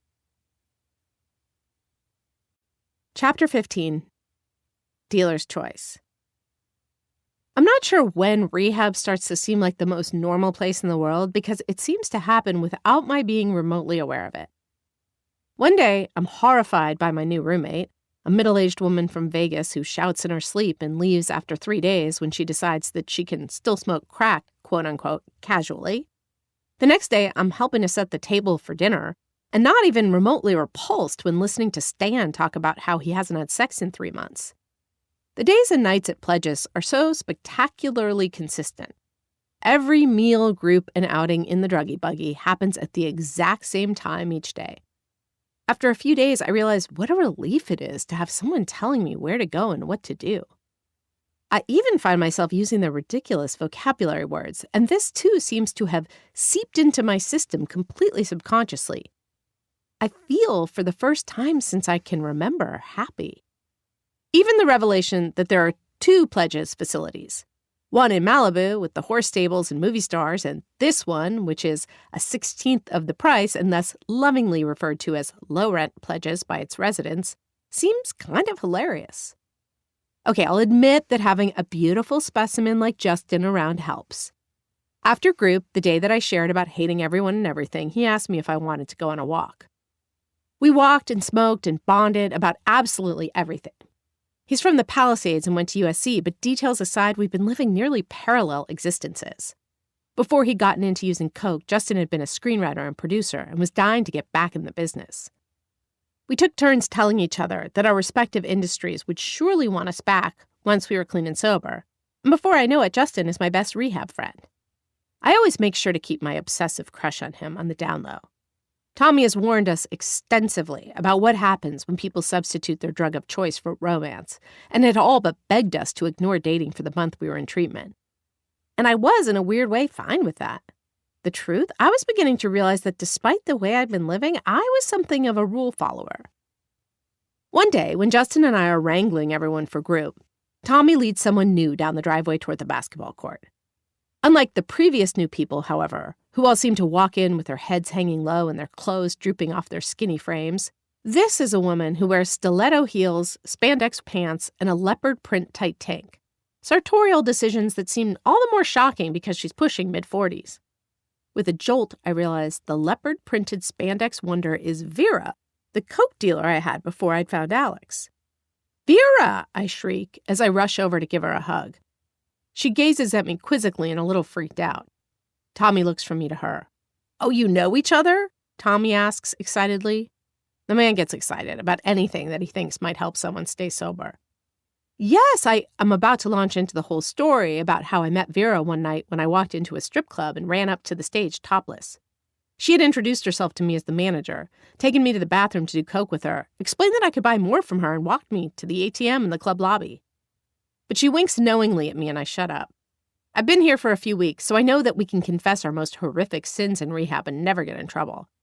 I'd listened to Gay Peter talk about having prostitutes do things to him I didn't even know could be done. But Vera clearly didn't know all that yet. "Yes, we know each other from Temple," Vera says, reasonably convincingly. Tommy looks absolutely delighted and a bit confused, seeing as I'd explained to him that I hadn't seen the inside of a religious establishment in over a decade. Rehab hammers home this idea that we have to be rigorously honest and we're as sick as our secrets. But I let Vera have this one. Despite her external confidence, deafeningly loud outfit, and overall smooth demeanor, I can see in her eyes that she's terrified. They make a big deal at pledges about getting out of yourself and being of service to other people. Well, at first I thought that was a scam, to get us all to do the dishes and clean toilets and stuff so they didn't have to hire actual housekeepers. I've been surprised to discover that doing things for other people actually feels good. If I'm cleaning or helping out someone who's as freaked out as I was when I got here, I'm not thinking about the fact that I'd become a cocaine addict who ended up in rehab at 30. And somehow, when I go back to thinking about myself later, it doesn't seem as depressing. We still have a few minutes left before group, I say to Tommy. Why don't Vera and I take a walk and I'll give her the lay of the land? Tommy nods and smiles, and Vera looks relieved as I take one of her tattooed arms and lead her in the direction of where Tommy took me the day we discussed my spirituality. Before pledges, I'd never say something like lay of the land. Not only was it a cliche, but it also sounded incredibly lame. Yet something about being here had helped me not care about being perceived as lame. Look, this place is great. It's just a little overwhelming at first, I say to Vera, as I light 2 cigarettes and hand one to her. I think I was in shock my first few days. The only thing that gave me any comfort at all was that Tommy would say things to me like, when you first come here, it's so different from anything you've done before, it's like walking on the moon. That helped me realize that it was normal to feel completely confused and overwhelmed. Vera smokes the cigarette furiously and gazes out at the Venice Boulevard traffic. That's cool and everything, but I'm really only here so I can stay out of jail, she says. Oh, you got busted? I ask, and Vera nods. 2 other dealers here, both guys, had been busted and were trying to get the judge to reduce their sentences by completing 30-day treatment programs. But both of them had come to really like staying sober. It was cute to see bad guys melt and become good. Look, if you don't mind, can you not tell anyone you used to buy from me? Vera asks. They're not going to care, I say. It's a really non-judgmental place. I'm just really trying to keep everything on the down low, she says. And I smile because I've learned that reasoning with an alcoholic or addict, myself included, can be futile. No problem, I say. For a split second, I fondly recall the pink Post-it notes that she used to wrap her grams in. I don't know if I should be here, she suddenly says, her eyes darting from the rehab to the street, as if she's weighing the possibility of running off. A guy named Jack did it the other day, checked in, and then in the middle of introducing himself to the other residents, ran away and took off in his truck. Tommy says that rehab isn't for the people who need it, but the people who want it. A bit of wisdom I opt not to share with Vera at this particular juncture. Why don't you stick around for a day and see how you like it, I ask. Then, if you still think it doesn't feel like the right place, you can do something about it tomorrow. Vera nods, and I pat myself on the back for taking the logic I'd heard Tommy use on Peter when Peter was swearing he'd die if he didn't go out and get a hit of crystal meth right then. I throw my arm around Vera and start leading her back to the pledge's gate, marveling at the fact that I'm clutching my spandexed former drug dealer, grinning like a maniac. Later that night, we all get invited to a mini auditorium around the back of the pledge's property, where the people who graduated come by for meetings once a week. Being able to mix with all of them once a week sort of feels like getting invited to the adults' table after an entire childhood of sitting only with the other kids. The alumni who show up are all available to sponsor, and the idea is that we each pick one of them. I'm supposed to be looking for someone who has what I want, but since the one thing I really want now is sobriety and all the alumni seem to have that, I'm not exactly sure what criteria I'm supposed to be using. I like the look of mustache, Justin whispers to me as people shuffle in for group. We're in full-on sponsor shopping mode, and Justin's tilting his head in the direction of a good-looking, lean guy with an ironic handlebar mustache. Mustache looks like he's a little on the depressed side, but I smile at Justin enthusiastically. Just promise me you won't let his facial hair philosophies influence you, I whisper, and Justin shakes his head and crosses his heart. Although Justin could shave the hair on his head into a mustache shape and still look hot, his permanent 5 o'clock shadow is too much of a gift to the female race to be messed with. A pixie-ish girl with short brown hair sits down next to Mustache, and I immediately decide that she's going to be my sponsor. And then I'm quickly stricken with the fear that she's not going to be available, or is going to say no because she doesn't like the look of me, or because Vera and Robin and all the other girls are going to also ask her and she's going to be overwhelmed. But I also know that's unlikely. Although Tommy has hammered home how important it is that we all get sponsors, most of the people here don't seem to be in that much of a hurry. I watch Pixie Girl throughout the meeting. She doesn't share, but she smiles a lot, and when the meeting is over, I rush up to her and ask her to be my sponsor. She nods and smiles and says, "My name is Rachel, drug of choice heroin, and I have 5.5 years. And I'm Amelia," I say, shaking her hand, even though we've just hugged. Cocaine fiend, 21 days. This kind of introduction is standard around rehab. Since almost no one comes in just for alcohol abuse anymore, identifying yourself by your drug of choice and how long you're sober can help clarify a lot. You can kind of tell what drugs people do sometimes. The meth people are jittery and blink a lot. The coke heads tend to have the kind of manic energy that makes them seem like they're still on it. And the junkies tend to be mellow and live in Silver Lake or Los Feliz. We all mix well together, even if our drugs didn't. Well, Miss Amelia, cocaine fiend, she says, do you believe that drugs and alcohol have made your life unmanageable? I know they did, I reply. I partially hate myself for sounding like such a sycophant, but also love how good it feels to not always be so defiant. We're going to get along just fine, she says, as she pulls out a pen and writes down her number. Chapter 16. Stone Cold Party Girl. The day I'm getting out, I decide to check the messages on my machine. Everyone else has been calling their voicemail somewhat obsessively, but I've been doing a decent job of acting like I didn't actually exist before I came to Pledges.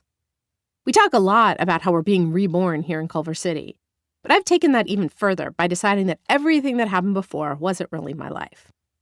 Even though I've talked about everything in group and in post-group smoke-a-thons, when I share about how I did coke all day at work, snorted Special K with strangers, and passed out beside a dumpster, I feel like I'm talking about someone else, a troubled girl I once knew, but not me. I've essentially learned that I've had no idea who I actually am. I'd always fancied myself rather fabulous and bitchy, but what I'm beginning to see is that I'm both nerdier and nicer than I've ever wanted to admit. Thinking about my behavior with Stephanie and Brian and everyone else makes me shudder. But Tommy and Rachel keep telling me not to regret the past and that I can deal with all of that when I'm ready. But on my last day, I know that acclimation back into my life will feel less overwhelming if I deal with my messages, or the fact that there might not be any messages ahead of time. So even though the receiver for the payphone feels like it weighs about 100 pounds, I force myself to dial my voicemail. I'd gotten so accustomed to that cold-sounding, computerized woman's voice informing me that I had no new messages that I'm shocked when I hear her announce that I have 23. Christ, I don't think I've had 23 people I know call me in the past year. The first one's about a sample sale I missed, the second one is a wrong number, but my heart starts racing on number 3. Amelia, it's Stephanie, I hear, and I prepare for a verbal assault. But she continues, God, this is stupid. I'm an asshole for emailing you that Ice Princess note. Will you call me? Also, someone is spreading these crazy rumors about you going to rehab. She punctuates that with an enormous laugh. Please call and let me know you're okay. Are you up north with your family? I push 2 to save the message and wonder what the hell I'm going to say to her. She said the word rehab like someone would say mime school or prison, like it's inconceivable. I remember feeling the same way before I got here. The rest of the messages are from random acquaintances, some who'd heard that I've been fired, some just checking in. It's shocking to realize that I have people who care about me when I've spent so much time alone, convinced that the whole world hated me. I guess this is the alcoholic mind Tommy's always talking about. In one of the first groups I went to, someone had shared about how alcoholics and addicts see things as black or white. Either everything's terrible or it's wonderful. We're in love or we're in hate. Accepting that life is full of gray areas, of days and people that are simply okay, is challenging because we can't get high off that or create martyr-like drama around it. Tommy likes to call this the beast, and Justin is always saying, your mind is a dangerous place. Don't go in there alone. Standing there and listening to the messages from my former life with the ears of my new life, all the small comments and shares I've heard over the past 4 weeks start piling up and making even more sense than when I first heard them. When I finish listening to the messages on my home voicemail, I check my BlackBerry, which Kimberly unceremoniously returned to me this morning. And that's when I almost pass out. Amelia, darling, this is Daniel Bromley. I trust you remember me, says a voice I could never forget. My heart starts fluttering, and I try not to think about all of Tommy's lectures about why we should avoid dating in our first year of sobriety. You may find someone, he'd say. The odds are good, but the goods are odd. He'd usually add that newly sober people have broken pickers from their years of self-destructive behavior. He'd then usually go off on these tangents about how our dreams would come true if we focus on staying sober and not on dating. But what if dating a certain someone was our dream come true? I try to stay calm as I listen to the rest of Daniel's message. I wasn't going to leave this on your voicemail, but you see, I heard about what happened with you at Absolutely Fabulous. My heart sinks as quickly as it lifted when I realize he's not calling to ask me out. He's calling to console me over getting fired. For a second, I hate him, There's nothing more horrifying than being pitied. He continues, and I say, their loss can be my gain. You live a wild life and tell fabulous stories about it. Come write a column documenting your exciting, crazy adventures for chat. I can surely pay you better than whatever you were getting to do those naff celebrity stories. And well, I hope you don't think I'm incredibly pompous for telling you this, but the job could surely launch you into the cultural stratosphere and possibly make you a household name. Call me when you can, okay? Oh, and by the way, I already have the perfect name for the column. He pauses, possibly for dramatic effect, even though the moment has plenty of drama already. Party Girl. What do you think? I say it's straightforward and intriguing, just like you. I'm bouncing off the walls ebullient when I walk into my last group. The weather has been so stunning that everyone, Tommy included, is wearing shorts. I feel hopeful, excited, and like my life has entered some sunny, problem-free zone. I'm dying to share my good news about Daniel's message, but Tommy starts off group talking super earnestly, the way he always does when someone's leaving. Let me say that although I'm proud of you, Amelia, your work in sobriety has really just started, he says, making it a point to look me in the eye. Remember, we're like people who have lost their legs. We never grow new ones. I start resenting Tommy, thinking that this is hardly the best way to congratulate me for having survived and for the most part flourished in 30 days of not particularly glamorous rehab. Even though I've heard him do this number on Justin and Robin and everyone else on their last day, it never sounded as stern as it does now. The statistics for sobriety are incredibly discouraging, he continues. Most of us don't make it. Today, with 30 days of intensive treatment under your belt, that may seem impossible to imagine. But out there in the world, when you start getting your life together, you may let other things come before your recovery. You may find yourself getting the career you've always wanted, or the guy of your dreams, and forget that these things are possible only because you're sober. Actually, I start, but Tommy holds up his finger and continues. I can't tell you how many people say they get it when they leave, Tommy says. And then they're back here again next year or even next month. Alcoholism is a cunning, baffling disease, and that's what makes it so dangerous. Even though I'm still resenting Tommy for making my last group such a downer, I think I get why he's doing it. The whole time we've been here, we've been hearing about people relapsing or slipping, which seems to be another word for relapsing that doesn't sound half as bad. But Tommy has also told us that if we go to a recovery meeting every day, are rigorously honest, do the steps with our sponsors, and try to be of service to people, we will stay sober. I'm completely committed to all of it, but I can already tell that people like Vera and Robin, who've been talking about setting up a company together where they'll promote certain nights at various Hollywood clubs, are less so. Rachel has been reinforcing this idea that I have to keep sobriety my primary purpose if I want to keep what I have, and I've assured her that I can. I'm constantly telling her that she doesn't have to worry about me because I never even really liked drinking, and the mere thought of Coke sounds disgusting at this point. When Tommy finishes talking, I share about Daniel's message and how excited I am to be embarking on this new phase in my life. When group ends, I go over to Tommy to savor my news even more. That's nice, Amelia, he says, as if I've informed him that I emptied an ashtray filled with cigarette butts. I'm not sure you understand, Tommy, I say.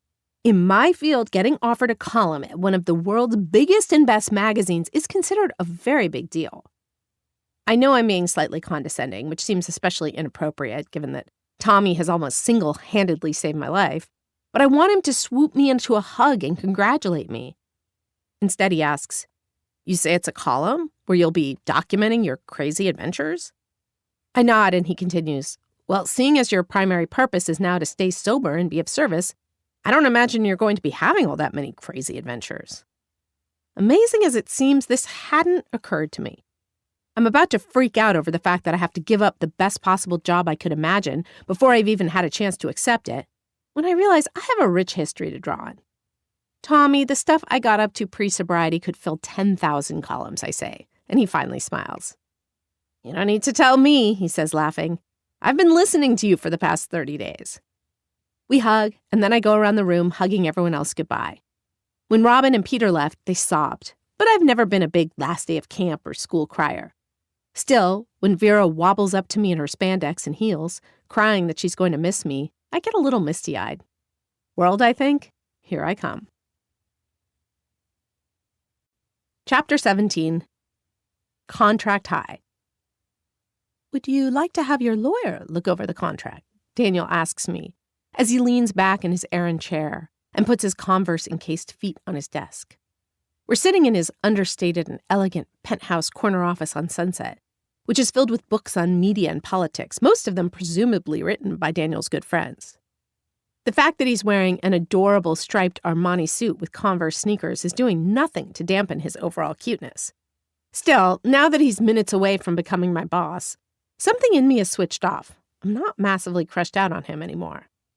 I'm flattered that Daniel thinks I'm savvy and important enough to even have a lawyer, but seeing as I don't even have a dentist and I already know I'd happily sign on the dotted line no matter what the contract says, I simply shake my head and motion for him to hand me a pen.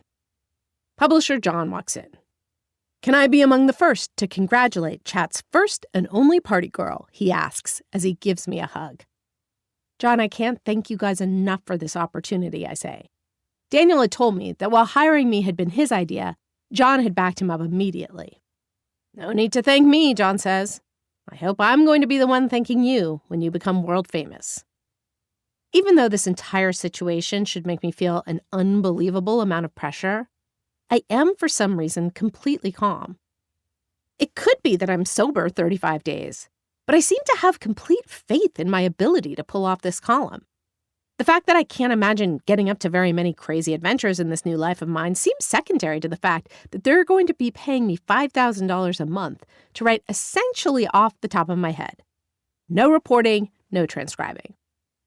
John starts talking about how the timing is perfect for me to become a sensation through this, and how I'll wipe Candace Bushnell and Helen Fielding off the map. While listening, I weigh whether or not I should tell them that since I've been out of rehab, all I've done is meet Justin and Rachel for coffee and cigarettes and go to meetings back at Pledges. I keep my mouth shut, reminding myself that Daniel has made it abundantly clear that he's fine with me dipping into my past for material. So long as it's true, I don't care whether it happened last night or last year, were in fact his exact words. After I sign my contract and tell Daniel that I'll be turning in copy to him by the end of the week, I feel undeniably like Carrie Bradshaw in Sex and the City, minus the Manolos' adorable apartment and 3 sex-crazed best friends, not to mention the Cosmopolitans. "So there's something I think I need to tell you," Justin says, over double-shot lattes and Camel Lights. We're sitting at Starbucks, and each of us is preparing to meet pre-sobriety friends for the first time since being out of rehab. I'm going to be meeting Stephanie, and Justin is planning to have dinner with his old roommate, Jason. We're doing what Rachel calls bookending, that is, getting together before something challenging and then planning to talk afterward. I feel strangely calm about seeing Stephanie again, but Justin is completely freaking out about seeing Jason. He talked about Jason a lot in rehab, usually about how much Jason hated it when he got high and about how they seemed to always fight. Even though he's now living with a bunch of guys from Pledges, he's planning to talk to Jason about the possibility of moving back in with him today. "What do you need to tell me?" I ask, dipping a finger in my latte to do a temperature test. "Ouch," I say, licking the hot liquid off my finger.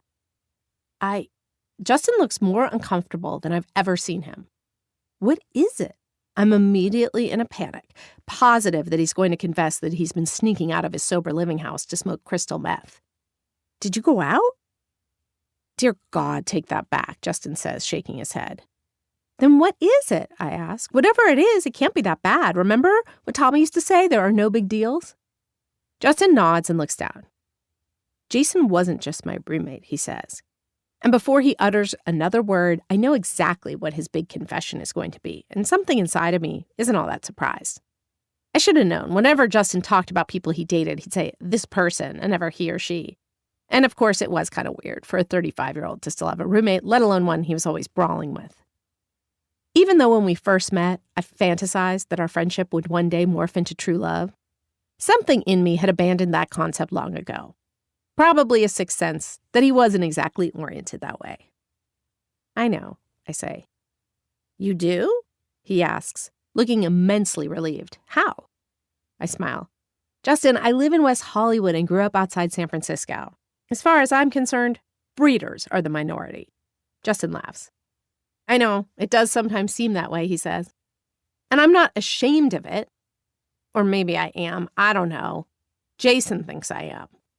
But I think it's that I have a kind of deep voice and don't wear super tight clothes, and so people assume I'm straight. He shakes his head. Straight people will say, "Wow, you look so straight," like that's a compliment. I get it, I say. When people find out I'm Jewish, they say, "You're Jewish, but you're pretty." I'm never sure if I'm supposed to thank them or tell them to F off. Justin laughs again, then says, "Well, I'm glad I could tell you this." I grin at him. Me too. He takes a sip of his latte and licks foam off his upper lip. "And I want you to know that if I were ever going to be with a woman, it would be you. And if I were ever going to be with a gay man, I want you to know that it would be you." "Shut up," he exclaims, tossing a napkin at me. "I'm being serious." "So am I say, tossing the napkin back. "Seriously deranged," he says. And then we both start laughing like we've just inhaled entire tanks of nitrous oxide. The phrase "high on life" floats through my mind, and I want to share it with Justin, but I'm laughing too hard to get the words out. Stephanie and I meet right before sunset at the bottom of Runyon Canyon. She's the one who had suggested hiking, something the old me would have avoided at all costs. But I've realized that there are so many things in LA and the world that I haven't experienced or even been aware of because they seem boring compared to meeting someone for drinks. I'm not exactly sure what's going to happen here. If Stephanie wants to talk about my making out with Gus or just proceed as if nothing happened. But I feel clear about the fact that I want to apologize either way. With some sobriety under my belt, I see how truly out of control my behavior was. It didn't start and end with making out with Gus the night of the party either. I'm starting to see how much I've always felt entitled to whatever I've thought I wanted, and how few boundaries I've had with friends. But I'm also learning not to beat myself up for that. Rachel is always reminding me that alcoholics and addicts are naturally self-centered people, and that I haven't been bad but sick, and now I'm trying to get well. "Hey there," Stephanie says, giving me an awkward hug when I walk up to her at the Gardner entrance. "You look good." "You do too," I say, and mean it. I'd never really noticed how pretty she was before. We start walking in sync, our legs taking strides that are the exact same size. It reminds me of how women who spend a lot of time together get on the same menstrual cycle. Supposedly disgusting as it is because their bodies subconsciously smell each other and then adjust. It seems surprising that after so much time apart and so many changes, Stephanie and I should still be in the same groove in any way at all. "Stephanie, I want to apologize to you for being an asshole," I suddenly say. "Please, Amelia, I'm the one who wrote you that foul note. Why don't we just forget everything that happened and move on?" I stop walking. "In a second. But first, let me say that I'm sorry for always making everything about me. What I want to do, where I want to go, who I want to talk to when we're there. Kissing Gus that night was the ultimate selfish act, and I'm so sorry." Stephanie looks pleasantly surprised. "I miss you," she says, starting to head up the path again, with me a step behind. "It was hard not to call you. And then when I heard about what happened at work and you going to rehab and everything, I couldn't stop myself from calling." "I miss you too, Steph," I say. We stop walking, and I throw my arms around her. "I'm really sorry for the way I've acted," I say, feeling tears sting my eyes. She surrenders into my hug. "Me too. Can we be friends again?" I nod, and I know she can feel my nod because my head is cradled against her neck. After a few seconds, we disentangle, and I ask her about Jane and Molly. "Molly's good, but Jane is thoroughly immersed in the whole Coke scene," Stephanie says, shaking her head. "We've completely lost touch." "That's sad," I say, and mean it. I hope Jane can find a place like Pledge's, but I know that if she's like every other addict I've ever met, my calling and telling her about it would probably only piss her off.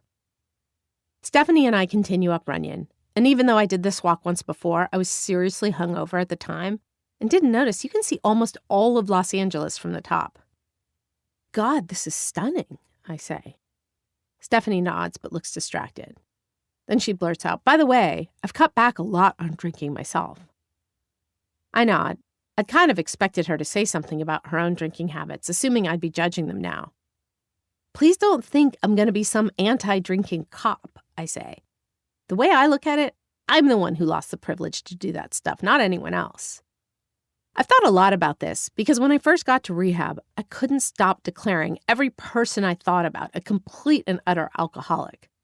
But I've come to learn that alcoholism and addiction is a self-diagnosed disease, and that it doesn't have much to do with how much someone drinks. An alcoholic personality is one where the person always wants to be the center of attention, but still has low self-esteem. The proverbial piece of crap in the center of the universe. An alcoholic is someone who can't handle their feelings and whose life is unmanageable as a result of drinking and using. For however much Stephanie and I used to party together, I'm the one with that personality, not her. I learned at Pledges that there's a big difference between alcoholics and heavy drinkers. We continue to walk, and then Stephanie stops suddenly. Oh, I almost forgot to tell you, I got promoted to managing editor. Oh my God, that's amazing. I'm so accustomed to taking other people's success as a personal affront that it feels foreign to be genuinely happy for someone. Congratulations. It's crazy. The less I care, the more they reward me, she says. I'm the very definition of failing up. It occurs to me then that Stephanie maybe isn't as unambitious as she pretends to be, and that perhaps she acts self-deprecating around me because she knows I compare myself to everyone and will thus feel bad. That's ridiculous, I say. You're about 20 times smarter than anyone you come into contact with, so you don't even have to try to succeed. That's why you're always getting promoted. Stephanie smiles, but looks at me somewhat quizzically. Okay, who are you and what have you done with Amelia? She asks, and we both laugh. Hey, congratulations, I hear, as I walk back to my folding chair. It's an hour after my walk with Stephanie, and I've just taken a 60 days sober chip at Pledges. It's quite an accomplishment. As other people take their chips, I glance at the person talking and realize I'm staring into the face of Damian McHugh, the boy next door sitcom star with a drinking problem that's gotten more ink than his career. He'd been going through his very public battle with the bottle, throwing up in bars, getting busted with hookers, while I'd been an impatient at Pledges. In rehab, we'd all jokingly talked about saving a seat for him there, but I hadn't expected him to simply show up one day to shake my hand for getting a chip. I'm Damian, he says, holding out his hand. I'm about to say I know before remembering the unwritten LA law thou shalt not acknowledge recognizing a celebrity. I'm Amelia. I smile and shake, but he doesn't let go of my hand. Nice to meet you, I add, before walking over to my seat. When the meeting ends and people begin their rush outside in order to get as much nicotine as possible into their systems as soon as humanly possible, Damian approaches me. Want to go smoke? He asks. I nod and follow him outside as I marvel at how surreal my life has become. Writing about celebrities going to rehab one month and smoking cigarettes with them at one the next. Damian walks past the clusters of people smoking right outside the meeting doors and toward the basketball hoop, lighting a cigarette and holding the lighter out for me. You know how when some people get sober, they start glowing and shit? He says suddenly. You really seem to have that. Thanks, I respond, taken aback. Is this a special sober pickup line, I wonder? Deciding that if it's not, it should be. It seems like the polite thing would be to tell him that he's glowing too, but it would be an outright lie, and outright lies aren't escaping from my lips with much ease anymore. So did you just finish up the 30-day program, I ask? He nods. Yeah, at the Malibu Pledges, but I like the meetings better here. He stares at his cigarette as if it, and not me, asked the question. And? I ask, how'd you like treatment? He blows smoke rings. About as much as I figure I'd like open heart surgery, he says. I can't help but laugh. It's an appropriate analogy if you think about it, but I got the feeling Damian hadn't. Really, that much, I ask. If I needed the open heart surgery in order to survive, he adds, grimacing. I see, I conclude, miserable but necessary. Something like that, he says, eyeing me as he tosses his cigarette butt on the ground and smashes it out with his Nike Air Max encased foot. You? Actually, I say, I loved it. I feel like I've been given a whole new life. I know I sound like a walking cliche when I say things like this, but I don't know how else to explain how different everything has become. Really? Damian asks, looking at me skeptically. He gestures his head toward the meeting room. Don't you feel a little like all of this, I don't know, sort of cult-like? Like they're trying to brainwash us or something? I shrug.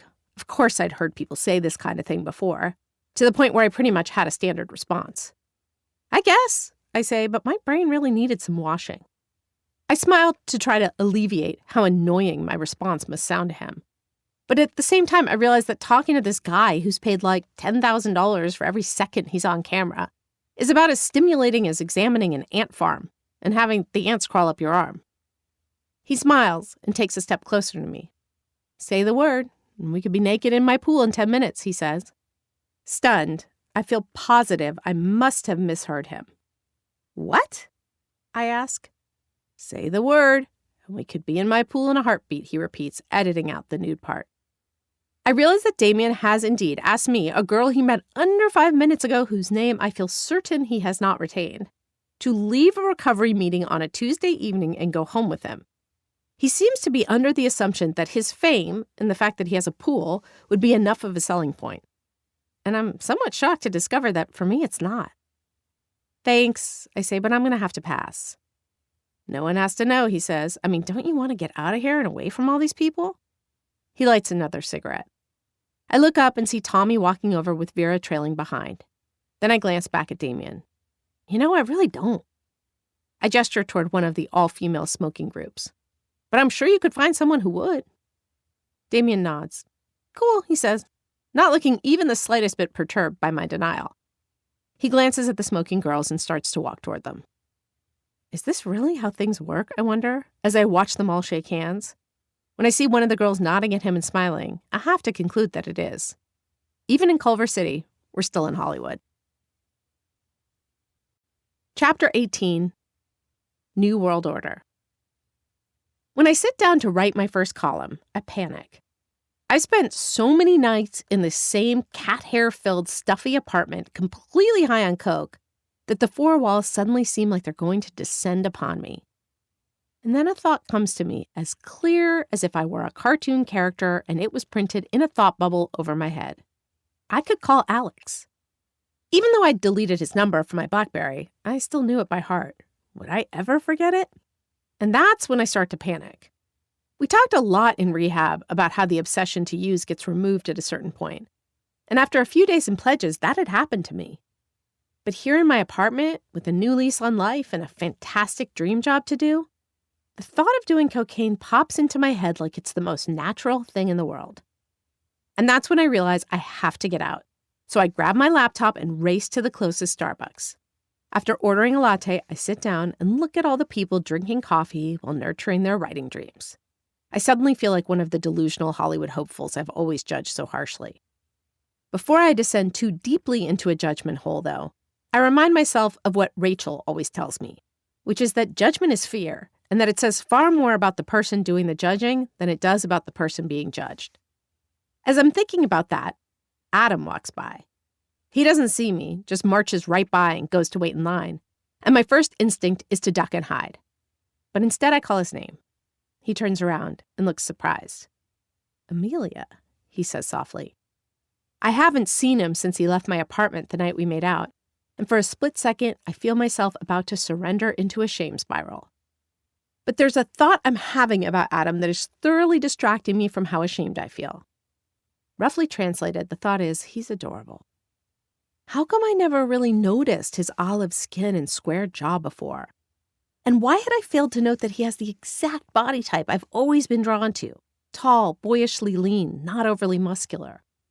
I don't have much time to ask myself these questions before words just start tumbling out of my mouth.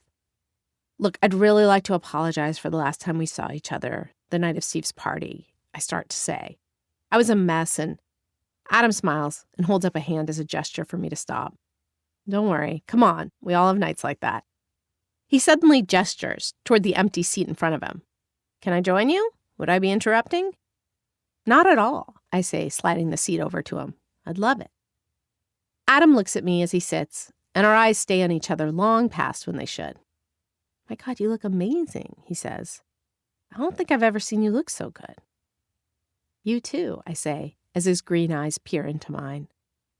We just smile at each other until he says, for the record, what bothered me about the night we hooked up wasn't the fact that you were high. Or I should say, what bothered me more than the fact that you were high was hearing that you'd made out with Gus earlier. His eyes stay on me the entire time he talks. I know, but that didn't mean anything, I say. His eyes flicker over me, and he looks the slightest bit cruel. You and Gus, or you and me? After a while, isn't it hard to tell the difference between what means something and what doesn't? No, it's not, I say. I hadn't planned to tell him about being sober and feel wholly unprepared for some kind of a "this is me now" speech. But I can't seem to stop myself. I have to tell you something. No, hear me out, he says. I really liked you, and that hurt me. But it's just that I don't know, Amelia. You're amazing, but you're a party girl. You're wild. And while I love that, it's part of what attracted me to you from the beginning. Being around you that night made me realize, I guess, that I'm not. There's a pause, and I realize he's done. Can I talk now? I ask. He nods. Yeah, sorry about the rant. It's okay, I say, subconsciously putting my hand on top of his, before realizing what I'm doing and snatching it back. It's just that I'm now a reformed party girl, I say. I'm sober. I glance down and then force myself to look him in the eye. Can I just say I'm sorry for the hurtful and silly things I did? He nods, looking extremely surprised. The fact is, I had a great time with you that night, and it wasn't about the coke, I continue. The coke was actually the only thing wrong with that entire experience. He's about to say something, but I keep talking. And maybe it's because I'm sober now, or maybe I would have seen it anyway, but what happened with you did mean something to me. I find myself unable to look him in the eye.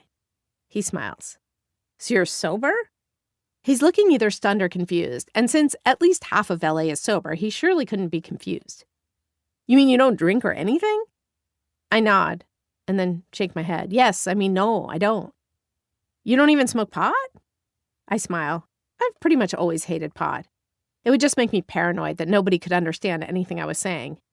I'd even made a conscious effort to become a pothead at one point when I realized it would be far less expensive than cocaine. I'd bought an ounce and smoked it for 3 days straight, and that's when I'd proven to myself once and for all that I hated it. No, not even pot, is all I say. My God, that's amazing, he says. Congratulations. Thanks. It feels great. Adam still seems to be in shock. But he shakes his head, as if trying to clear up space in his brain for this information. You were the ultimate party girl. Smiling, I opt not to tell him about my new column. I'm enjoying this interaction far too much to allow it to turn into a conversation about work. Well, now I'm the ultimate reformed party girl, I say.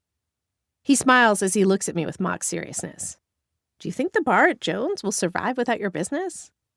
After we both laugh, I ask, so what about you? How's Norm's? He grins. Still standing, I assume. You quit? He nods. I got a series. Are you serious? Which one? It never really crossed my mind that Adam would become a really successful actor. Most of the aspiring actors I know seem to get, if anything, a small role in an indie that no one sees outside of Sundance, or a one-line part on Without a Trace. The Agency. My mouth goes slightly agape. The Agency is Darren Starr's new dramedy about the lives of 4 young male real estate agents. Are you serious? He nods. It's crazy. I know. I'm the only unknown. Congratulations, I say, leaning over to hug him. That's incredible. Incredibly convenient, too, he says, as we disentangle. I was getting so sick of norms that I was on the verge of pouring soup on the next person who ordered it. I laugh, but I'm thinking, it figures. Just as soon as I realize how adorable Adam is, he gets on a series and will now have women fighting over him like he's the last pair of Hudson jeans at a sample sale. Adam's cell phone rings, and he doesn't answer it, but glances at the time and seems to realize he has to be somewhere. I have to go, he says, looking like he doesn't want to. It's really fantastic to see you. I feel myself panicking. I wanted this conversation to go on forever, and yet it's ending. Can I freeze this moment? He said he really liked me, I think, as I sit there trying to look casual. Why did he use the past tense? When exactly do you stop really liking someone? Then he says, I have to go to New York for publicity stuff for a month or so, but can we go out when I'm back? I can't help but smile. Definitely, I say, and then wonder if I should try to pin him down to a specific date. I had a roommate once who always said you had to nail guys down to a time and place if you really liked them. Girls are allowed to be aggressive now, she'd say. This isn't the 50s. But she also terrified most every man she came into contact with, stayed in on weekend nights so she could read the dictionary, and later joined a cult. Have a great trip, I finally say. I will, he says, and then leans down to give me a kiss on the cheek and adds, I'll talk to you soon. As I watch him take a step away, I wish that I had a time machine that could make it be a month or so already. Just then, Adam turns around and asks, How much do you know about puppies? I think about the dogs we had when I was growing up, and then about Tiger. Some, I say weakly. Well, I got one, a golden retriever, and while she's pretty much the cutest thing I've ever seen in my life, I don't know entirely how to handle her. I've only had her a week, and she's already chewed through almost my entire sneaker collection. And she runs in circles around my apartment like she's just inhaled helium or something. I laugh. Inhaled helium, I ask? Weird imagery for a dog, I realize. Point is, right now she's sitting in my apartment, potentially tearing the entire thing to shreds, and I could definitely use a Reform Party girl's help in taming her. I stand up. Should we take 2 cars or 1, I ask. 1, he says, smiling. You're fun to drive. If it hadn't been for cocaine, I probably would have been a practicing miserable alcoholic my whole life, I say, as Adam drives us on the 10. I see a smile creep onto his face as he switches lanes, and I playfully punch him.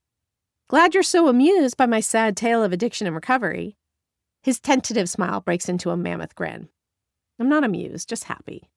I smile and ask, and what are you so happy about? He gestures from me back to him. This, you, the way you talk, all of it. If I could bottle your voice, pheromones, and words, I'd be a rich man. I laugh. I'm about to give him a hard time for being such a cheeseball, but instead I just grin. I reach over and grab his right hand, placing it under my left leg, and it feels like the most natural gesture in the world. I feel lucky right now, I say. Adam smiles as he exits the freeway, and then he bursts out laughing. Let me guess, just laughing out of the joy of this moment, I ask. Sort of, he laughs. That and the memory of you sleep singing the last time you were in my car. Now I start cracking up. Christ, why didn't you drive me to the nearest insane asylum, I ask, cringing at the memory. Don't think I didn't want to, he says, smiling. But then I knew I'd never have a chance with you. Still chuckling, he pulls up in front of a garage in Venice. Now, prepare yourself for a creature so cute, she even gives you a run for your money. Adam stops the car, jumps out, and rushes to open the door for me. M'lady, he says, giving me a mock bow. Sir, I say, mock bowing back, opting not to confess what a horrific surrogate mom I was to Tiger. Please bring me to my arch nemesis, the other woman vying for your love. As soon as the word love is out of my mouth, I want to hurl. The primary way to terrify a man, probably right behind sleep singing in his car, is to tell him you love him. I hadn't, of course, but the word is potent enough on its own.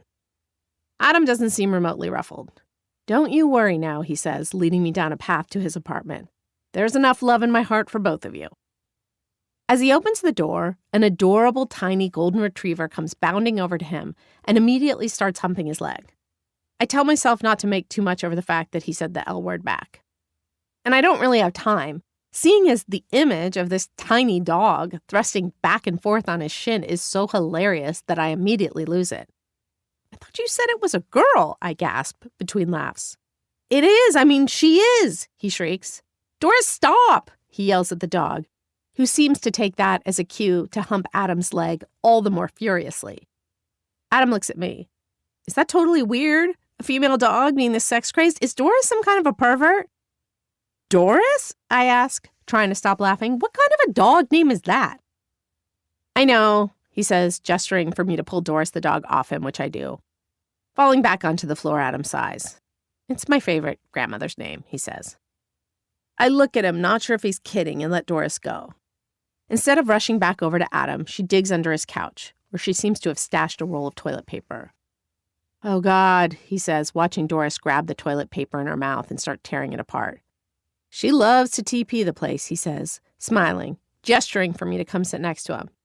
She's worse than a drunk teenager on Halloween. I sit on the floor next to where he's lying down, and he pulls himself up and faces me. I see Doris kick the toilet paper across the room and lunge at it, then skid with it in the other direction. We should probably take that away from her, I say. I predict nothing good can come from this. Adam moves closer to me, and I can suddenly hear my heart beating in my chest as he moves less than a foot away, staring at me and not breaking eye contact. Screw the dog, he says. I'm sorry, but she's just going to have to share me with you. He leans in, and before I can wonder if he's going to kiss me and if it's going to feel as amazing as it did the last time, our lips are touching and pressing together and opening and meshing as perfectly as two things not belonging to the same person could. For the next 2 hours, we make out and laugh and talk, and I'm in a delicious daze until Doris starts howling and Adam tells me he has to take the red-eye that night, so will drive me back to my car. When he drops me off, he kisses me passionately and tells me he can't wait to see me again. I get out of the car and wave as he drives off, realizing that I'm perfectly capable of writing at home without succumbing to any urges to call Alex. Home later, I decide to write about the wedding and start by titling the piece, Here Come the Groomsmen. And then it just flows. It's not every day that a wedding takes place in the house where you grew up, I write. And it's certainly not every day that a wedding takes place in the house where you grew up and you end the evening in bed with two of the groomsmen.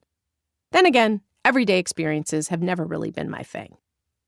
I keep going from there, describing the competitiveness of the guys in the sauna, the triangular dance we did all night, and finally, the bedroom antics.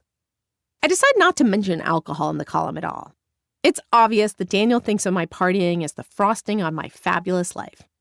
He doesn't understand that without the drugs and alcohol, all of these so-called exciting things would never have happened. But that's okay, since Daniel wants this column to be funny and sexy, and there's nothing funny or sexy about drug addiction, rehab, and sobriety. I opt not to mention the succession of Amstel Lights we were drinking or the bottle of champagne I'd had at dinner. If people wanted to believe I could be this wild without any chemicals in my system, they were welcome to.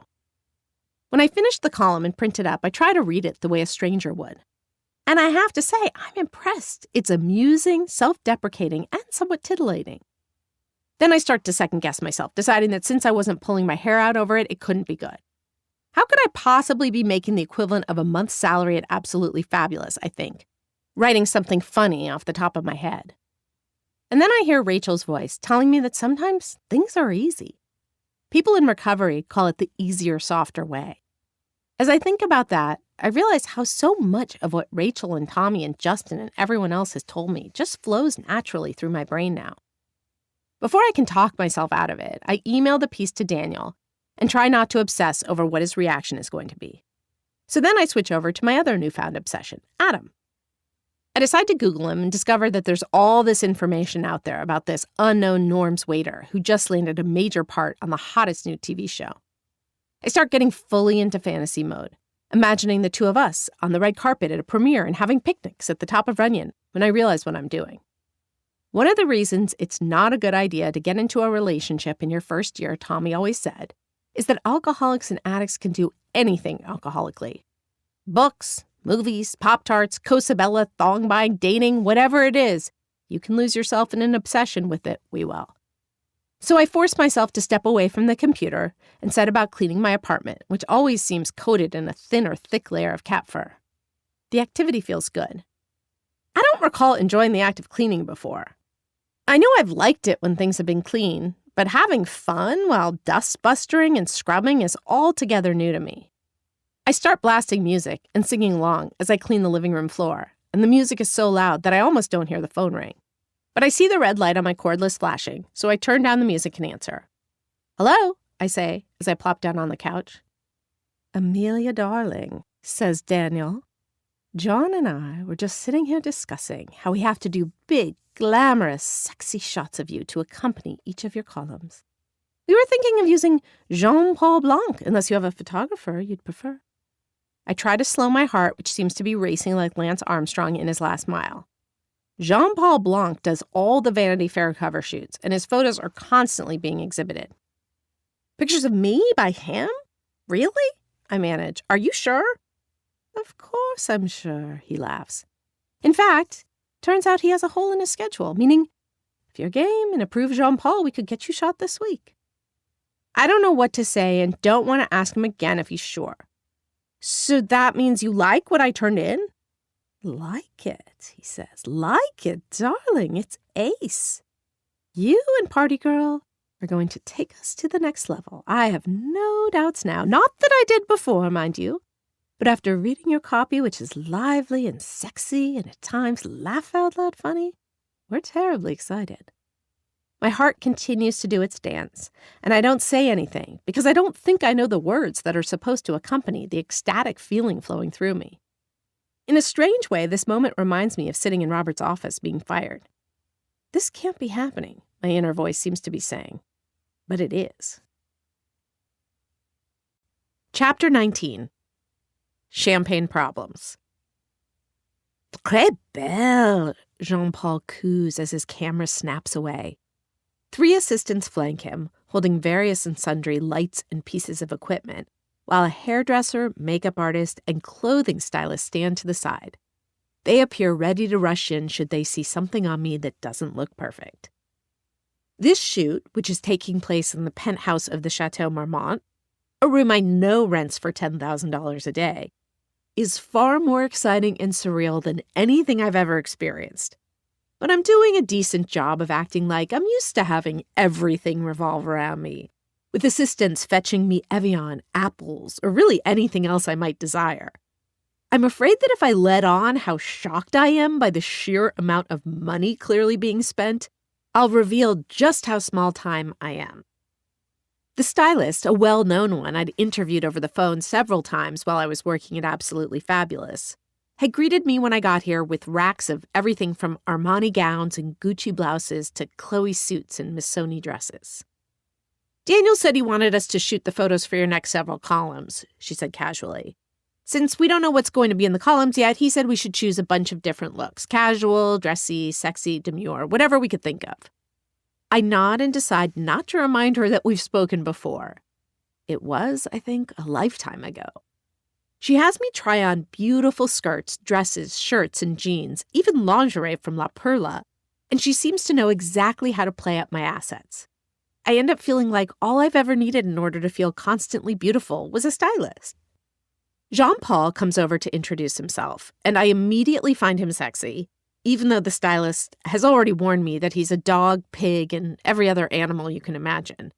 Figures I'd like him. "Ah, you are truly exquisite," he says, with a strong French accent and a devilish smile. "The photos, they will take themselves." He continues to watch me as the stylist pins the gown I'm wearing so it hoists my cleavage up. And then, once I've been made up and gelled and sprayed and shellacked until I look like the supermodel version of myself, Jean-Paul starts snapping.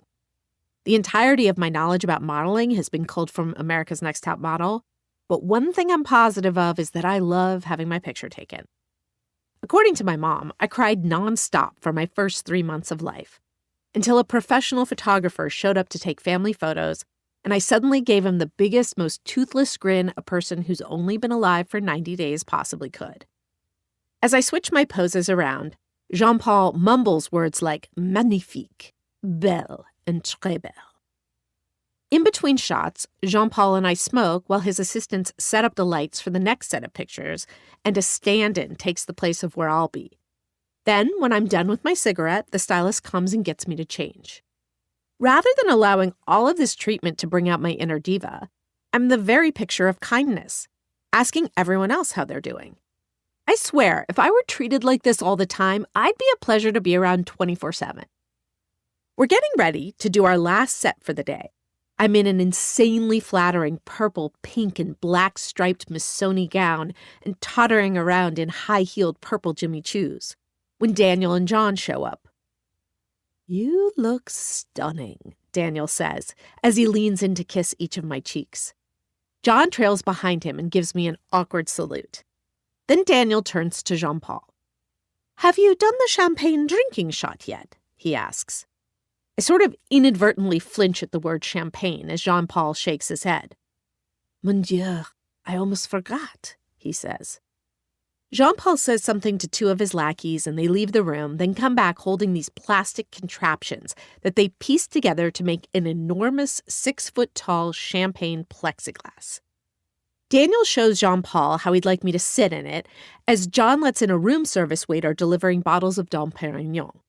And even though I may well be in the middle of the single most validating day of my life so far, I grow concerned enough by what's happening to wander over to Daniel and ask him if I can speak to him for a moment. "Of course. Go ahead," he says, continuing to stand there next to Jean-Paul and his minions. Couldn't he see that what I wanted to say was private? Completely uncomfortable, I force myself to ask, Is it absolutely imperative that we do this champagne thing?" Daniel looks slightly flummoxed. "Oh, do you not like it?" For the first time since we've met, I get a glimpse of the fact that Daniel may not be perfect. He looks, in fact, slightly irritated by my question. "Well, I just was wondering, do I have to be holding champagne in the shot?" Daniel, now making no effort to hide his annoyance, sighs. Amelia, you're the party girl. We have to convince readers of that not only through your column, but also visually, through pictures. He's suddenly talking to me like I'm 7 and don't understand what the word visually means. I nod. Ridiculously, I feel tears start to well up, but I close my eyes for a second and force them to go away. It seems like it should be simple enough to explain my situation to Daniel, but I just can't seem to. Tell him you're sober, my head says, and then I think, hell no, he'll start asking questions and figure out you're really not this party girl anymore. Instead, I try channeling the confident, egoless diva in the making that I'd been acting like all day. Is there going to be a problem? Daniel asks, quite sternly, just as John wanders over to see what's going on. I take a breath and push all my negative thoughts to the back of my brain. No, not at all. Jean-Paul asks, so you are ready, ma chérie? I nod and allow 2 of the assistants to hoist me into the mammoth champagne glass. I get as comfortable as I can in an enormous piece of plastic and accept the bottle and glass of champagne that the set designer hands me. Daniel and John move to the back of the room, while Jean-Paul starts clicking and muttering his French compliments. But the magic seems to be gone. Before, I'd been feeling natural and happy and pretty, just by smiling or laughing or gazing into the camera and thinking of funny or intense moments. But now, lounging in this life-size champagne glass, I feel forced. I keep thinking, this is what a girl who's playing the part of a party girl should look like. Jean-Paul doesn't seem to notice because he keeps shooting and cooing at me and calling me très belle. I try not to think about the fact that my lips and nose are less than a foot from a glass of champagne. When I got into rehab, I was perfectly willing to admit that I had a problem with coke and sleeping pills, but I still never really bought into this whole idea of being alcoholic. I told Tommy on one of my first days at Pledges that I was willing to consider the fact that alcoholism and drug addiction might be the same thing, but I still wasn't convinced. In fact, in those meetings when people introduced themselves by saying their name and the word alcoholic, I clung steadfastly to what I truly knew about myself, so I replaced the word alcoholic with the word addict. I wasn't the only one. A guy who used to be in Twisted Sister, who'd done the Pledges program the month before me, and I'd heard share in the alumni meetings, was also clinging hard to the word addict.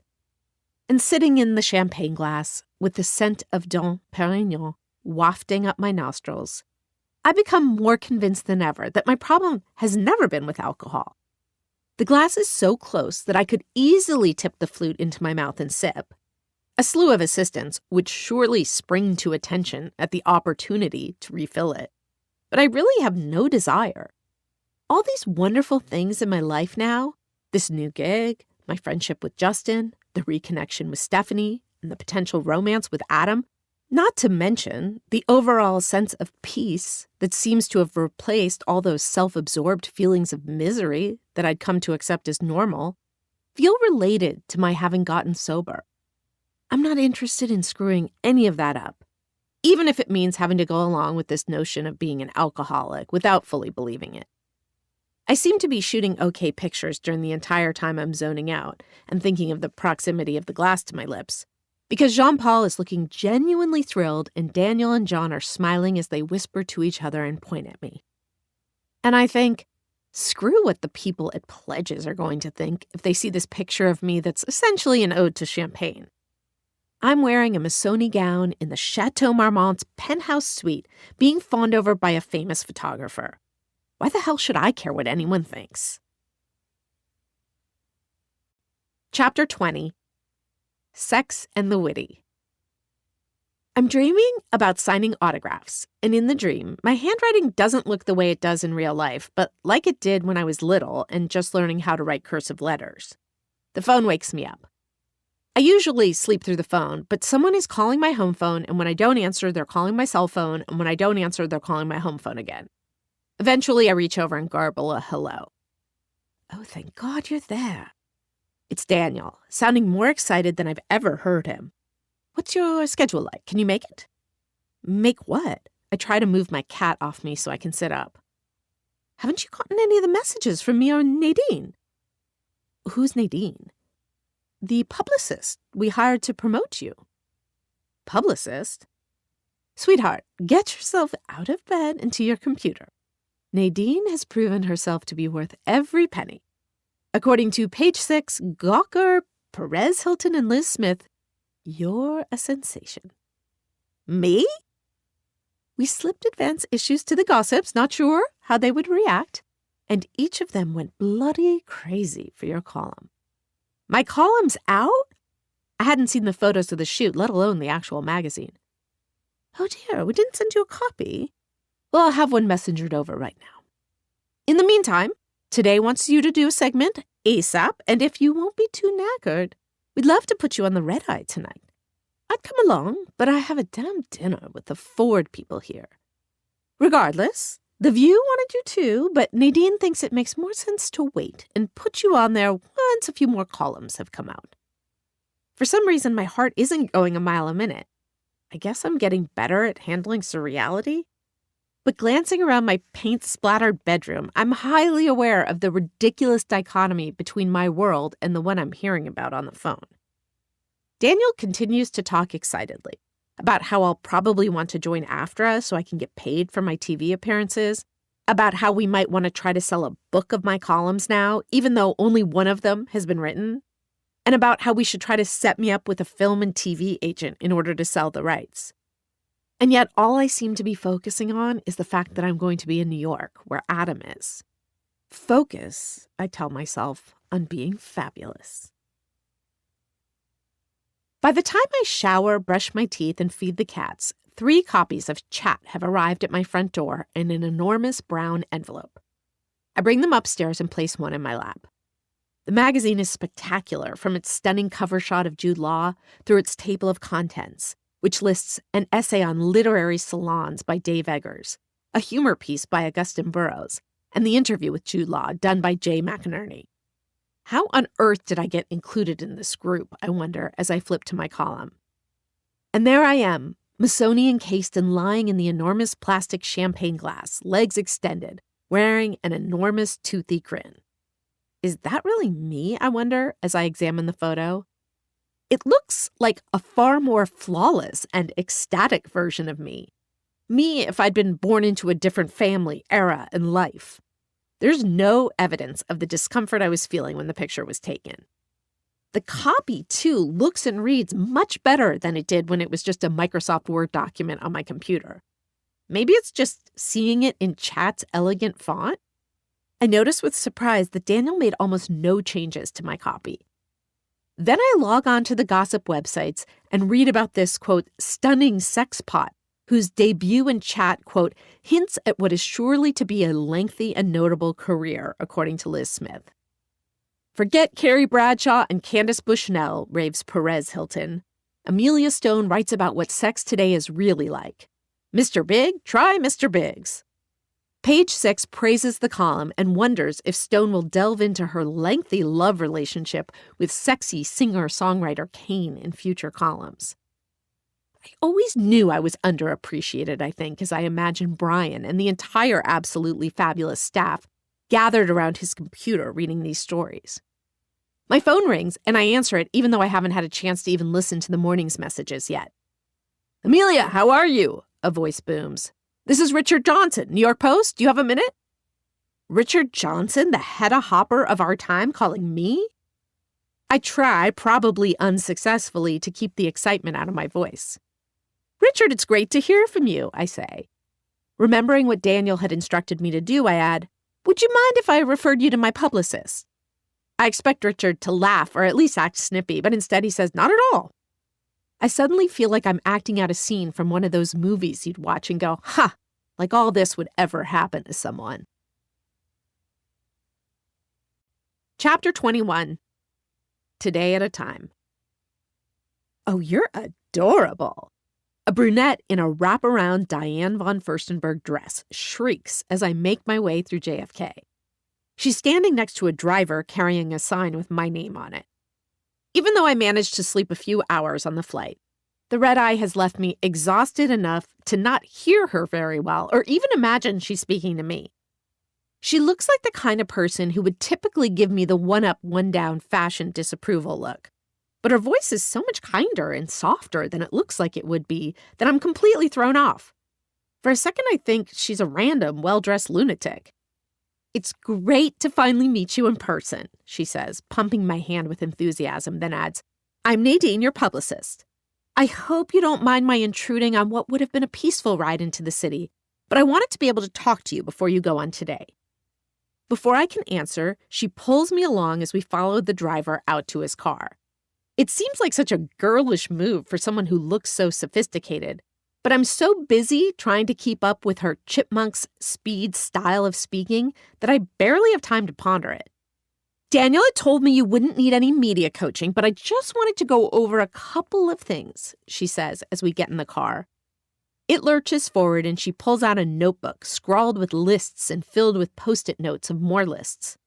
"Now, I've been pitching you as the embodiment of the modern-day, sexually evolved, intelligent woman. A Marilyn Monroe for the 21st century, but not so out of it or self-destructive. Carrie Bradshaw with sex appeal. The woman who really lives Sex in the City, capiche? She has a sex drive and she's not afraid of it. If she goes to a wedding and can't decide between two groomsmen, she takes them both to bed, am I right?" I nod, finding myself so caught up in the notion of this perfectly evolved and confident-sounding creature that I forget we're even talking about me. I'm not sexually evolved, I think. The main word I associate with my own sexuality is confusion. In the column, I just tried to have a sense of humor about what I'd done. But as Nadine talks, I find myself a bit won over. I liked the idea of being a sexually evolved woman.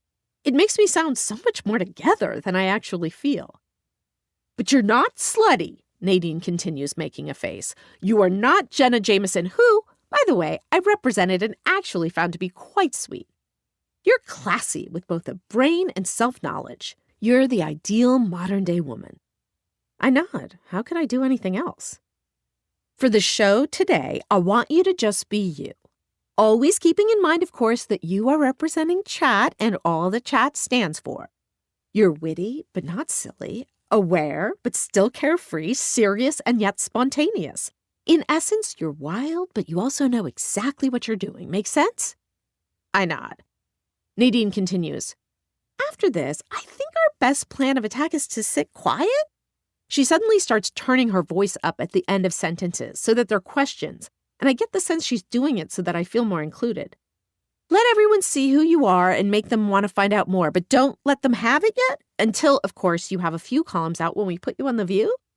And of course, oh my God, you look a little overwhelmed. Am I overwhelming you?" I hadn't realized that the anxiety Nadine's master plan was giving me showed on my face. "I'm fine," I say, "just a little tired." "Oh no!" Now it's her turn to look alarmed.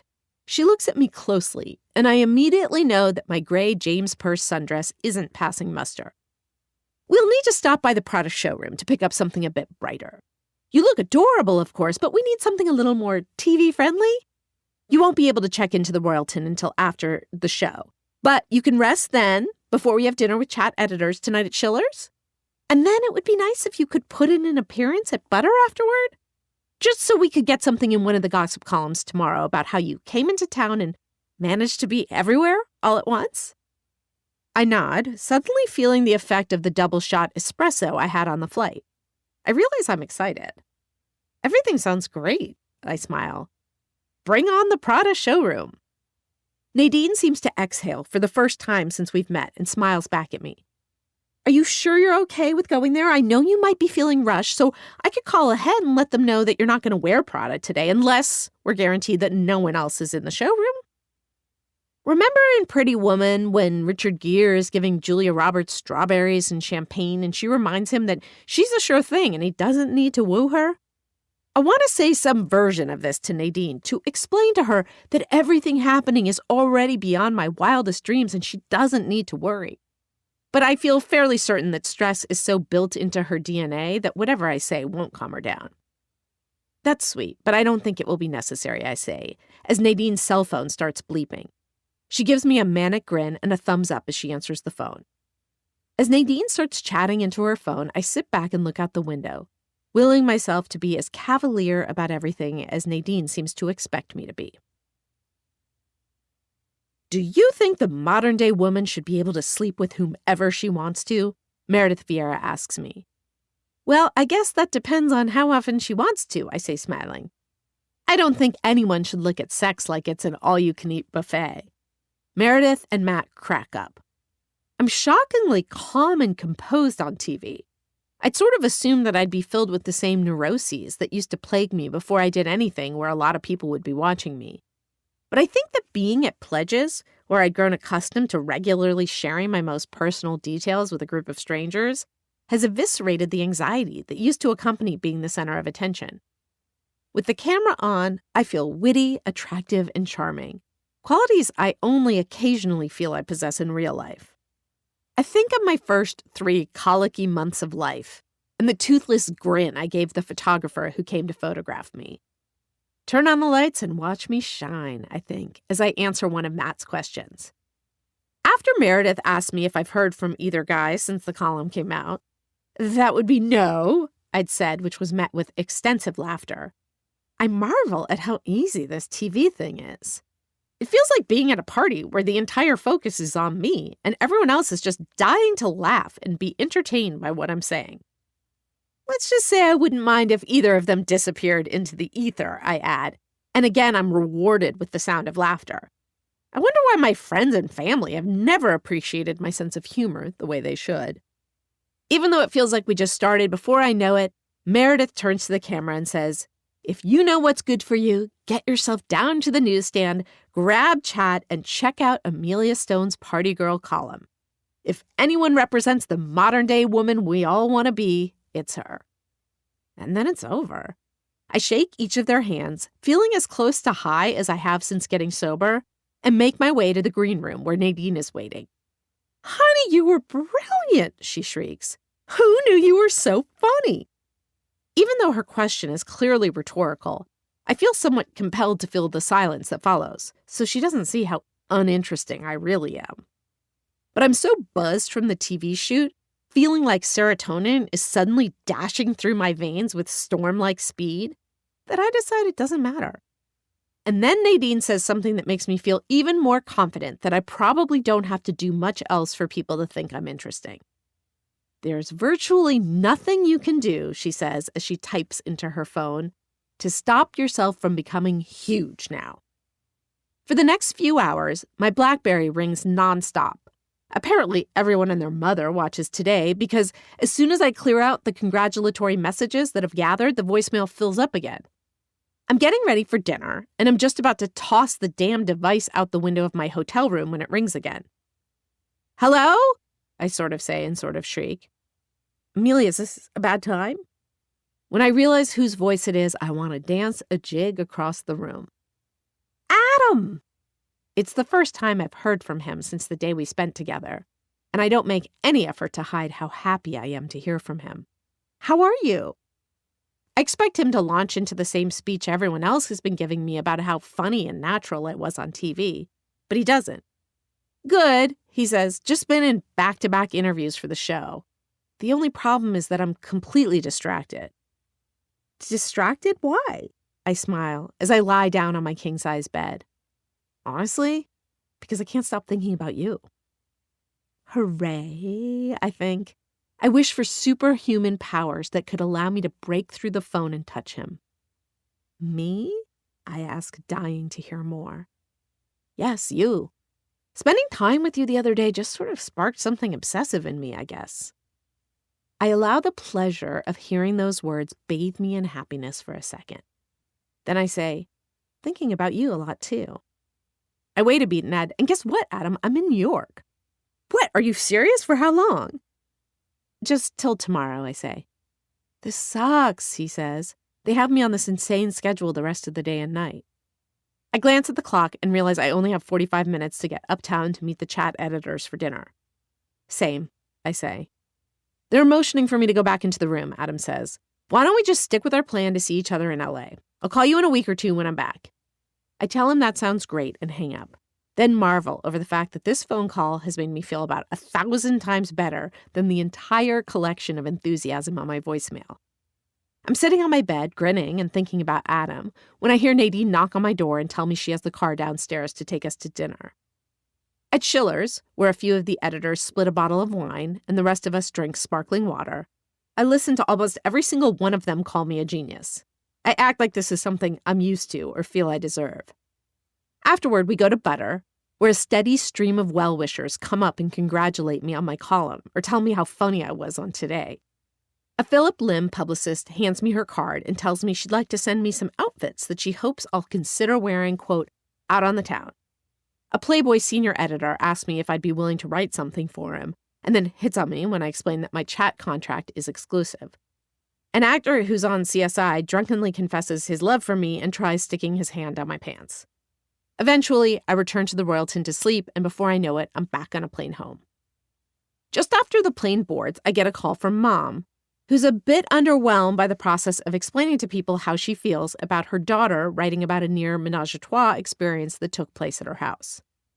The details I'd given Mom about the column had been deliberately sparse, both because I hadn't known quite how to broach the topic and because I thought my chances were decent that Mom would be too submerged in her poetry world to be more than even tangentially aware of her daughter's, quote, highly fictionalized column. But appearing on the Today Show was clearly like taking a banner and waving it in front of her face. I just don't understand why you can't write about something that's meaningful to you now, she says. Mom, no one in the world at large wants to read about the adventures of a girl who goes to meetings at pledges and hangs out with her gay friend. Nonsense! You just think that because you haven't tried to write it yet, she says. Jesus! I found myself screeching. A model I just saw on the cover of Elle glances over with some concern as she slides into her own first-class seat a few feet away. I lower my voice. Why can't you just be happy for me? Oh, I'm happy for you, honey, she says, sounding anything but. Then she tells me about her college friend's daughter getting into a PhD program at Yale. Look, Mom, they're asking me to turn my phone off, I say, even though passengers are still boarding the plane and all anyone has done to me since I've gotten on board is smile ear to ear. My mom is still talking when I hang up, which isn't surprising, since my telling her I have to go has never stopped her from continuing a phone conversation. I think about calling Adam, but it feels like it's too soon. I could phone Stephanie, but I already talked to her a few times yesterday. Justin has been hanging out with his old boyfriend again and has become increasingly distant. With a slew of saved messages from well-wishers on my voicemail, why the hell can't I think of anyone I want to talk to? For the first time since I've been sober, I don't feel like being grateful. I was the one cracking up Meredith Vieira and Matt Lauer. I'm the one being fawned over wherever I go. I'm publishing's latest sensation. Why don't I have anyone to call? Chapter 22, Playing the Part. Here we go, Daniel says as the town car pulls up outside the Roosevelt Hotel. You're on. We've just had dinner at Mr. Chow and are on our way into Brent Bolthouse's night at the Roosevelt, where Paris Hilton and Jessica Simpson are regulars, and the paparazzi wait outside knowing that they can make their week's worth of money on this one night. It's all part of Daniel and Nadine's plan to have me, quote, out there more. And while part of me loves the attention, this other part of me is exhausted by it. It's a full-time job keeping up the persona of party girl, I think, as the driver opens the door and helps me out. As we approach the throng of people gathered outside, the doorman Andrew lifts the velvet rope to let us through. Hey, Amelia, he says as I walk past, Daniel and John on my heels. I spent years introducing myself to Andrew, and he never gave me the time of day. Now I guess I can just waltz in. Having people know me now is, while wonderful, also surprisingly unnerving. It makes me feel like I'm constantly under observation. But I smile at him and smooth down my cleavage-revealing Thierry Mugler dress. As we walk toward the bar, I swear I see Adam across the room. A second glance reveals, of course, that it's not. It's been over 2 weeks since Adam and I talked when we were both in New York, and I haven't heard from him, which means that I keep thinking I see him wherever I go. I've been telling myself that there has to be a good reason why he hasn't reached out. I keep seeing promos for his show, so he's obviously overwhelmed. But I'm also torturing myself with the idea that he's fallen for the main girl on it, a former Miss Teen USA in her acting debut, and forgotten all about me. A connection, by its very definition, can't be one-sided, I keep thinking. Of course he's going to call. I know that I could call him, but I can't seem to bring myself to. When we get to the bar, Daniel asks me what I'd like. It's our first time out together, and I've been preparing for this question for many days. Rachel has said that I don't need to tell anyone why I don't drink, and that if somebody keeps asking, I can always just say I'm on antibiotics. Not that being on antibiotics ever stopped me from drinking before. Just tell him you're sober now, my mind says as I scan the bottles lined up in front of me. What's he going to do, take the column away? Instead, I ask for a cranberry and soda, and he just nods and orders that, along with vodka tonics for himself and John. I've been noticing lately that a lot of people just don't seem to think about alcohol all that much, and Daniel could be one of them. He probably thinks I'm just wild 24 hours a day, drunk or sober, I think. And I can't decide if that's something I should be horrified or relieved by. So what have you gotten up to lately? Daniel asks as we settle into a booth.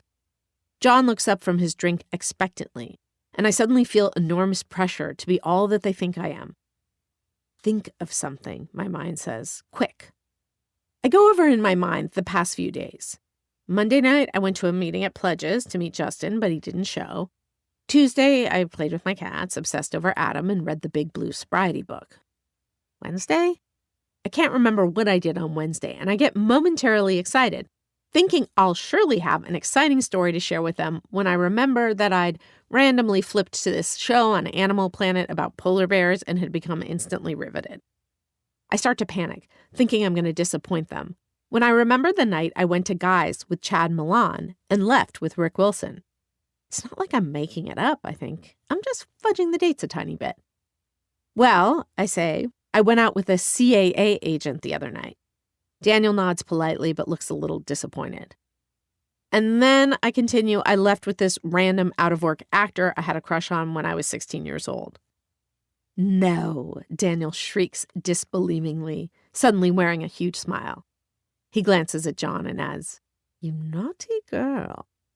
Well, I was looking for a way to get out of having to kiss the agent guy goodnight, I say, shrugging, like I think a modern, sexually evolved woman would.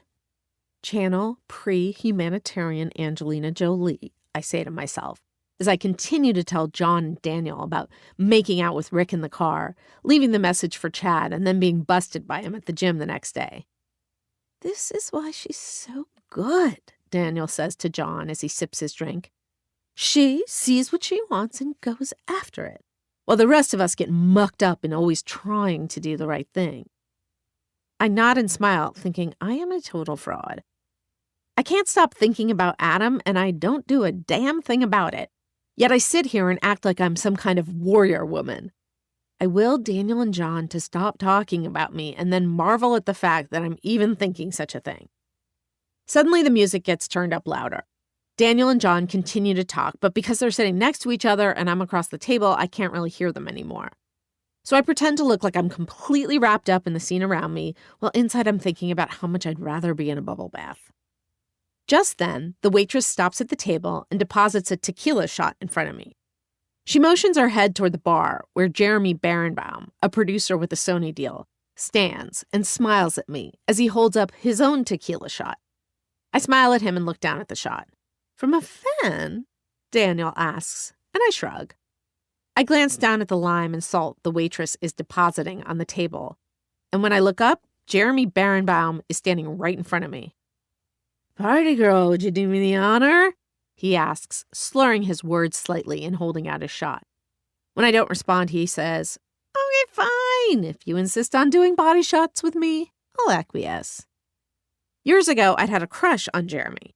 Someone had pointed him out to me at one of the first Hollywood parties I went to, mentioning that he had produced these 2 movies I'd liked and had dated this actress on Melrose Place. I thought he was cute, but knew for a fact that if he were a plumber and not a successful producer, I wouldn't necessarily think so.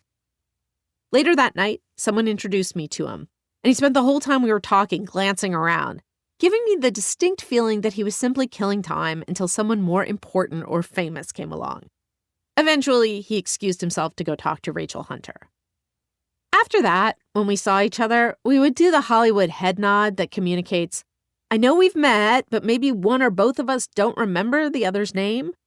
And when someone started to introduce us at a premiere last year, I explained that we already knew each other while he held out his hand expectantly, like he'd never laid eyes on me before. I'd wondered at the time if he just walked around doing that Hollywood head nod to everyone, or if he was pretending not to know me as some kind of a power move. Was being introduced over and over and only occasionally acknowledging it a distinctly Hollywood tradition, or did this happen in other cities?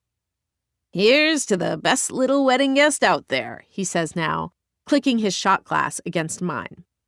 I watched him pick up my salt and pour it on his hand, lick it, take the shot, and then reach down for a lime wedge and bite into it.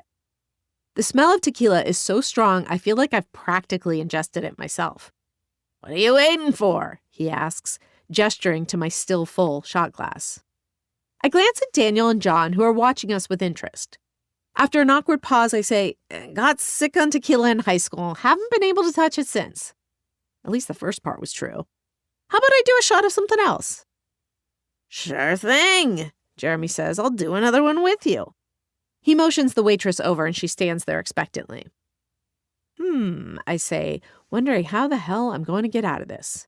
Then, buying time, I say to the waitress, "For some reason, I can't decide. Can I follow you to the bar so I can assess my options?"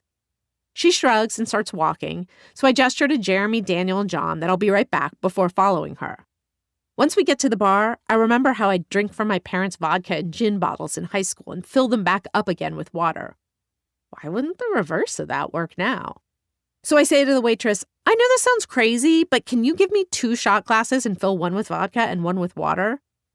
She glances at me for a second, then nods. I swear, nothing is too bizarre for LA waitresses.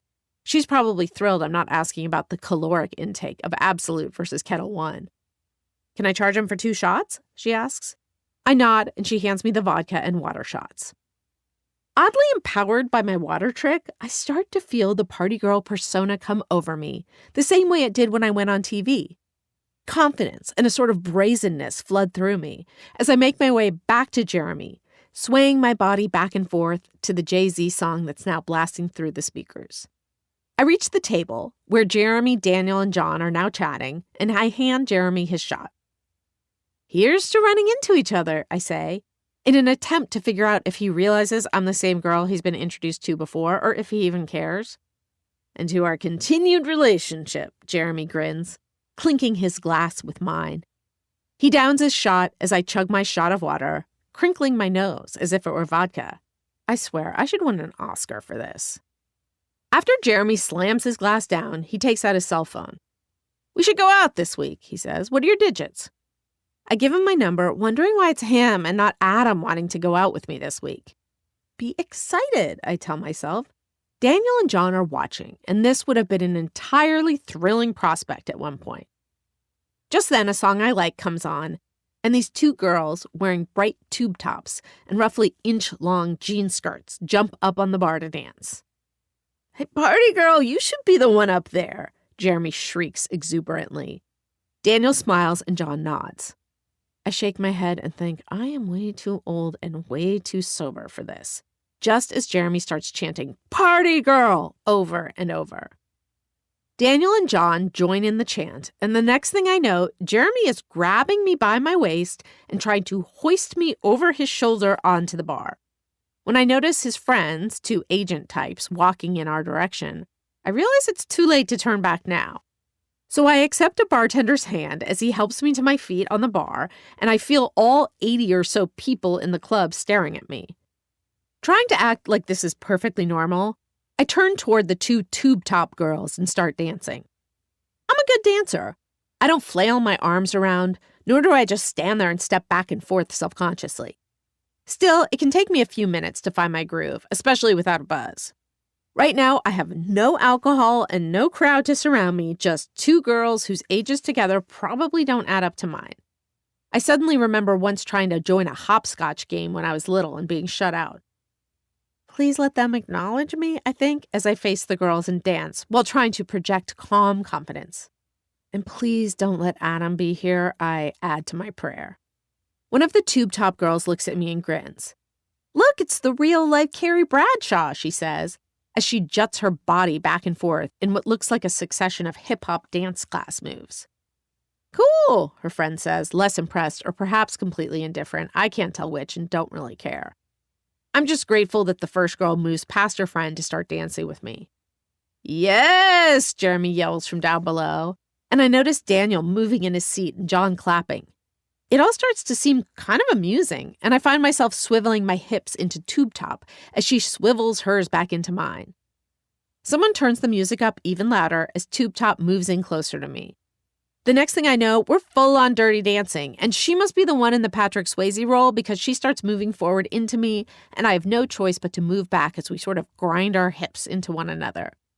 While I still don't think I have a lesbian bone in my body, truth or dare kiss be damned, something about dancing on the bar at the Roosevelt with this girl feels oddly exciting. It's less about being turned on and more about letting myself go. I surrender to the music and manage to almost forget where I am. This is why I like doing drugs, I think, as Tube Top and I swivel and gyrate. They gave me a break from this busy head of mine. The self-consciousness that usually seems like an intrinsic part of my DNA evaporates completely as I keep dancing, suddenly dripping in sweat. A flashbulb goes off, a few more girls jump up on the bar, and when I look around the club, I notice that most of the people are now dancing, even shockingly Daniel and John. The attention seems to be totally off of me and Tube Top, who's now dancing with her original friend again. Jeremy walks up to the bar, snapping his fingers from side to side, looking like he's concentrating really hard on the finger snap. That kettle one really went to your head, didn't it? He yells up to me. I look at him as I keep dancing and smile. Sure did, I yell back. Chapter 23. Gossip Girl. I can't imagine doing all of that sober, Stephanie says, as she takes the cup of coffee I offer her. She stopped by to bring me a copy of the New York Post, which contains a picture of me dancing on the bar with Tube Top, who, it turns out, is the daughter of some famous producer and his supermodel wife. There's an accompanying story about our secret affair. Stone, who goes by the moniker Party Girl after the highly publicized column she writes for Chat, has been seeing the 19-year-old Crossroads grad for some time, Stephanie reads. Amelia may claim to be straight, says a close friend of the columnist, but it's all a front. She's as gay as can be. Stephanie tosses the paper onto my shabby chic coffee table and takes a generous gulp of coffee. I love it, she says. You know you've made it when the gay rumors start. I pick up the paper and slide it into a folder that contains the other press I've received. Come on, I say, you know you haven't really made it until people start saying you're a Scientologist. Stephanie laughs and puts her coffee down. It's just hard for me to picture you dirty dancing with a scantily clad pubescent when you're stone cold sober. I mean, how do you do it? Just pretend you're drunk?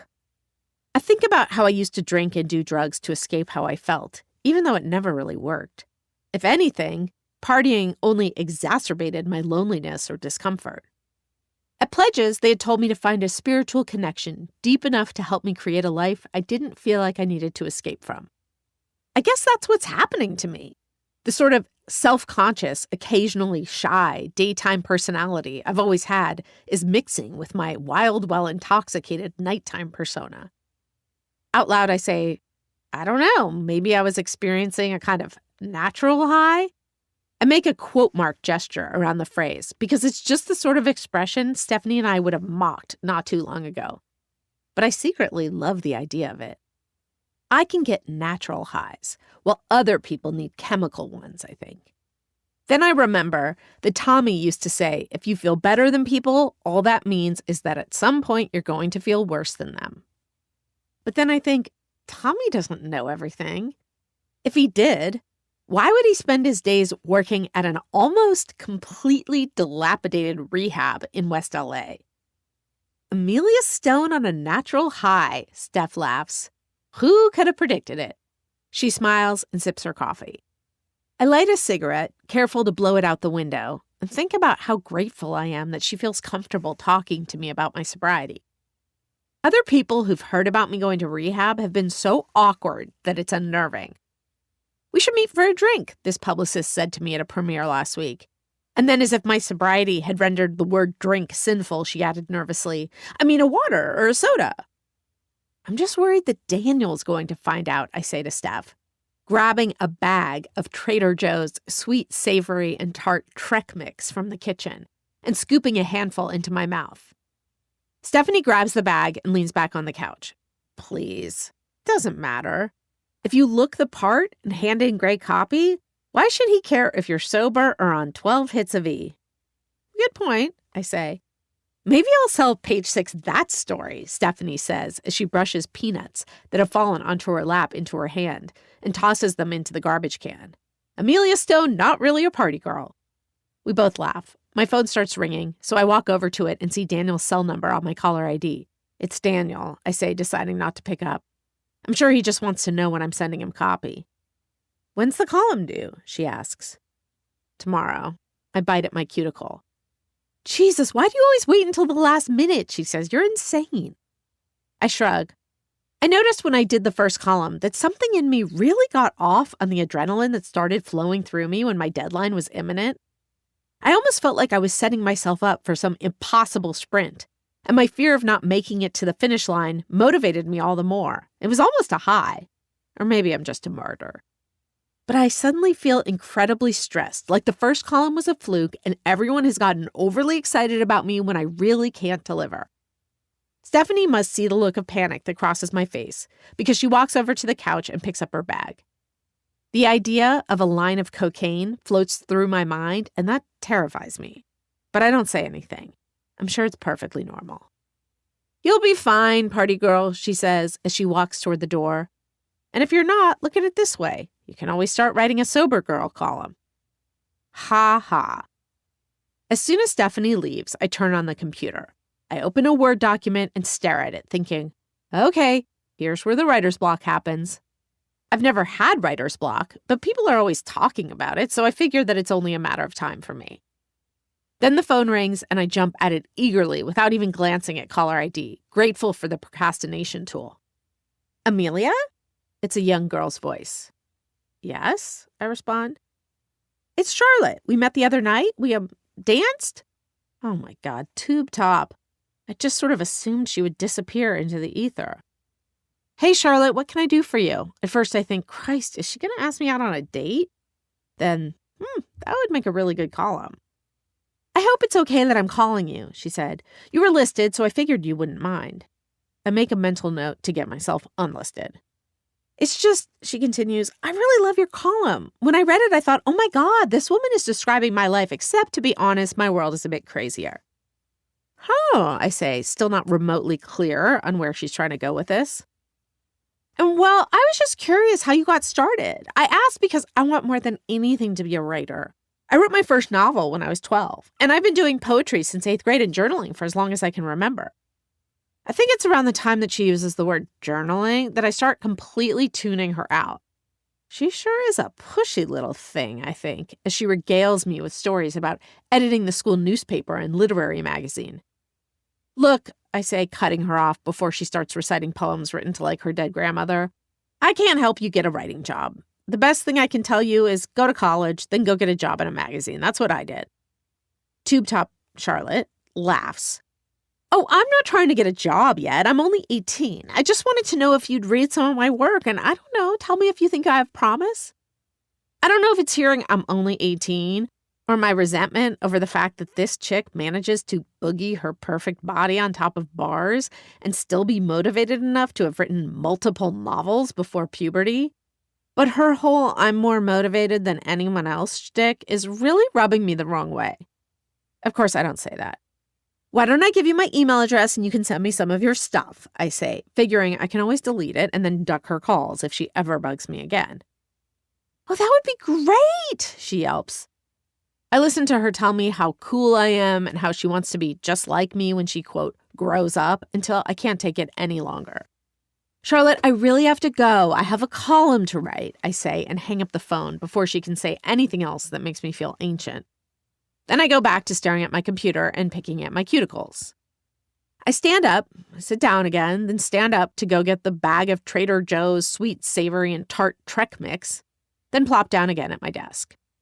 Daniel and John responded so well to my story about going to Guys with Chad Milan and leaving with Rick Wilson that I figured that's a good topic. And once I come up with a title, the obligatory goodnight kiss, I just start typing. If a guy shells out for your tiramisu, I write, you'd better accept the fact that he's going to expect something. I realized that 9 out of 10 men surveyed wouldn't admit this, and the 10th only would if he thought that confessing as much would get him something. But I'm here to tell you that we women make an intrinsic promise every time we allow the check to be pulled to the other side of the table. Still, going to a bar afterward and leaving with someone else because you, quote, can't find your dinner date will probably create more problems than it will solve. For a second, I worry about Chad Milan reading the column, but then I realize that the only person the incident really reflects negatively on is me. Besides, I tell myself as I continue to type, this material is too good not to use. I light a cigarette and think about the possibility of running into Chad at the gym and being confronted by him again. And then I think, I'll switch to Equinox. It's supposed to be a much nicer gym anyway. Chapter 24. Starstruck. When I walk into my apartment after a pre-Emmys party, the phone is ringing, but I decide to hang a metaphorical do not disturb sign and not answer. I feel the need to chain smoke while unpacking the 3 shopping bags I've filled with thongs, conditioners, skirts I won't ever wear, and cleansers that promise to deliver, quote, facelift-like results.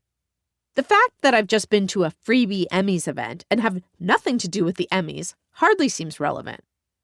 I was invited by a publicist who sounded so thrilled I'd accepted her invitation that it was immediately obvious she thought getting me there would somehow generate coverage in chat. Oh well. I'd heard about these award show events where all the nominees and presenters are invited to some mansion to get all this free stuff in exchange for allowing photographers to catch them clutching the newly acquired products. I'd figured there wouldn't be any harm in attending. Inhaling deeply on my cigarette, it occurs to me that I may have been wrong. From the minute I'd been allowed into this English Tudor mansion that was rumored to rent for $20,000 a day, I'd felt this childish greed well up in me. My eyes darted around in a feverish panic. I wanted to be at the Keds shoe booth and the MAC makeup table and the Toys R Us mini castle all at the same time, even though I don't like Keds, rarely wear makeup, and certainly don't need any toys. Every person stopping me from getting everything all at once, which is to say every person there, seemed an irritant. Yet no one booth seemed to whet my appetite. The best stuff is over to the right, I'd think. Or, ooh, nail polish. Now that's what I should be getting. I felt like a contestant on a game show I used to watch when I was little, where the winners could take home everything they could pile into a shopping cart in the allotted time. It used to bring up simultaneous feelings of panic and excitement that I could barely stand. But being one of the participants inspired a far more powerful emotion: greed. And I didn't much like the sycophantic aspect of my personality the event seemed to bring out.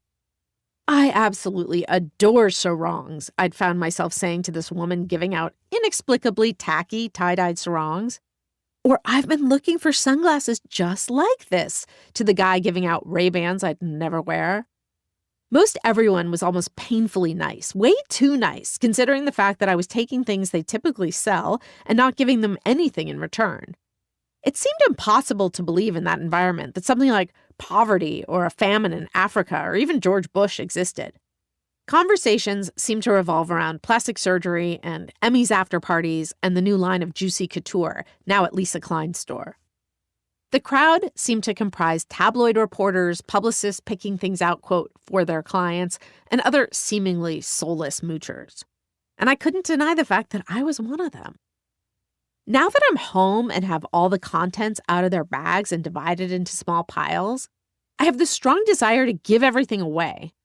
I don't deserve all this stuff, I say to myself as I mash out a cigarette. Then I start resenting the event for making me depressed. I've been feeling so good since getting sober, like I'd exited my life and wandered into someone else's. I guess I'd begun to assume that malaise was simply a feeling from my old life that I no longer had to be bothered with. But in my heart, I know it's not the event that has me down. It's the fact that it's been over a month since Adam and I talked in New York, and he still hasn't called.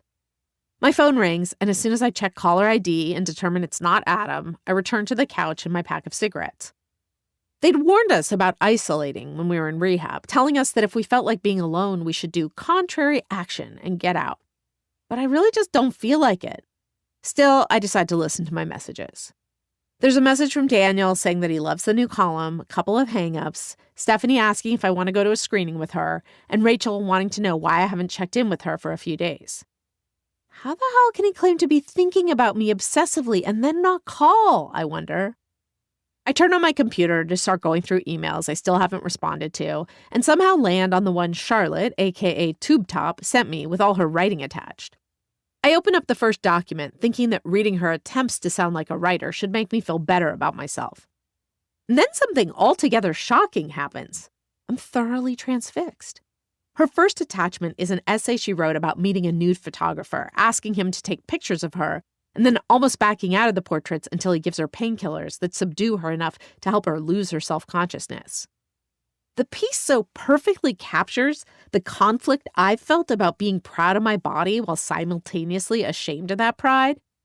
It's funny and honest and so unlike anything I'd ever imagine an 18-year-old writing that I'm in complete shock. Screw her, I think, wishing I hadn't read her email in the first place. My phone rings, and it makes me half jump out of my skin.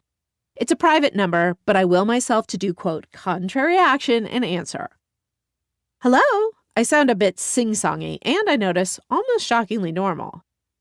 Party girl? I immediately recognize the voice, but pretend I don't. Yes? I say. Jeremy Berenbaum, what are you doing there? Why aren't we tearing the town up?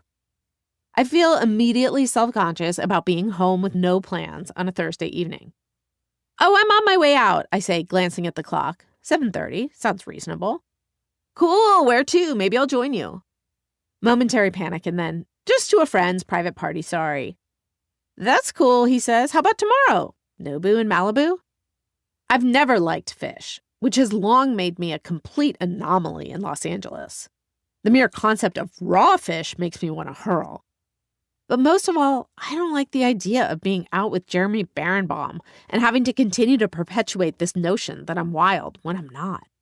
What am I going to do? Have the waitress crack open a bottle of Martinelli's apple cider and pretend it's champagne? I take a breath. You know, Jeremy, I should have told you something the other night. Oh, I read that page 6 thing about how you're not into guys. I don't buy it for a second, he says. I stifle the urge to hang up on him. Oh, I'm straight, I say, but I'm about to tell him about my sobriety, but instead hear myself say, I'm actually seeing someone. A guy. Slight pause and then, look, I don't care, he says. I'm seeing someone too. Oh my God, no wonder he has so many movie credits, I think. What a pushy bastard. Yeah, well, I only want to be with the person I'm seeing, I say. I picture Adam, and for a second believe he and I really are dating. Oh, okay. He doesn't sound put out in the slightest. Want to take my number? I mean, things may not work out with this guy. Sure, I say, knowing I'm being spineless. He recites a few numbers, home, office, cell, and a place in Palm Springs, and I pretend to be writing them down while I lie on my back, not moving. Then I say, talk to you soon. I immediately know I shouldn't have said that because I don't want to, but it just automatically comes out of my mouth when I'm trying to get off the phone. He says goodbye, and I sit there holding the phone for what seemed like only a second when it rings again. A 212 number on caller ID. I figure it might be a chat editor trying to close my column, so I answer. Hello, I'm not as sing-songy, but my voice still sounds misleadingly cheerful. Sweetie, it's Nadine. What on earth are you doing home? Oh, God. Nadine seems to be under the mistaken impression that I spend every waking minute going to A-list parties. Of course, I haven't done anything to correct that impression. Just stopping home for a minute, I manage. I had to change my purse. Oh, of course. I'd known that excuse would work. People like Nadine change their purses a lot, while I tend to carry the same one for months or years at a time. Where are you off to? She asks. Just a friend's private party. By now, I was beginning to believe myself. A movie producer. I plan to give her Jeremy Berenbaum's name if she presses further. Oh, fabulous! And I'm calling you with even more fabulous news. Ryan Duran's people called. He read your column and wants to go out with you. Ryan Duran. a well-respected movie star who first became known as a teenager in the 80s and somehow managed to avoid the inevitable backlash that should have followed his initial success, has a fairly well-publicized reputation as both a troubled soul and a ladies' man. In other words, I've had a crush on him for as long as I can remember. And I'd heard of this kind of thing happening. Supposedly, Tom Cruise saw Nicole Kidman's first movie dead calm, then called her agent and set up a date. But it still shocks me to hear that it's possible to look at life like it's a Pottery Barn catalog or Pink Dot menu and order people, even if you happen to be world famous and adorable. I just read a piece on him in Premiere where he talked about how all he wanted to do was run with his dog on the beach near Zuma. And I'd fantasized about being the one waiting at the Malibu house for him to come home to after said run. All I can manage to say is, what? He thinks she's hot, his manager said. Can he call her? I told him I thought so, but I'd have to check with you. I feel a bizarre internal tug of war. I don't really care, but this latent adolescent part of me is beyond thrilled. What am I supposed to say? I ask. Say yes! It could be fabulous publicity for the column. I'm slightly surprised by Nadine's response, even though I probably shouldn't be. What did I think? She was suddenly going to transform into a spiritual giant and talk to me about something besides publicity? In that case, I say, pass my number along. I fantasize that news of my date with Ryan will get out and Adam will be fantastically jealous. Hooray! I'm so glad you said that because I already did. Nadine, he should be calling any minute, she says. But you called to ask me if it was okay. Well, I assumed you were going to say yes, she said. I mean, who says no to Ryan Duran? Just then, my call waiting bleeps in. Private number. Oh, Nadine, that's my other line. It's probably him, she says. I can't imagine Ryan Duran making the effort to do something like call a person when surely everything is always delivered to him before he can even realize he wants it. I'm about to tell Nadine not to worry, that I'll just call whoever it is back, but she shrieks, "You're answering it!" and hangs up the phone. I click down and clear my throat. Hello? Amelia? I immediately know it's him. His voice seems more familiar to me than my mother's or even the AOL movie phone guys. Of course, I pretend I have no idea. Yes? It's Duran. How are you? I'm simultaneously repelled and charmed by his last name only introduction, turned off by the potential cheesiness of someone doing that to a person they've never met, while also touched by the bizarre sense of intimacy our interaction already has. I'm well, and you? It's all good, except for one thing. I'm sitting here on my deck, having watched an insanely beautiful sunset, and I'm wondering why I'm doing it alone. Was this really how he introduced himself to people? Was he not going to bother with the whole, hey, I know this is a bit out of left field, but I was reading your column and I thought, why not ask my manager to try to get in touch with her? Are household names allowed to skip over the small talk the rest of us believe is absolutely imperative? All I say is, oh, is that so? He says. And I can picture him on the other side of the phone, sitting on an expansive deck, talking on a cordless phone, wearing the close-lipped smile I've witnessed in at least half a dozen of his movies. What are you doing? He asks. On my way to a friend's house for a party. I've said it so much that at this point it may as well be true. What do you say you blow that off? Drive over to the beach and hang out with me, he says. Got my kid tonight. Yes, I'd forgotten. Ryan had been briefly married to a Spanish aspiring actress-singer in the mid-90s, and he sometimes talked about his kid in interviews. Even though all I'd wanted for the night was to go into a TiVo coma, and everyone knows you don't go over to a guy's house the first time he calls, I feel hopeful that hanging out with Ryan could potentially take my mind off Adam. I can be there in half an hour, is all I say. Come on in, Ryan says as he opens the door to reveal a minimalist, cavernous white loft. Looking every bit the way he does in movies, he gives my lips a quick peck and gestures for me to follow him into his kitchen. Can I get you a drink? Water? I ask, feeling nervous and hating myself for it. Pellegrino okay? He opens the fridge. That's great. Ryan produces a small bottle of Pellegrino, pulling the bottle cap top off by wedging it under a wooden table and pushing the bottom of the bottle down. It's such a casually masculine move that I find myself unnervingly turned on by it. He hands me the bottle and I take a sip. "What do you feel like doing?" he says. "Want to take a walk on the beach?" He asks me this like I come over here all the time and determining our nightly plans is simply part of our ritual. Just then, a small dark-haired boy comes barreling into the room and throws himself around Ryan's legs. "Hey, you, what's up?" Ryan says, tousling the kid's hair. "Want to come walk with Daddy and his friend on the beach?" The child gazes at me with wide eyes. "I'm Diego," he announces. "I'm Amelia," Ryan finishes, and I'm both impressed by his ability to remember my name and horrified by how easily impressed I am. "Hi, Amelia." Diego scatters out from under his dad's arm and runs up to me. "Are you going to be spending the night?" Total silence, and then I force a laugh. Ryan's the one who should probably be embarrassed by the direction this conversation has taken, so why am I the one blushing? When it becomes clear that I don't have an answer, Ryan smiles.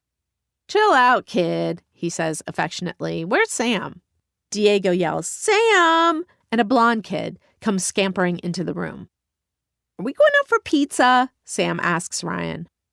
Ryan doesn't introduce me, and I decide it's not worth getting offended over not being introduced to a child. Ryan glances at me and then at the two kids. "No, we're going to play ball on the beach," he says. Even though I'm still stricken with the memory of notes I forced my mom to write so I could get out of PE on dodgeball day, I try to smile. "Right, Amelia?" he says. Maybe it's that Ryan's face is about as familiar to me as my own. Maybe it's that he's undeniably sexy. Or maybe I just hope that a game of football, baseball, who knew, would calm my nerves ever so slightly. Running around on the beach with a couple of kids could maybe help me forget the fact that I was standing in the home of someone I'd had posters of my entire adolescence, or that the guy I was obsessed with was clearly blowing me off. "We sure are," I say, kicking off the platform heels that I'd so carefully selected for this excursion. I love ball. "Here you go," I shriek, tossing an enormous beach ball towards Sam. He catches it, which makes me feel extremely validated, and tosses it back. Next to us, Ryan and Diego kick a soccer ball back and forth. "Bet you can't catch it if I throw it really high," I yell and toss the ball up, what I imagine is going to be hundreds of feet in the air, only to have it fly about a foot up before flopping to the ground. Sam good-naturedly runs toward me to retrieve it. "That was lame," he yells as he scoops the ball up and makes his way back to where he was standing before. Does Sam know that I am faking interest in this impromptu beach ball game? Does he understand that I'm self-consciously watching myself try to act cavalier, playing nonsensical ball games on the beach with Ryan Durand and two 8-year-olds? Or does Ryan have so many different women over that the sight of a slightly uncomfortable, overly enthusiastic woman doesn't even seem like a fact worth noting? As Sam tosses the ball back in my direction, he doesn't seem remotely aware of any of the thoughts racing through my brain. He seems intent on having the ball reach me, and I'm oddly touched by his fervor and the way he's acting like all of this is so normal. Inside, I'm thinking, it's probably not good to be excited about getting validation from an 8-year-old. But on the outside, I think I'm doing a fairly decent job of acting like an all-around beach and sports enthusiast. Then Diego kicks the soccer ball to Sam, and Ryan walks over to me and grabs my hand. "I'm just trying to tire these guys out so they'll crash," he says, and his face cracks into one of his beautiful, famous smiles. "You're an angel for helping me out here." "Are you kidding? I love it," I say, worrying that my voice sounds fake, even though at the moment I feel like I'm telling the truth. He sits down on the sand, pulls a crumpled pack of cigarettes from his jacket pocket, and starts searching for matches. Even though I don't have a clue what the hell I'm supposed to be doing or saying, I smile and think, Ryan Durand called me an angel, pretending that Adam was somehow walking by and heard it. An hour later, Ryan and I are at a casual Italian restaurant down the street from his loft, after having finished the beach ball games and left the kids watching a movie at home with a babysitter. "Red or white?" he asks, glancing at the menu a moment after we've sat down. "Neither. I don't drink," I say, without even pausing to feel self-conscious about it. I'm not sure if that's because I sense that Ryan doesn't seem judgmental or because he seems really only focused on himself. That's cool, he says, sliding his napkin onto his lap. I used to be sober, you know. Since getting out of pledges, I've run into people who have casually explained to me that they used to be sober, and while none of them have had heroin needles dangling from their arms, I've tended to treat the whole concept of formerly sober somewhat skeptically. Nobody ends up here by accident, people at pledges say, meaning, like the hair club for men, if you thought you needed sobriety at one point, chances are you still do. But maybe there are exceptions, I think, as I unfold my napkin and put it on my lap. You never have the opportunity to hear about the people who leave and have perfectly wonderful lives where they're able to drink and do drugs casually. We only learn about the ones who go out, screw it up royally, and come back after having lost everything, or, of course, the people who overdose. It just really didn't work for me, Ryan is saying. The whole sponsor thing. Like, I really need some a-hole telling me what to do, you know? He focuses his bright green eyes on me, clearly seeking validation of some kind. Some sponsors are a-holes, I say, feeling a bit guilty for deriding the program instead of telling him he sounds like he's trying to justify not being sober anymore. But some are great, I continue. Just like with anything, I guess. I'd hope my statement would show how open-minded, non-judgmental, positive, and yet realistic I am. But once it's out of my mouth, I realize it sounds pretty inane. In fact, I'm even more convinced of when it becomes clear that Ryan isn't going to say anything in response. I can hear, just like with anything, I guess, echoing in my brain, and I cringe. Glancing at Ryan, I see he's examining the menu with serious intent. I gaze at mine too, but can't seem to rustle up the same level of concentration.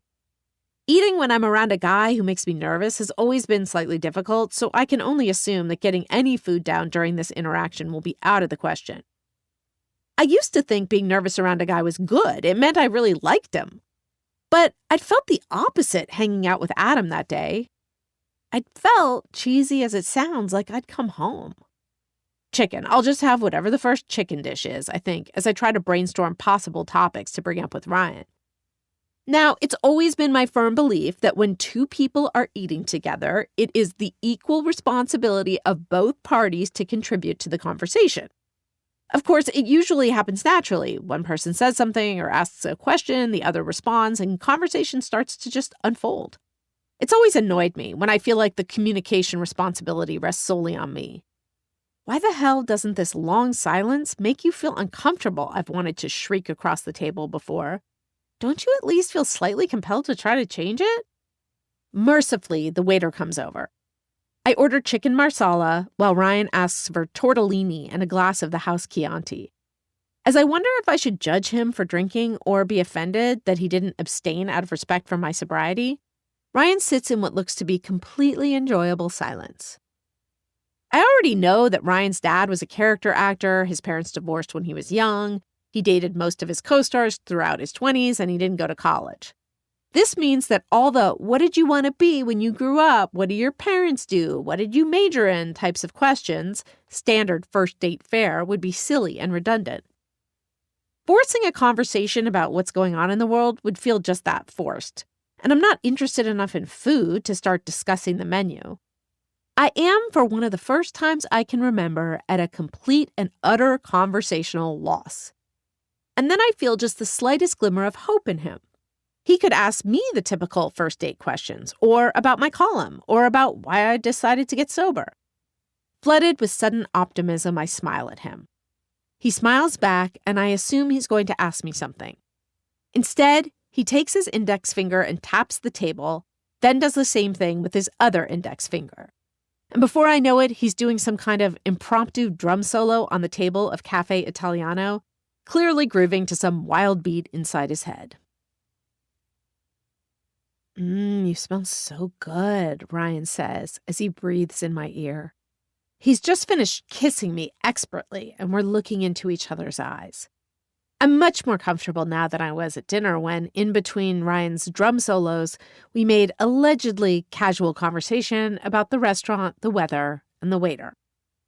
Of course, there was nothing casual about my end of the conversation. Each sentence I tossed out was attached to a prayer that he would respond in a way that would allow me to answer back. But at some point, I realized he didn't seem to be expecting a lot of scintillating talk, and I relaxed as much as someone who's not remotely relaxed can. Maybe some people just always eat in semi-silence, I started to think. I've often speculated that the conversations I have are about 1,000 times more bizarre or boring or superficial or whatever else my mood tells me they are than the ones everyone else is having. But dinner certainly convinced me that stressing about it wasn't going to help anything. After dinner, we walked the few blocks back to his loft, during which he grabbed my hand to point out a shooting star. I couldn't help but see us as a stranger or a camera might. Were we secretly being snapped by paparazzi hiding behind sand dunes? Again, I pictured Adam walking by right then, seeing us and kicking himself with regret. When we get to the front door, Ryan turns his face toward mine and starts kissing me. And that's when the chains that had seemingly been wrapped around my tight shoulders release. I feel comfortable as we kiss, even more so when he tells me how good I smell.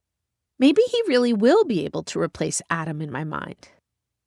Let's check on the little ones, he says after we make out for a few minutes. He leads me into the media room where we'd left them riveted by the movie, and they're both sound asleep while an actor pontificates on screen. Sit, he says, smiling and pointing to the couch, as he pulls cash out of his pocket and hands it to the babysitter. I find myself turned on by the cool simplicity of his demand. For such a domineering person, I certainly do like to be ordered around sometimes. So I sit on the couch as Ryan picks up Diego with one hand and Sam with the other to carry them upstairs, and I'm simultaneously impressed by both his strength and his fathering skills. Within seconds, he's back and kissing me even more passionately than before. And then we're just lost in the kissing, and I finally feel like I have some control. Sober people have warned me about sober sex and how disorienting it is. But I feel a million times more comfortable making out with Ryan than I did making conversation with him. I compare it to kissing Adam that day and have to admit that this falls short. I just think that because I've known Adam longer, I tell myself, annoyed that I'm kissing a household name and thinking about a guy who seems to be blowing me off. Ryan is kissing me back so well that in my lightheadedness, I wonder if the reason he's been so successful in his career is that he's made out with all the casting directors. As we kiss, all memories of the awkward dinner dissolve.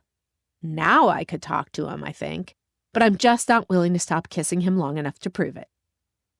Pretty soon, Ryan and I are lying down on the couch, and he starts unbuttoning my joie cords. I take his hand and move it away. I just don't feel comfortable going there right now, I whisper, and he nods. But a few seconds later, he goes for the buttons again. I know that having sex with Ryan Duran right now is simply out of the question. Sure, I might have run over here the minute he asked and be grinding up against him despite the fact that he hasn't given me any indication that he's actually interested in anything about me. Still, I know I'm going to follow the no sex on the first date rule because I'm not willing to screw this up yet. Cosmo says you can give it up after 3 dates, but I'm harboring some notion that Ryan can be the one who will take my mind off Adam, and I know I'm going to have to strategize if I want to reel him in. I should probably make him wait 3 months, I think. Then his hand is on my cord buttons again, so I move it away and look him in the eye to shake my head. Are you sure? He asks. Yes, I say. I want to wait. It doesn't feel as good when you don't know a person well.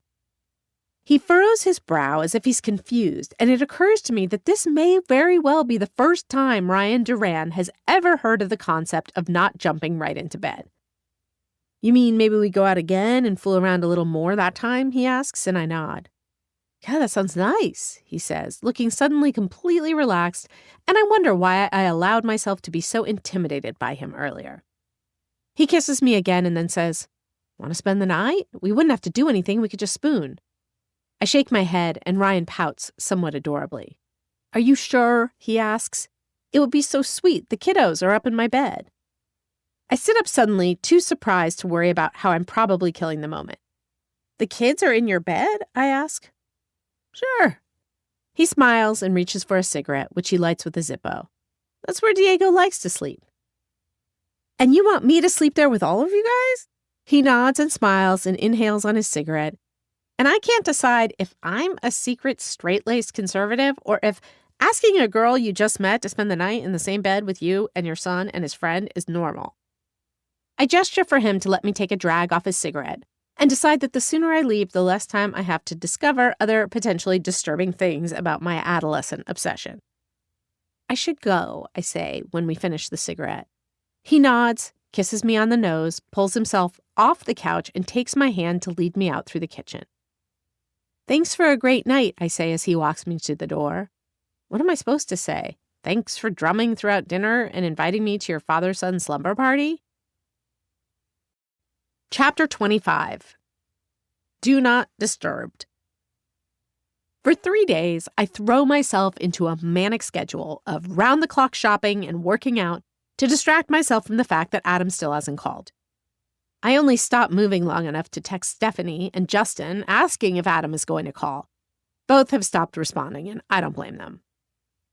Finally, when I'm on the verge of crawling out of my skin, I drive across town to the Daily Pledges alumni meeting. As I'm just about to take a seat, Justin taps me on the shoulder. There you are, I yell, getting dirty looks from a few people standing around me.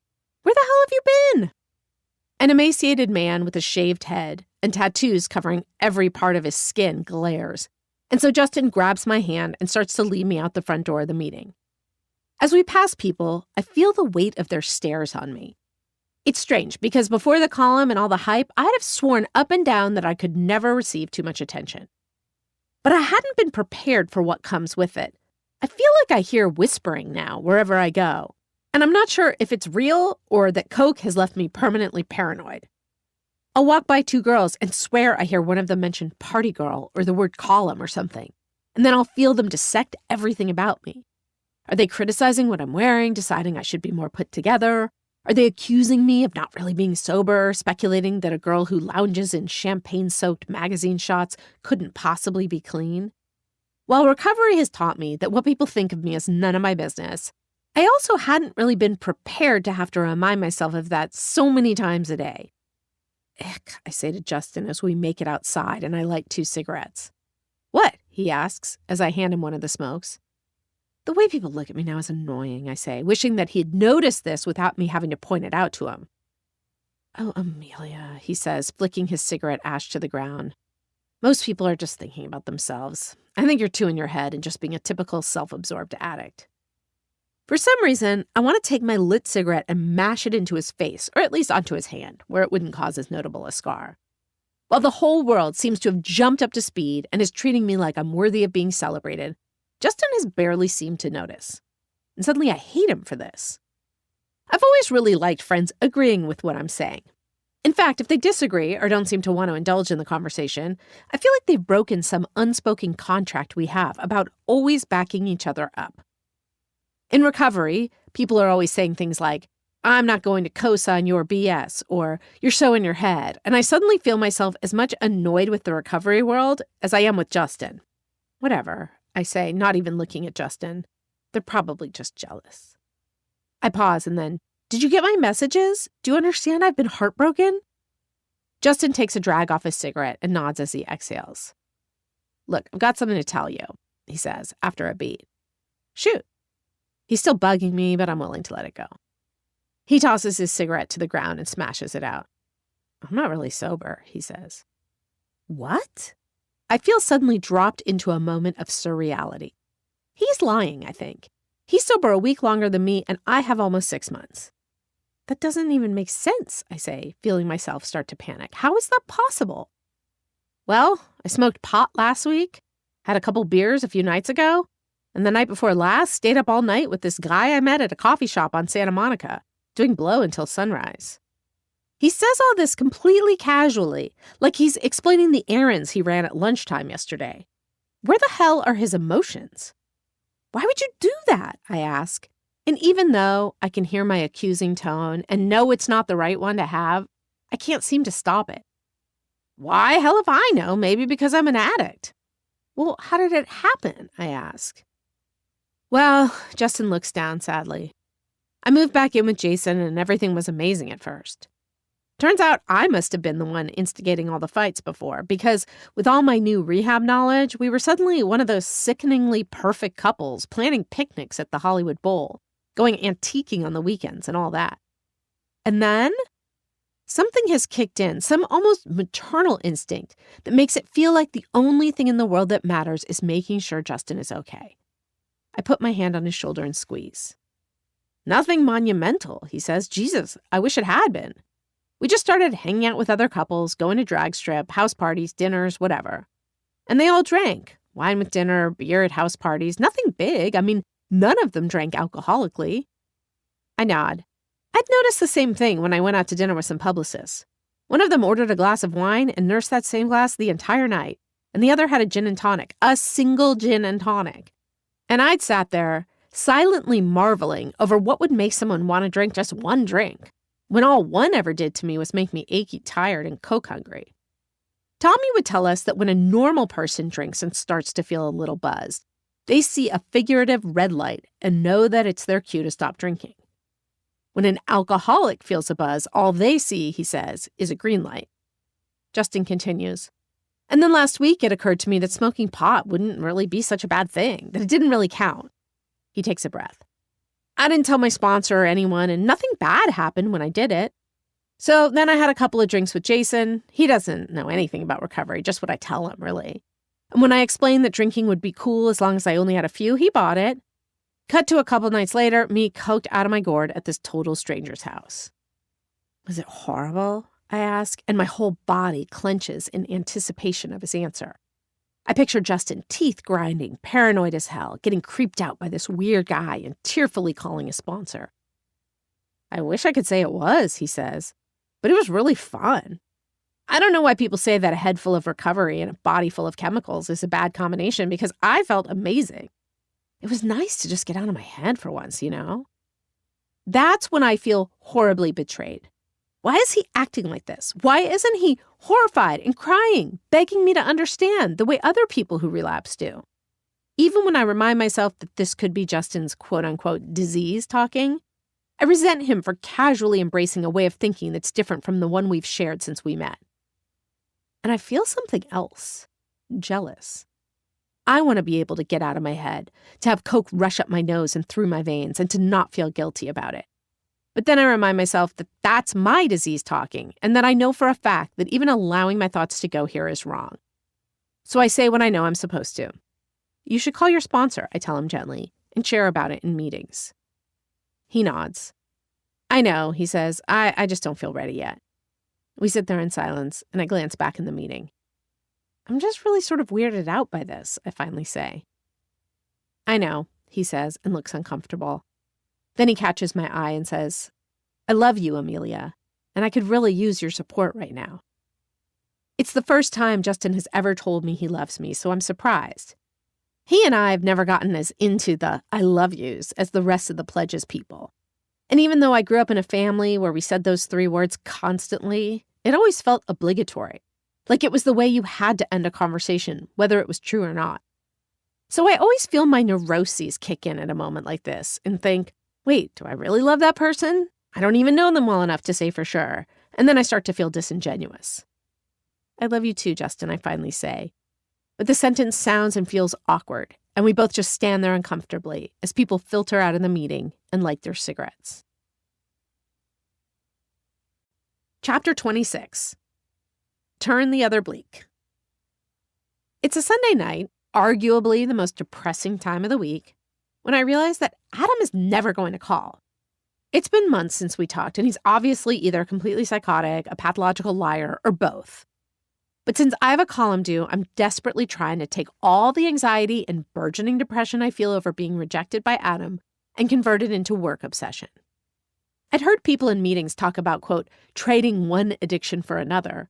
So as soon as a thought about Adam pops up, I force myself to write about the truth or dare night. This seems oddly appropriate since it's when he and I first bonded. Before I know it, I've written the beginning. The bar for wild behavior had already been raised higher than it should have been, I write. Yet somewhere between making out with a girl and having the nether region of a guy I just met shoved in my face repeatedly, I realized that it was too late to turn back now. I finished writing the column, describing my impromptu dance and the horror I felt when I realized someone was watching it, ending with a line about how much truth or dare had changed since I was a kid. As soon as I finish the piece, I realize that what I need to do to feel better is to call Adam and find out what the hell happened. There's probably a really good explanation for why he hasn't called, I think. Maybe he lost my number or has been so crazed with his show premiering that he hasn't had a free moment to get in touch, but would be absolutely thrilled to hear my voice. As I contemplate this, I stare at the TV screen, half watching the real-world castmates throw plates at each other. Then a commercial comes on, and I suddenly see Adam in a three-piece suit and talking on a cell phone as he walks down the street. He looks so good that I can't believe I ever doubted his attractiveness. The agency, that guy who seems to narrate every single commercial in the world, blathers, promises to be the hottest show of the season. I'm so convinced that seeing his commercial is a sign I should call him that I pick up the phone almost subconsciously, and I'm horribly disappointed when I get his voicemail. This isn't what I'd imagined happening when I fantasized about calling him, but I improvise, leaving a message that I diligently try to make sound both sweet and mellow. And I wait. Then, realizing I'm on the verge of driving myself mad, I call Stephanie and ask if she wants to go on a walk. 5 days of intense cuticle picking later, I wail to Stephanie on the phone. He didn't call me back. A-hole, Stephanie says, sighing. Who the hell doesn't return a call after 5 days and 3 hours? Well, you want the truth? She says. You, me, all of us at one time or another. But that's only when we don't want to actually talk to the person, I wail. Stephanie lets that sink in for a bit and then says, I know, it hurts. During our walk, not to mention the last 5 conversations we've had about this, Steph has been the perfect sport, trotting out and analyzing every last possible reason. Maybe Adam is intimidated by me now, or was just completely immature and was worried he'd end up fodder for a future column. Or his possessive co-star was in love with him and had broken into his phone to delete all his messages. I don't blame Steph for feeling exhausted by the process of coming up with more excuses for him, but accepting that he simply doesn't want to talk to me causes me to want to curl into a small ball of messy tears and torn cuticles. In rehab, I learned about how dangerous it can be for alcoholics and addicts to have expectations, because we tend to not be able to handle the disappointment of having them not met. Expectations, Tommy had told us, were, quote, resentments under construction. But knowing that doesn't get me out of my doldrums. The day I spent with Adam was the first time in my life I felt like I knew what people meant when they talked about finding the one. But they usually got years or at least months or weeks with the person. Why the hell did my discovery have to be so ephemeral? Depression is something you're bound to experience, Tommy would say. And it would stun me how casually he'd mention the word depression, like he was talking about having the flu, and not something completely overwhelming and debilitating that made life seem unlivable. It too will pass, he'd always add, sounding like someone who couldn't ever possibly have lived through a depression. After 3 solid days of not showering, cleaning, eating, answering the phone, or really doing anything beyond dumping cat food into dishes and coating my pajamas in cigarette smoke, I decide it's time to check voicemail.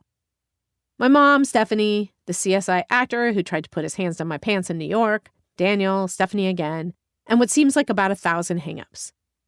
Even though I already know that none of the messages would be from Adam, it doesn't stop me from crying when I get to the last one and it's not him.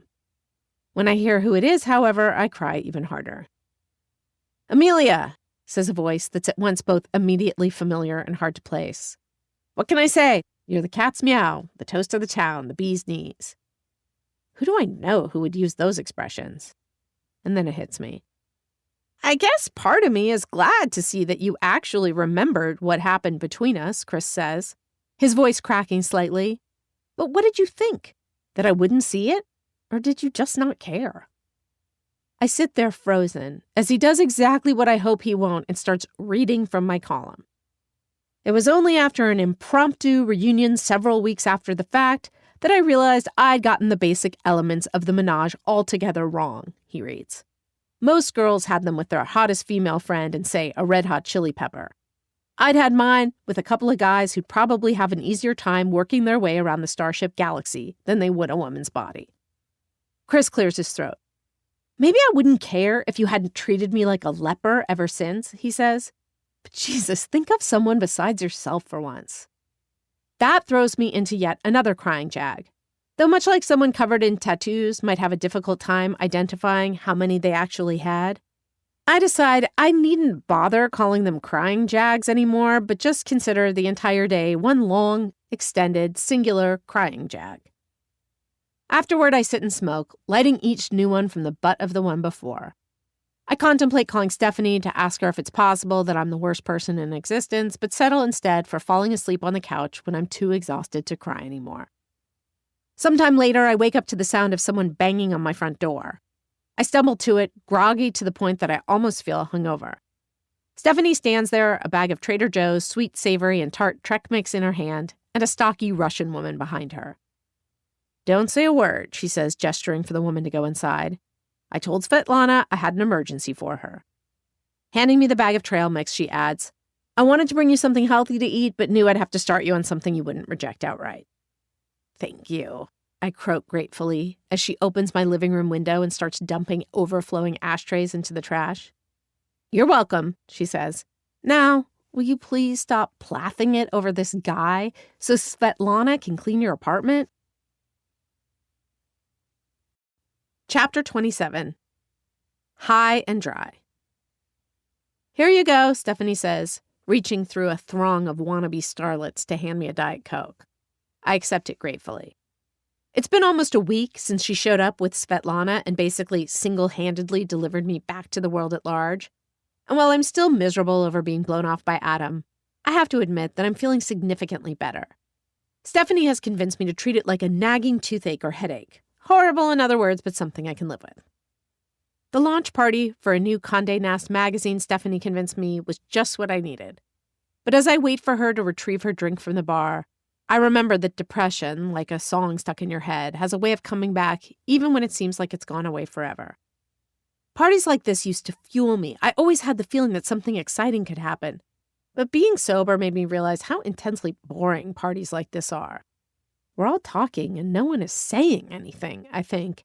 As a publicist who used to snub me when I worked at Absolutely Fabulous tells me how much she loves the column. When I was drinking, if I had a boring night, I'd blame myself for not being cool enough or not talking to the right people. But now I can see that I didn't drink to make myself more interesting. It was to convince myself that other people were. Stephanie joins me, sipping from her icy Amstel Light, and we watch a slew of club kids filter in. They're so perfectly outfitted in their Vans with their tattoos poking out of their True Religion jeans that they may as well have come from Central Casting. "You okay?" Stephanie asks, and I nod. She'd asked me the first time we went out together after I got sober if I'd preferred if she didn't drink, and I told her that she shouldn't feel like she had to deprive herself because of me. Tommy used to say that anyone out with a newly sober person should also not drink in order to show their support, and that if they didn't abstain under those circumstances, they may well have a drinking problem themselves. But Tommy worked in a rehab and didn't understand the world of plus ones and doormen who had articles written about them in magazines and open bars and gift bags. Drinking is as normal as putting on shoes to most people at parties like this, I think. Besides, it's not my job to go around diagnosing people as alcoholic when it's a self-diagnosed disease. And then, just when I see Nicole Richie and Lindsay Lohan pitch their skeletal frames against each other on the dance floor, Stephanie pokes me in the shoulder. "Oh my God," she exclaims, 3 o'clock, with a bimbo. Stephanie's not known for her histrionics, so I instantly know what her exclamation means and who she's talking about. Nevertheless, I'm not remotely prepared for the physical stab I feel in my chest when I look toward the entrance and see Adam walking toward us with a thin blonde who's scantily clad and inarguably attractive, albeit in a silicone playmate-esque way. And now that he's less than 20 feet away and growing closer by the millisecond, he seems less real to me than he has while I've been obsessing over him the past few weeks. It's almost shocking to remember he's an actual person and not simply a construct of my mind. "Remember, you're cool," Stephanie says under her breath. "Cool girls do not make scenes." I nod and then force myself to laugh like she's just said the most hilarious thing I've ever heard in my life. I laugh again in a way that I hope suggests I've been doing nothing but laughing uproariously since Adam and I last talked. He's now just a few feet away, so I glance at him and act surprised, like I've completely forgotten he exists until this very moment. "Hey, Adam," I say as casually as I can. I don't lean in for the requisite in LA hug greeting, but smile so broadly that it doesn't seem like I'm being passive-aggressive, just that I'm maybe too busy being happy to hug him. "Amelia," he says, looking me in the eye in a way that gives me the good kind of chills. "Hi," I say softly. He gives Stephanie an awkward wave and then leans toward me. I hold my breath as his lips brush my cheek. Amazingly, horrifyingly, all the resentment I have for him seems to evaporate instantaneously. "Adam," the blonde whines, nodding her head toward the bar. "I want to get a drink." "Oh, sorry." He just stands there looking at me. Our eyes are locked on each other, but he breaks our gaze by glancing at the blonde distractedly. "Lizzie," she huffs. He continues to look at me while Lizzie literally stamps her foot and points toward the bar. Stephanie, God bless her, looks at Lizzie and says, "What does everyone want? Lizzie and I will make a bar run." Without even waiting for a response, Stephanie grabs one of the girl's probably siliconed arms and starts pulling her away. "Diet Coke!" I yell after her, gratitude and anxiety rushing through my veins simultaneously. "Make that 2, Adam adds. And now that I have Adam in front of me, I don't know what to say. "Why the hell didn't you call me back?" occurs to me. "Why don't you like me?" also floats through my mind. Instead, I say, "You look good." He smiles, and I notice dimples that had somehow escaped my notice before. Christ, did he have to get better looking by the millisecond? Wasn't this bad enough already? "I'm sorry I didn't call you back," he says. I want to play it cool, but can't seem to. "Yeah, what happened?" I ask, feeling sure to be embarrassing tears springing to my eyes. "What happened?" he repeats, looking hesitant. "Yeah, what happened?" I suddenly feel enraged. "You wanted to, but first you had to raid the Playboy mansion for one of Hef's cast-offs?" This last part comes out of me before I even realize it. I've always seemed to lack the filter that stops thoughts from turning into phrases, and it can be incredibly inconvenient when I happen to be intensely jealous. His eyes flare. "Jesus, Amelia, you're one to talk." What the hell is that supposed to mean? It means that I run into you and you tell me how much you've changed, how pure and innocent your life is today, how that party girl is just a part of your past. "Well, it's true," I say. He doesn't even seem to hear me, just keeps talking. So I'm all excited, thinking this girl I've always thought would be perfect if she just wasn't so out of control has actually tamed herself. I try to talk, but he cuts me off. But then it turns out that the very day I'm telling you how excited I am about you, you're all over TV, selling yourself as this sexy, wild woman who seduces groomsmen at weddings. If this were a movie, it feels like now would be when I'd slap him.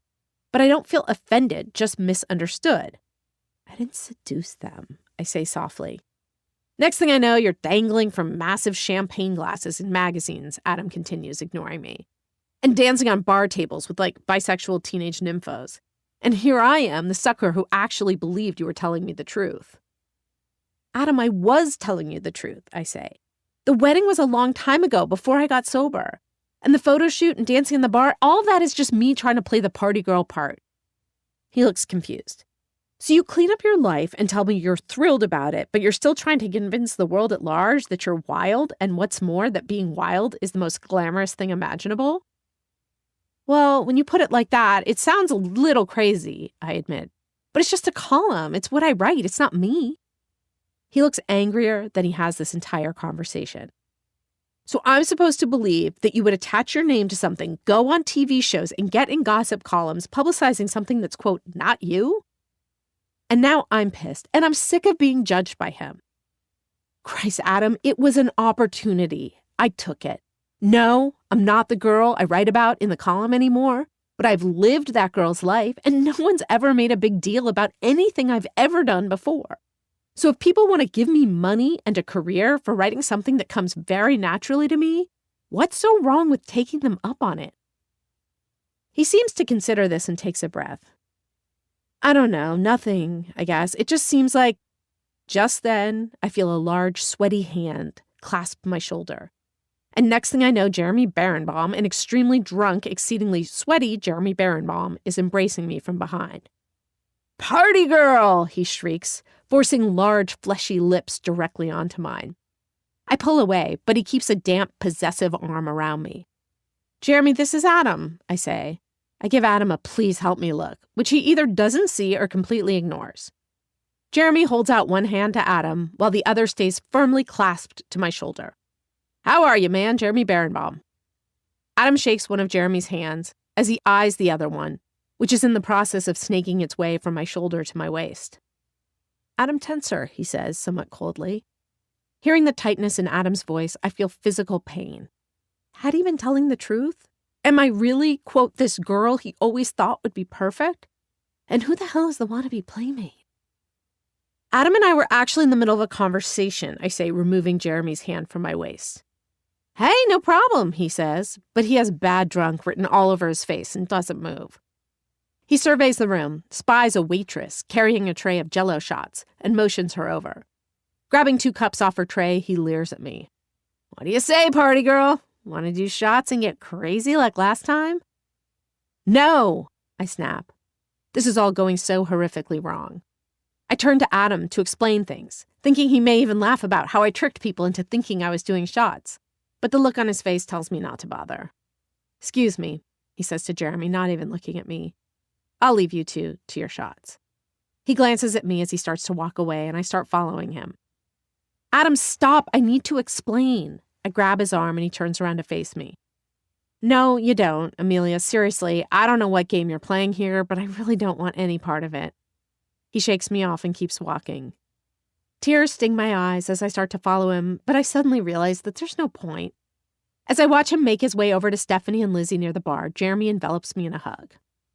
Forget about that tool, Jeremy says, and for some reason this seems incredibly supportive. He probably thinks he's hot because he's on some sure-to-be-canceled series. I feel suddenly grateful for Jeremy's presence, so I turn around and smile at him. He takes my hand. Seriously, he says, I don't know what you have going on with that guy, but he sure doesn't seem to treat you right. I nod as a tear falls down my face. You're right. Jeremy reaches over and wipes the tear away, and the act seems incredibly gentle, especially for someone who seemed like a drunken buffoon about 5 minutes ago. At least he's being nice to me, I think, which is more than I can say for Adam. Plus, this party sucks, Jeremy says. It would make anyone cry. For some reason, this strikes me as incredibly hilarious, and I start laughing like I haven't in weeks.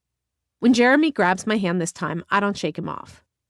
What do you say we get the hell out of Dodge, he asks, as he gives me a spontaneous twirl. Have an after party at my place. My eyes land on Adam and Lizzie making their way to the exit, and then on Stephanie, now talking to someone near the bar. I wave to her and mouth that I'll call her tomorrow. Why the hell not, I say. Jeremy's house, nestled high in the Hollywood Hills, has a view not only of LA County in the valley, but also of the roofs of houses belonging to Keanu Reeves and Leonardo DiCaprio. As I look at the incredible view, an altogether bizarre thought occurs to me. Roughly translated, the thought is that I'm probably not an alcoholic. Suddenly, everything becomes incredibly clear. I never really enjoyed drinking all that much. It always just made me feel kind of achy and tired. But I allowed Tommy and everyone in rehab to convince me that being a coke fiend and an alcoholic were one and the same. I could see now, and Christ, any sane person could surely see, alcoholism and addiction were entirely different. And I'd spent the past 6.5 months in meetings with people that, now that I thought about it, seemed incredibly insane. Justin was really the only person I felt connected to, and he had distanced himself from pledges altogether. So why had I allowed these other militant, sober people to influence me so much? Of course, I've been listening enough in meetings to have heard people talk about how this might happen to me, how one day my, quote, disease would probably try to convince me I wasn't an alcoholic. But if I didn't actually suffer from the disease, it couldn't be my disease convincing me of anything, could it? Besides, who the hell believes that diseases can talk? The only person who could answer this, the only person who'd understand, is Justin. With Jeremy inside checking his messages and emails, I pull my BlackBerry out of my bag and speed dial Justin. It rings, and then I hear, I'm sorry, the mailbox for the person you are calling is full. Please try again later. It's that damn recorded voice lady, the one who always sounds so harsh and yet calm. It's a voice that couldn't ever be in the midst of a crisis or important quandary because she's not real. Suddenly, I'm having a hard time trying to figure out what is real. Justin would know. But since he's one of these utterly modern creatures who uses his cell phone as his home phone, there's nowhere else I can try him. I could call Stephanie, but I know that try as she might, she won't ultimately understand what I'm going through right now. And for some reason, I'm just not in the mood to hear Rachel's opinions at the moment. They say that when you want a drink, you're supposed to call someone in the program before you do. I tried, I tell myself. I did exactly what they told me to do.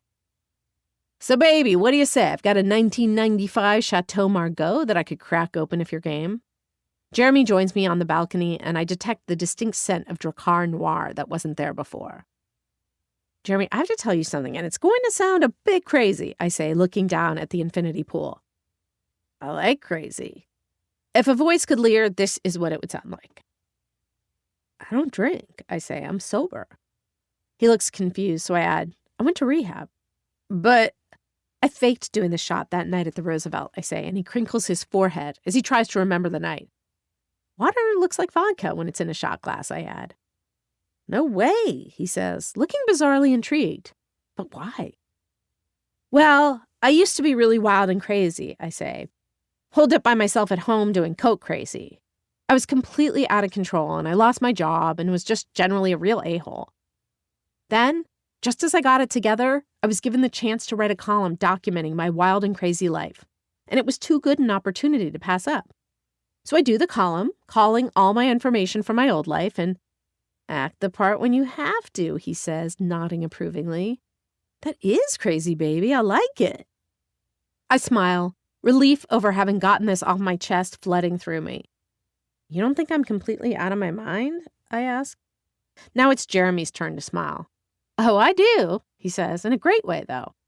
He turns to walk back inside. So, what can I get you? I have cranberry juice and Perrier, so I can make you a... That's the thing, I interrupt. I haven't had a drink in 6.5 months, and I'd like one now. But I thought you just said... I said I was a coke fiend. It's the people at my rehab who told me that meant I was an alcoholic, too. He looks at me carefully. I've always heard that those people like to go around calling everyone alcoholic, he says. I nod. They do, all of which is meant to say, yes, I'm game for splitting that bottle of wine. Jeremy looks me over, then nods. Great, he smiles. Let me go get it. The first thought I have when I sip from the crystal goblet and feel the bitter and familiar tasting liquid coasting down my throat is this what all the fuss has been about? The rehab and the slogans and the meetings and the incessant talk about feelings has all been about this liquid? Feeling even more empowered, I take another sip. It tastes fine, nice even. Not like the first drop of water after having been stranded in the desert for 6.5 months, not even close. Clearly, I say to myself, if I were really an alcoholic, this moment would feel monumental. But to me, right now, it just feels like I'm drinking a liquid. This is nice, I say, smiling at Jeremy. I've never been able to tell the difference between Trader Joe's $10 wine and the kind that people save for eons because it's such a great vintage or whatever. This has always made me slightly self-conscious. If I were an alcoholic, surely I would have studied wines and gone to tastings and whatnot, I tell myself, as Jeremy blathers on about why the wine's particular year is so crucial. We move to the living room, where Jeremy gets out a photo album and starts pointing out pictures of him with Al Pacino, his mom, his brother, and what looks like all of the current and former Laker girls. And it all feels very sophisticated. The wine drinking, the multi-million-dollar mansion, the photos all gathered in green leather binders. If I were at Adam's, I think, we'd probably be drinking out of cans and sitting on his futon. I can't believe you thought you were an alcoholic, Jeremy says, as I sip from my wine and examine a photo album page dedicated to a film festival, complete with pictures of Jeremy with indie darlings like Aaron Eckhart and Catherine Keener. You're barely sipping your wine, he says. I know, I say, glowing with this latest revelation to add to my arsenal of information about what a good decision it was to drink. I take another small, delicate sip to emphasize the point. I walk outside to smoke, and Jeremy joins me a minute later, bringing a freshly opened bottle of wine. This seems weird, seeing as there's no way we could have possibly finished the first. He seems to be telling me some story about how, when he was an assistant at ICM, he had to take his boss's dog's stool sample to the vet. I'm so riveted by the concept of him having a job as demeaning as I did when working for Holly that I forget to ask him why he opened a new bottle of wine when we couldn't have finished the first one. We continue to drink the wine, and I blow smoke rings and talk about my life, my column, my feelings on various and sundry topics, and Jeremy mostly listens, piping in occasionally or laughing. It's starting to feel a little like a performance I'm giving, and he's watching, but neither of us seems to mind. I spontaneously decide to recite dialogue from Greece, which I saw about 199 times during my formative years, and thus can recite verbatim, complete with Australian accent for Sandy and New York accent for Danny. Later, we're in the living room, and it occurs to me that I might be buzzed because Jeremy seems to be holding my hand while I'm talking, and I don't seem to be snatching it back. When he leans in to kiss me, though, I feel suddenly sober. I need to smoke, I say, standing up and walking to the balcony. Jeremy follows me outside.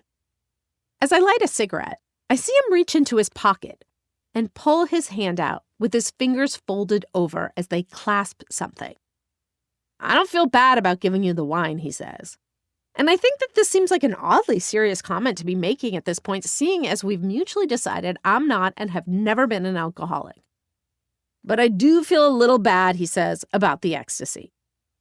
I look at him confused, thinking for one brief, horrifically wonderful second that he's dosed the wine with something and I've thus just done drugs without it having been my fault.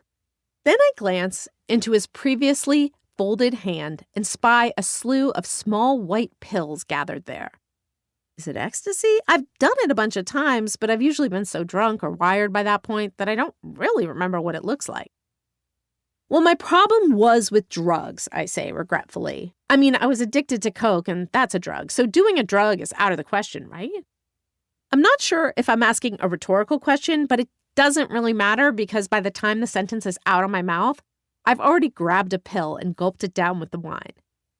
I look at him as he swallows one himself, and I want to feel guilty for having just taken a step down the proverbial rabbit hole, but that age-old I just took drugs feeling kicks in, and I'm excited.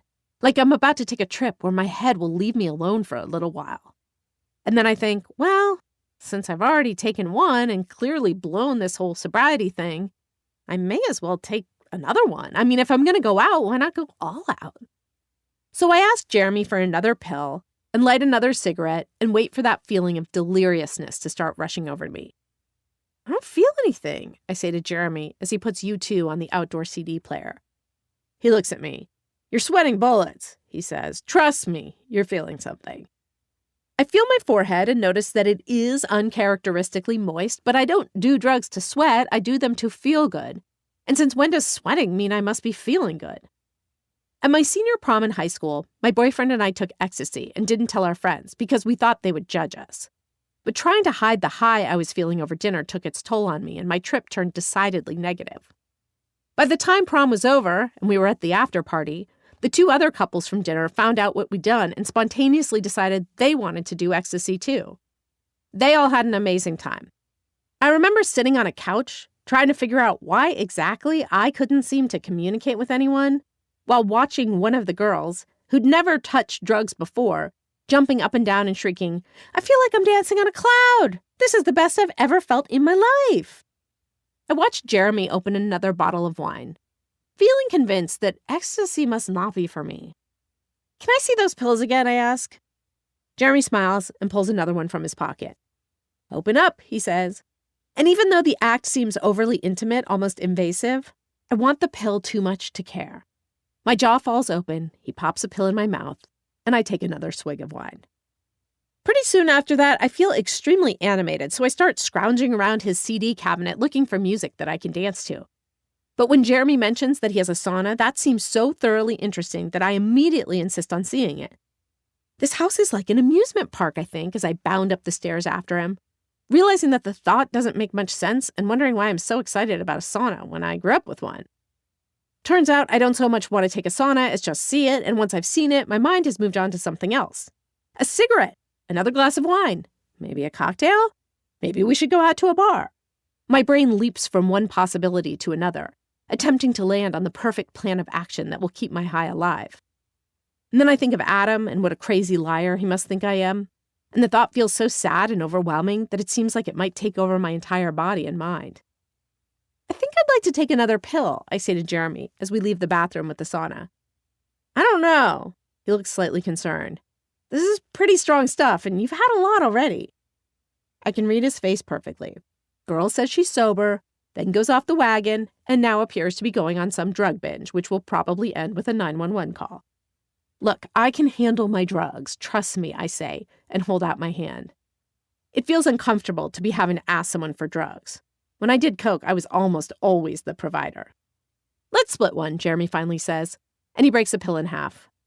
As we go down to the kitchen for more wine, it occurs to me that I don't really like him at all, and I don't even mean romantically. While swallowing my half of the pill, I wonder why I'm even spending time with someone I wouldn't want to talk to for 10 minutes. That's when it occurs to me that this entire night may well have been a massive mistake. After a few more cigarettes, I realize I'm a little tired, so I lie down on one of his overstuffed velvet couches. I think your ecstasy kind of sucks, I say, as I tuck one of his oriental rug-covered pillows under my neck. Trust me, this is the best in town, Jeremy says, pulling a pillow of his own from the other side of the couch under his neck and mimicking my position. My guy is the go-to guy for everyone who works on the Fox lot. I guess I close my eyes for a while because when I open them, I feel groggy and confused. At first, I don't remember where I am, and the second I do, I feel even more confused, especially when I realize that Jeremy's lips are on mine and we're kissing. Oh, God, I say, pushing him away and sitting up. He smiles at me, and I notice that his pupils are enormous. He trails a finger on my leg, and even though I hate it when people do that, and I'm fairly convinced he's taking complete advantage of me, I still feel bad when I move my leg away. I gaze around the room and see empty wine glasses filled with cigarette butts, CDs scattered all over the floor, and my favorite theory jacket crumpled in a heap by the deck door. And I'm suddenly overwhelmed by a specific kind of emptiness that I haven't felt in over 6.5 months. I should probably go, I say, walking over to my jacket and picking it up off the floor. What time is it? Jeremy glances at his silver Rolex. 3:30 a.m., he says. Come on, don't even think about going home. I can't drive you in this condition. I'll call a cab then, I say. Like it's the most normal thought in the world, even though I can't remember the last time I called one. Do we even have cabs in LA? You're being silly, he says, standing up and walking over to me. You should just stay here. Now, I don't know if it's the fact that his pupils are making him somehow resemble what I think the devil might look like, or if I just need to get as far away from this experience as quickly as possible. But I reach for my bag, pull out my BlackBerry, dial information, and ask for yellow cab. Every city surely has a yellow cab. Amelia, Jeremy says, as Eureka, the operator, connects me. You can stay in one of the guest rooms. We don't have to do anything. Something about the way he says that utterly convinces me that I won't be left alone no matter what room I'm in. I don't know if the drugs are making me paranoid or if I'm having some kind of a clairvoyant vision, but I don't have any interest in finding out. What's your address? I ask, and he reluctantly says it. I repeat it to the yellow cab receptionist and hang up, feeling like this is the smartest move I've made in hours. And then Jeremy suddenly seems overwhelmed with concern, or at least paranoia, or perhaps disappointment that he shelled out almost his entire supply of E and several expensive bottles of wine and isn't even going to get laid for his efforts. Look, I feel sort of bad about all this, he says, following me out to his patio, where I pick up a nearly empty pack of Camel Lights I'd left on the table. Don't, I say, but my voice is cold. Now that I've decided I'm done, I want him out of my face. I make my own decisions, I said. There's nothing to feel bad about. He hands me one of my plastic 7-Eleven lighters. I don't think this is anything we need to tell people about, he says. I feel like I can suddenly read his paranoia, which is telling him that a variety story on the hotshot movie producer who coaxed a columnist out of her sobriety could be imminent. I nod just as I see the taxi pull up outside. Bye, he says, pulling me in and giving me a kiss on the cheek, like this has been a perfectly lovely and appropriate evening. I'll call you. I start walking toward his front door, realizing that I seem to be having some trouble walking without falling. I want to say please don't, but I don't have the balls. When I get to the door, I turn around to look at him one last time. You should probably get a new drug dealer, I say, and then I leave. Chapter 28. Rude Awakening. When I come to at about 3 p.m., I expect to be borderline suicidal, but I feel strangely calm. I sit up in bed, knocking over a sleeping cat. She'd been meowing with unabashed vigor a few hours earlier, but had clearly given up and decided to catnap it on my shoulder. The night before is incredibly clear in my mind. Saw Adam, felt rejected, relapsed. I've screwed everything up, I think, as I reach for a cigarette. Why the hell am I not hysterical about it? While my head doesn't seem to be reeling as much from the experience as I'd think it would, my stomach is convulsing in what feels like somersault after somersault. Deciding not to smoke, I get out of bed and wander into the kitchen, where I have some toast. As I force toast down, I remember how Tommy used to say that a relapse starts long before you take a drink. When did mine start?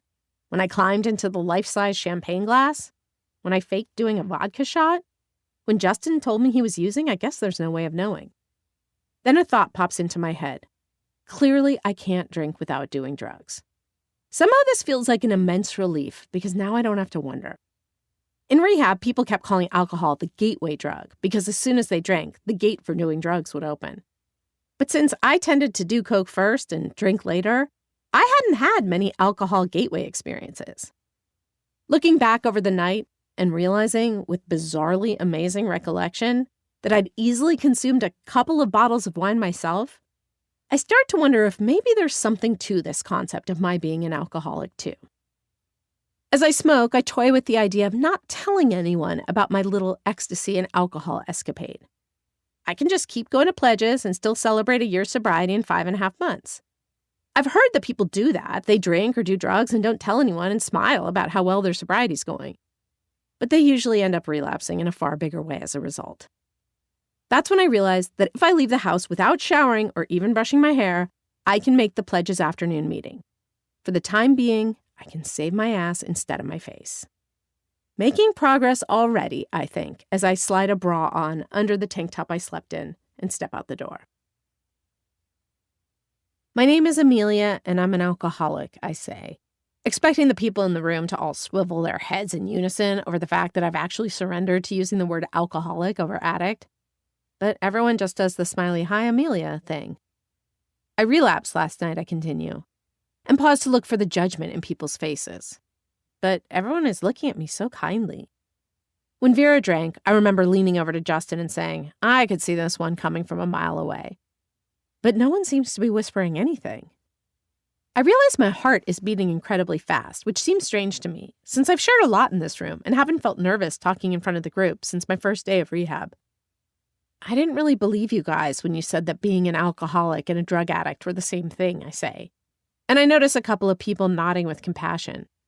So last night, after being blown off by the guy I like, I decided to go have a glass of wine with the guy I don't like. Several people laugh, and while I'm surprised that anyone could find humor in my screw-up, at the same time, it makes me feel like I belong. I've definitely shared things here that I've known were funny and felt completely validated by the laughter it's gotten, but I haven't ever really talked about anything sad or wrong or that makes me feel bad. In fact, I've judged people for laughing at other people's hardships around here. But somehow, now that I'm the one talking, the laughter makes sense. What I'm saying is illogical and crazy, and for some reason, in this room filled with people bobbing their heads and laughing, that seems okay. 3.5 hits of E later, I realize I'd made a horrible mistake, I finish, and most of the room guffaws. I break into a smile. I can't help it. So I guess I don't know. I guess that's it. I don't know, and you guys seem to. Everyone claps. As the sharing in the room continues, people pat me on the back, and women start writing down their numbers and passing them to me on pieces of scrap paper.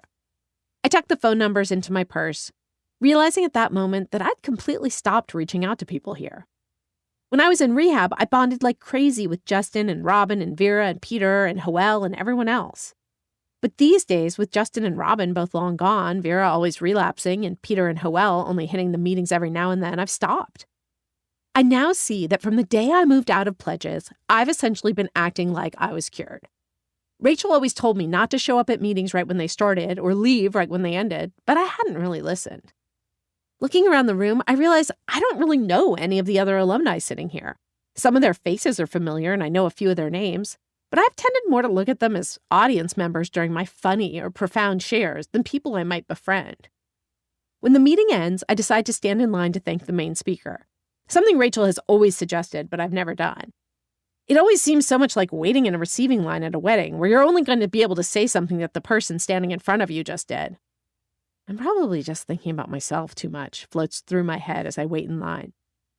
I thank the speaker, who looks like your average Valley housewife, but had shared about her heroin addiction, multiple marriages, and former life in porn. Then I tell her how grateful I am to have heard her, and she gives me a hug. I feel tears stinging my eyes as we embrace. And while the tears aren't, of course, surprising, the reason for them is. They're tears of comfort and relief, not the more familiar ones of self-pity. Different people come up to me as I make my way out of the room, and I realize with shock that it's 20 minutes after the meeting ended and I'm still here. As I'm hugging this girl with 9 months of sobriety who tells me that she, quote, related to every word I said, I see someone I hadn't even realized until this moment was in the meeting. My heart immediately starts racing like an IV of cocaine has been injected straight into it. We need to talk, Rachel says, and I nod. You need to start making female friends who are in recovery, Rachel says, looking at me sternly. We're sitting at one of the plastic tables outside a burger stand near her apartment in Culver City after leaving the meeting. There's something about her that seems almost angry. A sort of school-marmish drone has replaced her typical sing-songy lilt. I have friends who are in recovery, I say. I look up at her. I have you. She looks me straight in the eye. I'm not your friend, she says. I'm your sponsor. I feel a bit like I've been pummeled in the gut, but don't want to show it. Okay, Miss Serious, I say, I'll make some new friends. She still doesn't smile. Amelia, this is serious. It's about life and death. And sometimes I think you treat recovery like it's an accessory. It helped you get your life together and made you better, and now you can go about pursuing your glamorous life again. She picks up a fry and dips it in ketchup. But it doesn't work that way. You can't show up at alumni meetings when you want, smoke cigarettes outside, and pretend that everything's going to be wonderful and easy now that you're getting famous. She shoves the fry in her mouth, chews and sighs. It's not about incorporating this into your life. It's about incorporating your life into this. I want to object and defend myself, but I see she has me so nailed that there's no use in fighting her on it. Since getting out of pledges, I've pretty much neglected everything I was taught in there about how my day-to-day happiness and serenity depended on getting out of myself and being of service to other people, about going to meetings and connecting with the people there. Being sober has to be your primary purpose in life, or you don't stand a chance, she says. Do you get that? Well, my point is this. If you're really committed to doing this right, I'd be honored to keep working with you. I think if you set your mind to doing this the way it's suggested, there's no limit to the kind of life you could live. But if you want to half-ass it, I don't really want to be a part of it. There's a tiny pause. I want to do it, I say. When I say it, I realize I've never felt more certain of anything. That means writing about your resentments and fears and being willing to make amends to the people you've hurt because of your disease, she says.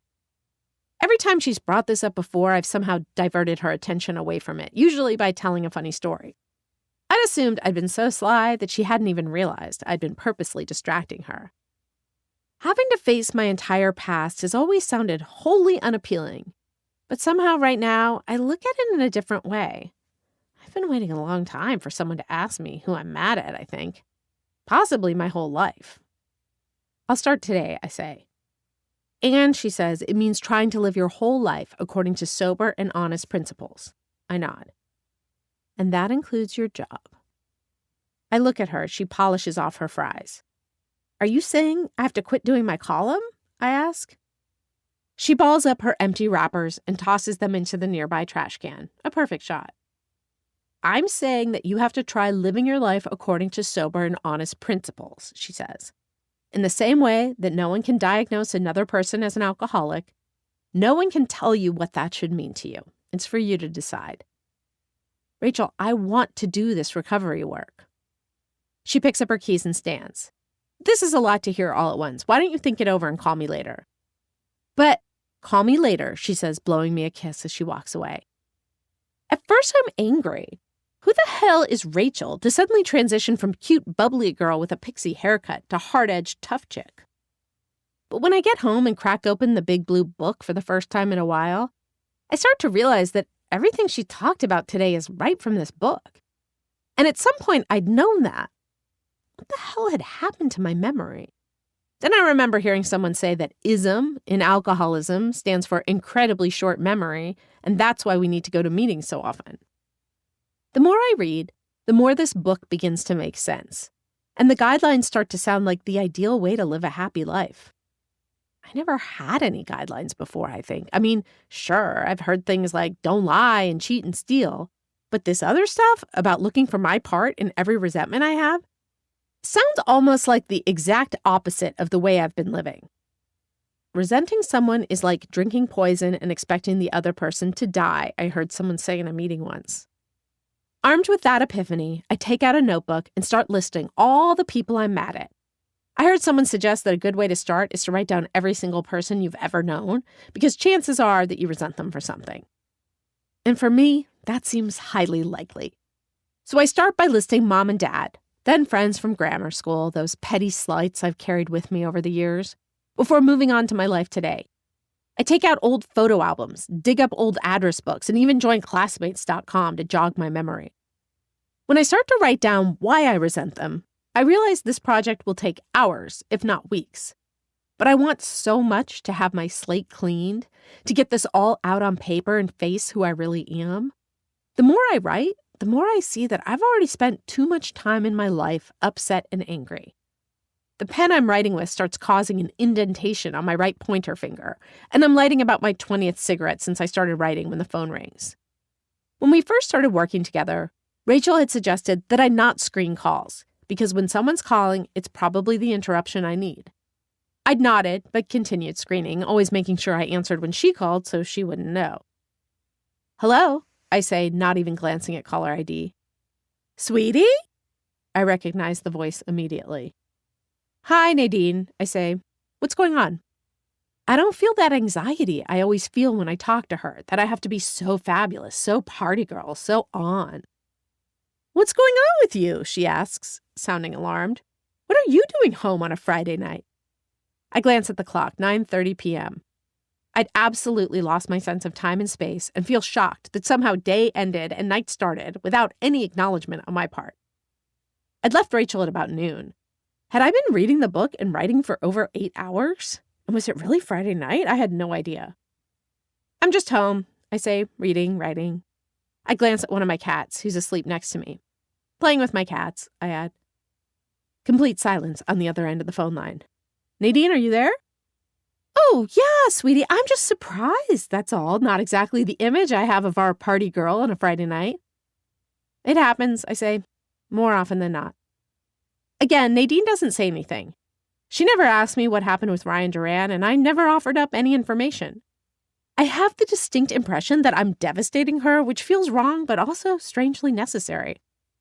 Well, I was just calling to let you know that we've booked your View appearance for the week after next, she says, and also I have some very exciting news. Her voice is now about 4 octaves higher than when she first started talking. I know there's been a lot of talk about companies buying the rights to Party Girl and making it into a movie or show, but a little birdie told me that the VP of Darren Star's company has come to Daniel with a solid offer. Honey, they want to make it into an HBO series for next season. Really? I ask. I know I should be thrilled. This is what everyone in Hollywood and beyond fantasizes could happen with what they write. But I feel bizarrely unaffected. Sweetie, you don't exactly sound excited. I am, I say, trying to muster as much false enthusiasm as I can. That's terrific. I can't remember the last time I used the word terrific. Of course, since only a few columns have come out, they need to wait and read the next couple, she says. But he said his exact words were, if she continues to do what she's done so far, I can't imagine why we wouldn't make the deal. Sweetie, they'd want to make you a consulting producer, and you could even be on the show. Tell me, have you thought about acting? There's no reason you can't be party girl and an actress. Something, or rather everything, about this conversation suddenly starts giving me a headache, and I know that all I want is to be off the phone and lying down. That's great, Nadine, I say. I have to get back to what I'm doing, but thanks for calling to tell me that. But sweetie, I hang up.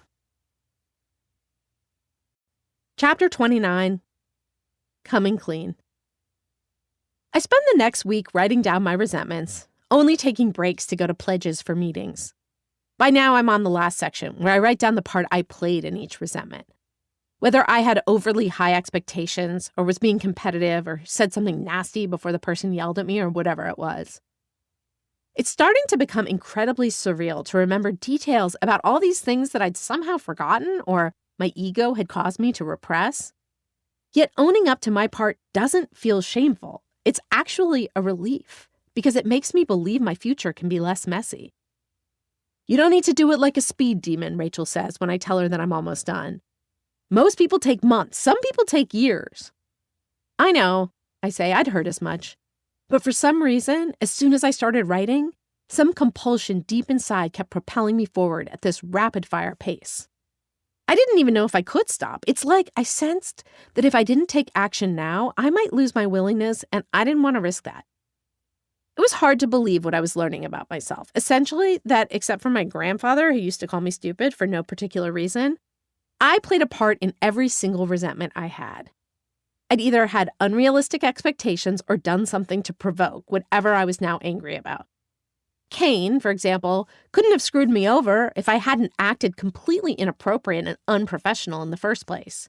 Even my grandfather and my parents, whose transgressions against me always felt almost too numerous to mention, were just doing the best they could at the time. If I was too young to have played a part in what they did, my part today was that I was continuing to hold on to the resentment. At the Pledges meetings, I listen carefully to what other people are saying and also share about all the realizations I'm having. For the first time, I'm not saying things that I hope will get a laugh or demonstrate how articulate I am. I finally understand what people mean when they say that talking about things in a group helps them to make sense of their emotions, that it doubles your joy and cuts your pain in half. And if they were right about that, is it possible they're right about a whole lot of other things? A few days later, I sit in Rachel's fern-filled apartment and read her everything I have, an entire 100-sheet notebook's worth. And then I read some more, and smoke, and read some more. She nods and smokes with me, occasionally taking notes on a yellow legal pad. You must be bored stiff, I say when we're getting into our 4th hour. Not at all. Remember, you're being of service by allowing me to hear all this. People at Pledges talk a lot about being of service and how listening to someone else talk about their problems takes them out of their own heads. They talk about how almost all the problems we alcoholics have are the same, most of them related to pride and fear, and how sponsoring gives them the opportunity to say something they probably need to hear themselves. To be honest, I assume that most of them were full of it. But I'm looking at Rachel, and since she's a teacher and not an actress, and Pledges is always telling us how important it is that we work a program of, quote, rigorous honesty, I assume she's telling the truth. So I keep reading and reading and reading until after the sun goes down and my last page has been turned. When I'm done, Rachel presents me with a list of my defects, and even though the list includes words like selfish, self-seeking, manipulative, and dishonest, it doesn't make me feel at all bad about myself. It makes me feel hopeful that I may be able to conquer the kinds of problems I've had my whole life, since long before I took my first drink. She tells me to go home, read through the first part of the Blue Book, and think about these defects. It's that easy? I ask. I just think about them and then I'm done? Done? She asks, laughing. More like just getting started. Amelia, we already went through this on our hike, remember? Stephanie says, blowing dust off her keyboard. You don't have anything else to apologize for. I'm sitting in her office, bizarrely nervous, considering I'm with someone who I know loves me unconditionally. It's my first time in the building since the day I fled Robert's office, and I know that's where I'm going next. Please just listen, I say. And then I tell her that although I already apologized to her for being selfish, I haven't changed my behavior at all. I'm still always calling her in the midst of a crisis and then abandoning her as soon as it's over. I finish by saying, I haven't been treating you the way I want to be treated, and I want to start doing that now. Stephanie looks completely shocked and then blurts out, I don't know what to say. You don't have to say anything, I respond. Unless there's something I can do to make up for what I've done. She shakes her head. Can I hug you now? I nod, and we both stand up and embrace. As we hug, I tell her I love her and notice she's crying. In some ways, you were easier to handle before, she says, and we both laugh. When I walk into Robert's assistant's office and ask if it's possible for me to speak to him, his assistant, Celine, looks terrified.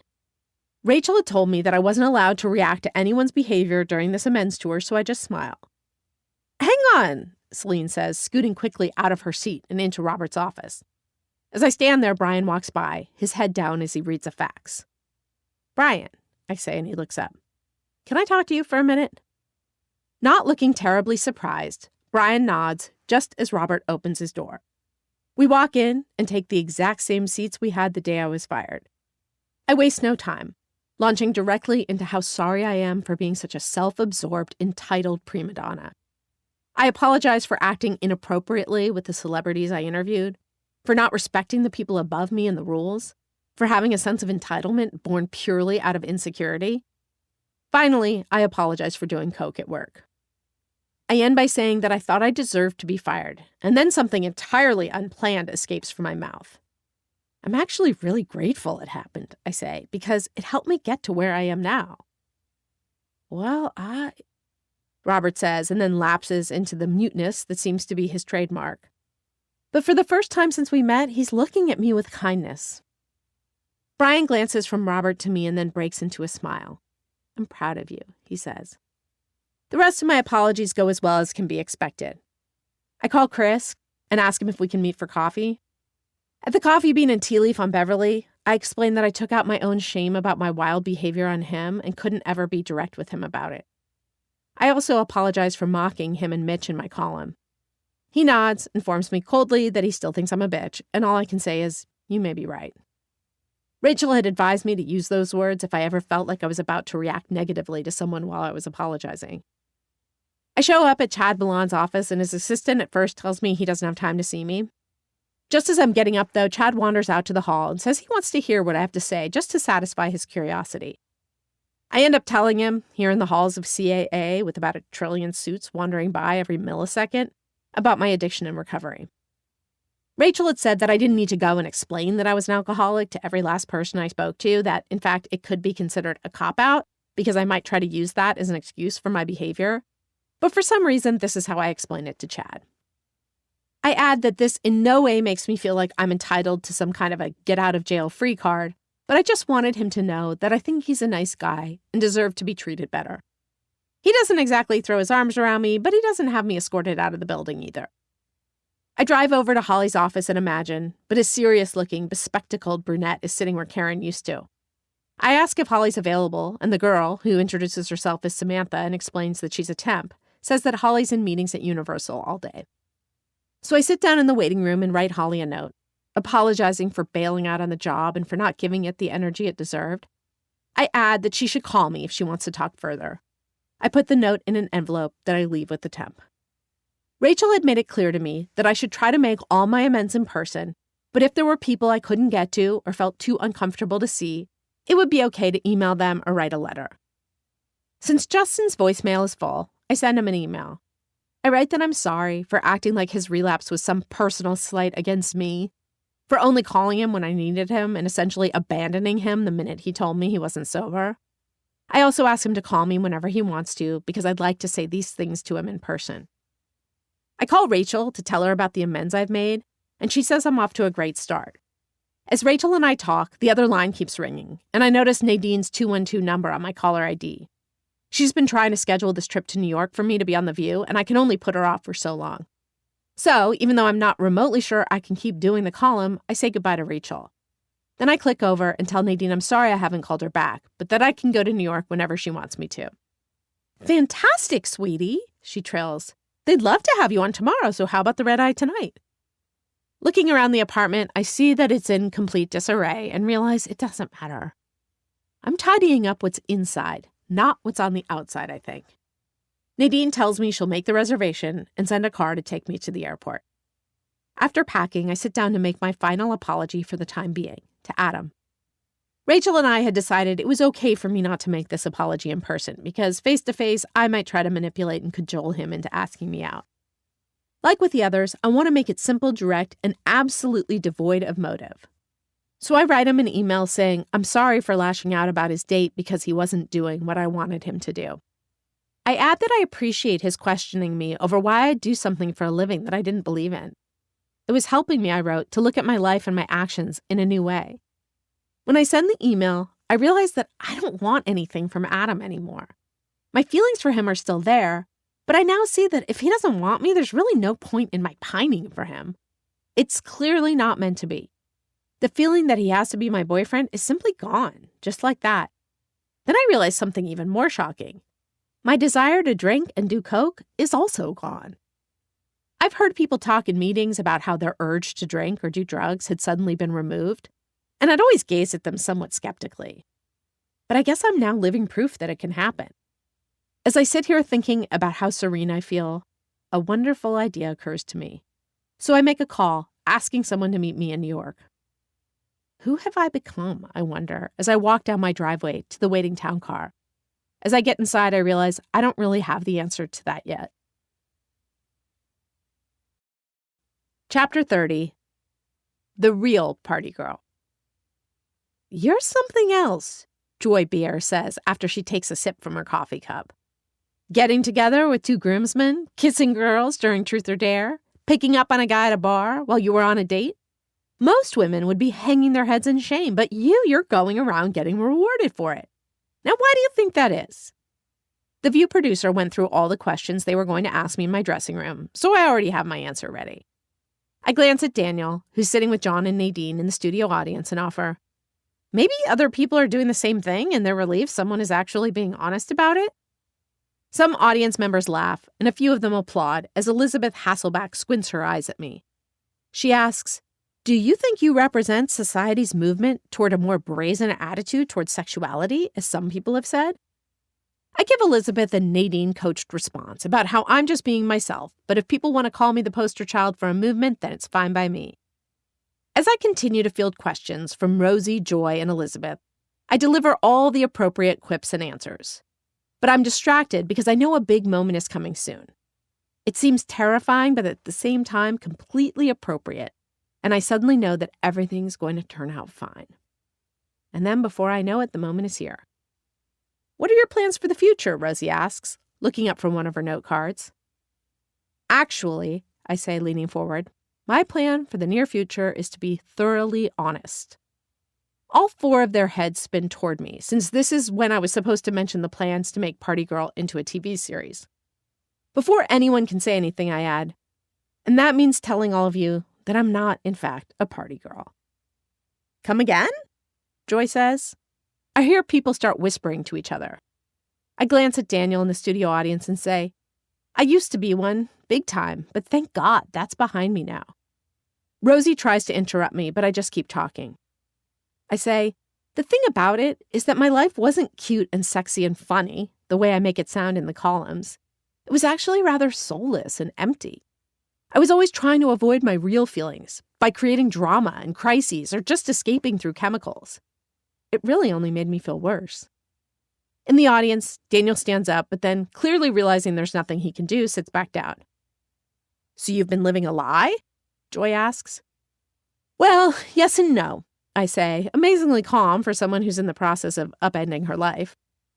Everything I've written about did happen, and a lot of it did seem amusing and entertaining at one point. But I wasn't so much free and loose as I was just out of control. Well, why have you been writing the column then? Elizabeth asks, looking perplexed. I've been thinking about that a lot lately, I say, and I guess the answer is I just wanted to feel special.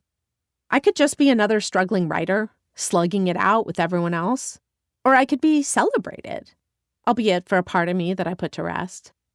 And I chose to be celebrated. I look out at the studio audience. Wouldn't anyone? A heavy-set woman in a flowered sundress nods, and Joy makes a gesture to a producer that they should cut me off. Before that can happen, I say, I may be a fraud, but I'd like to introduce you to someone who's not. Someone who's living the life because it's who she is and not because her self-destructiveness brought her there.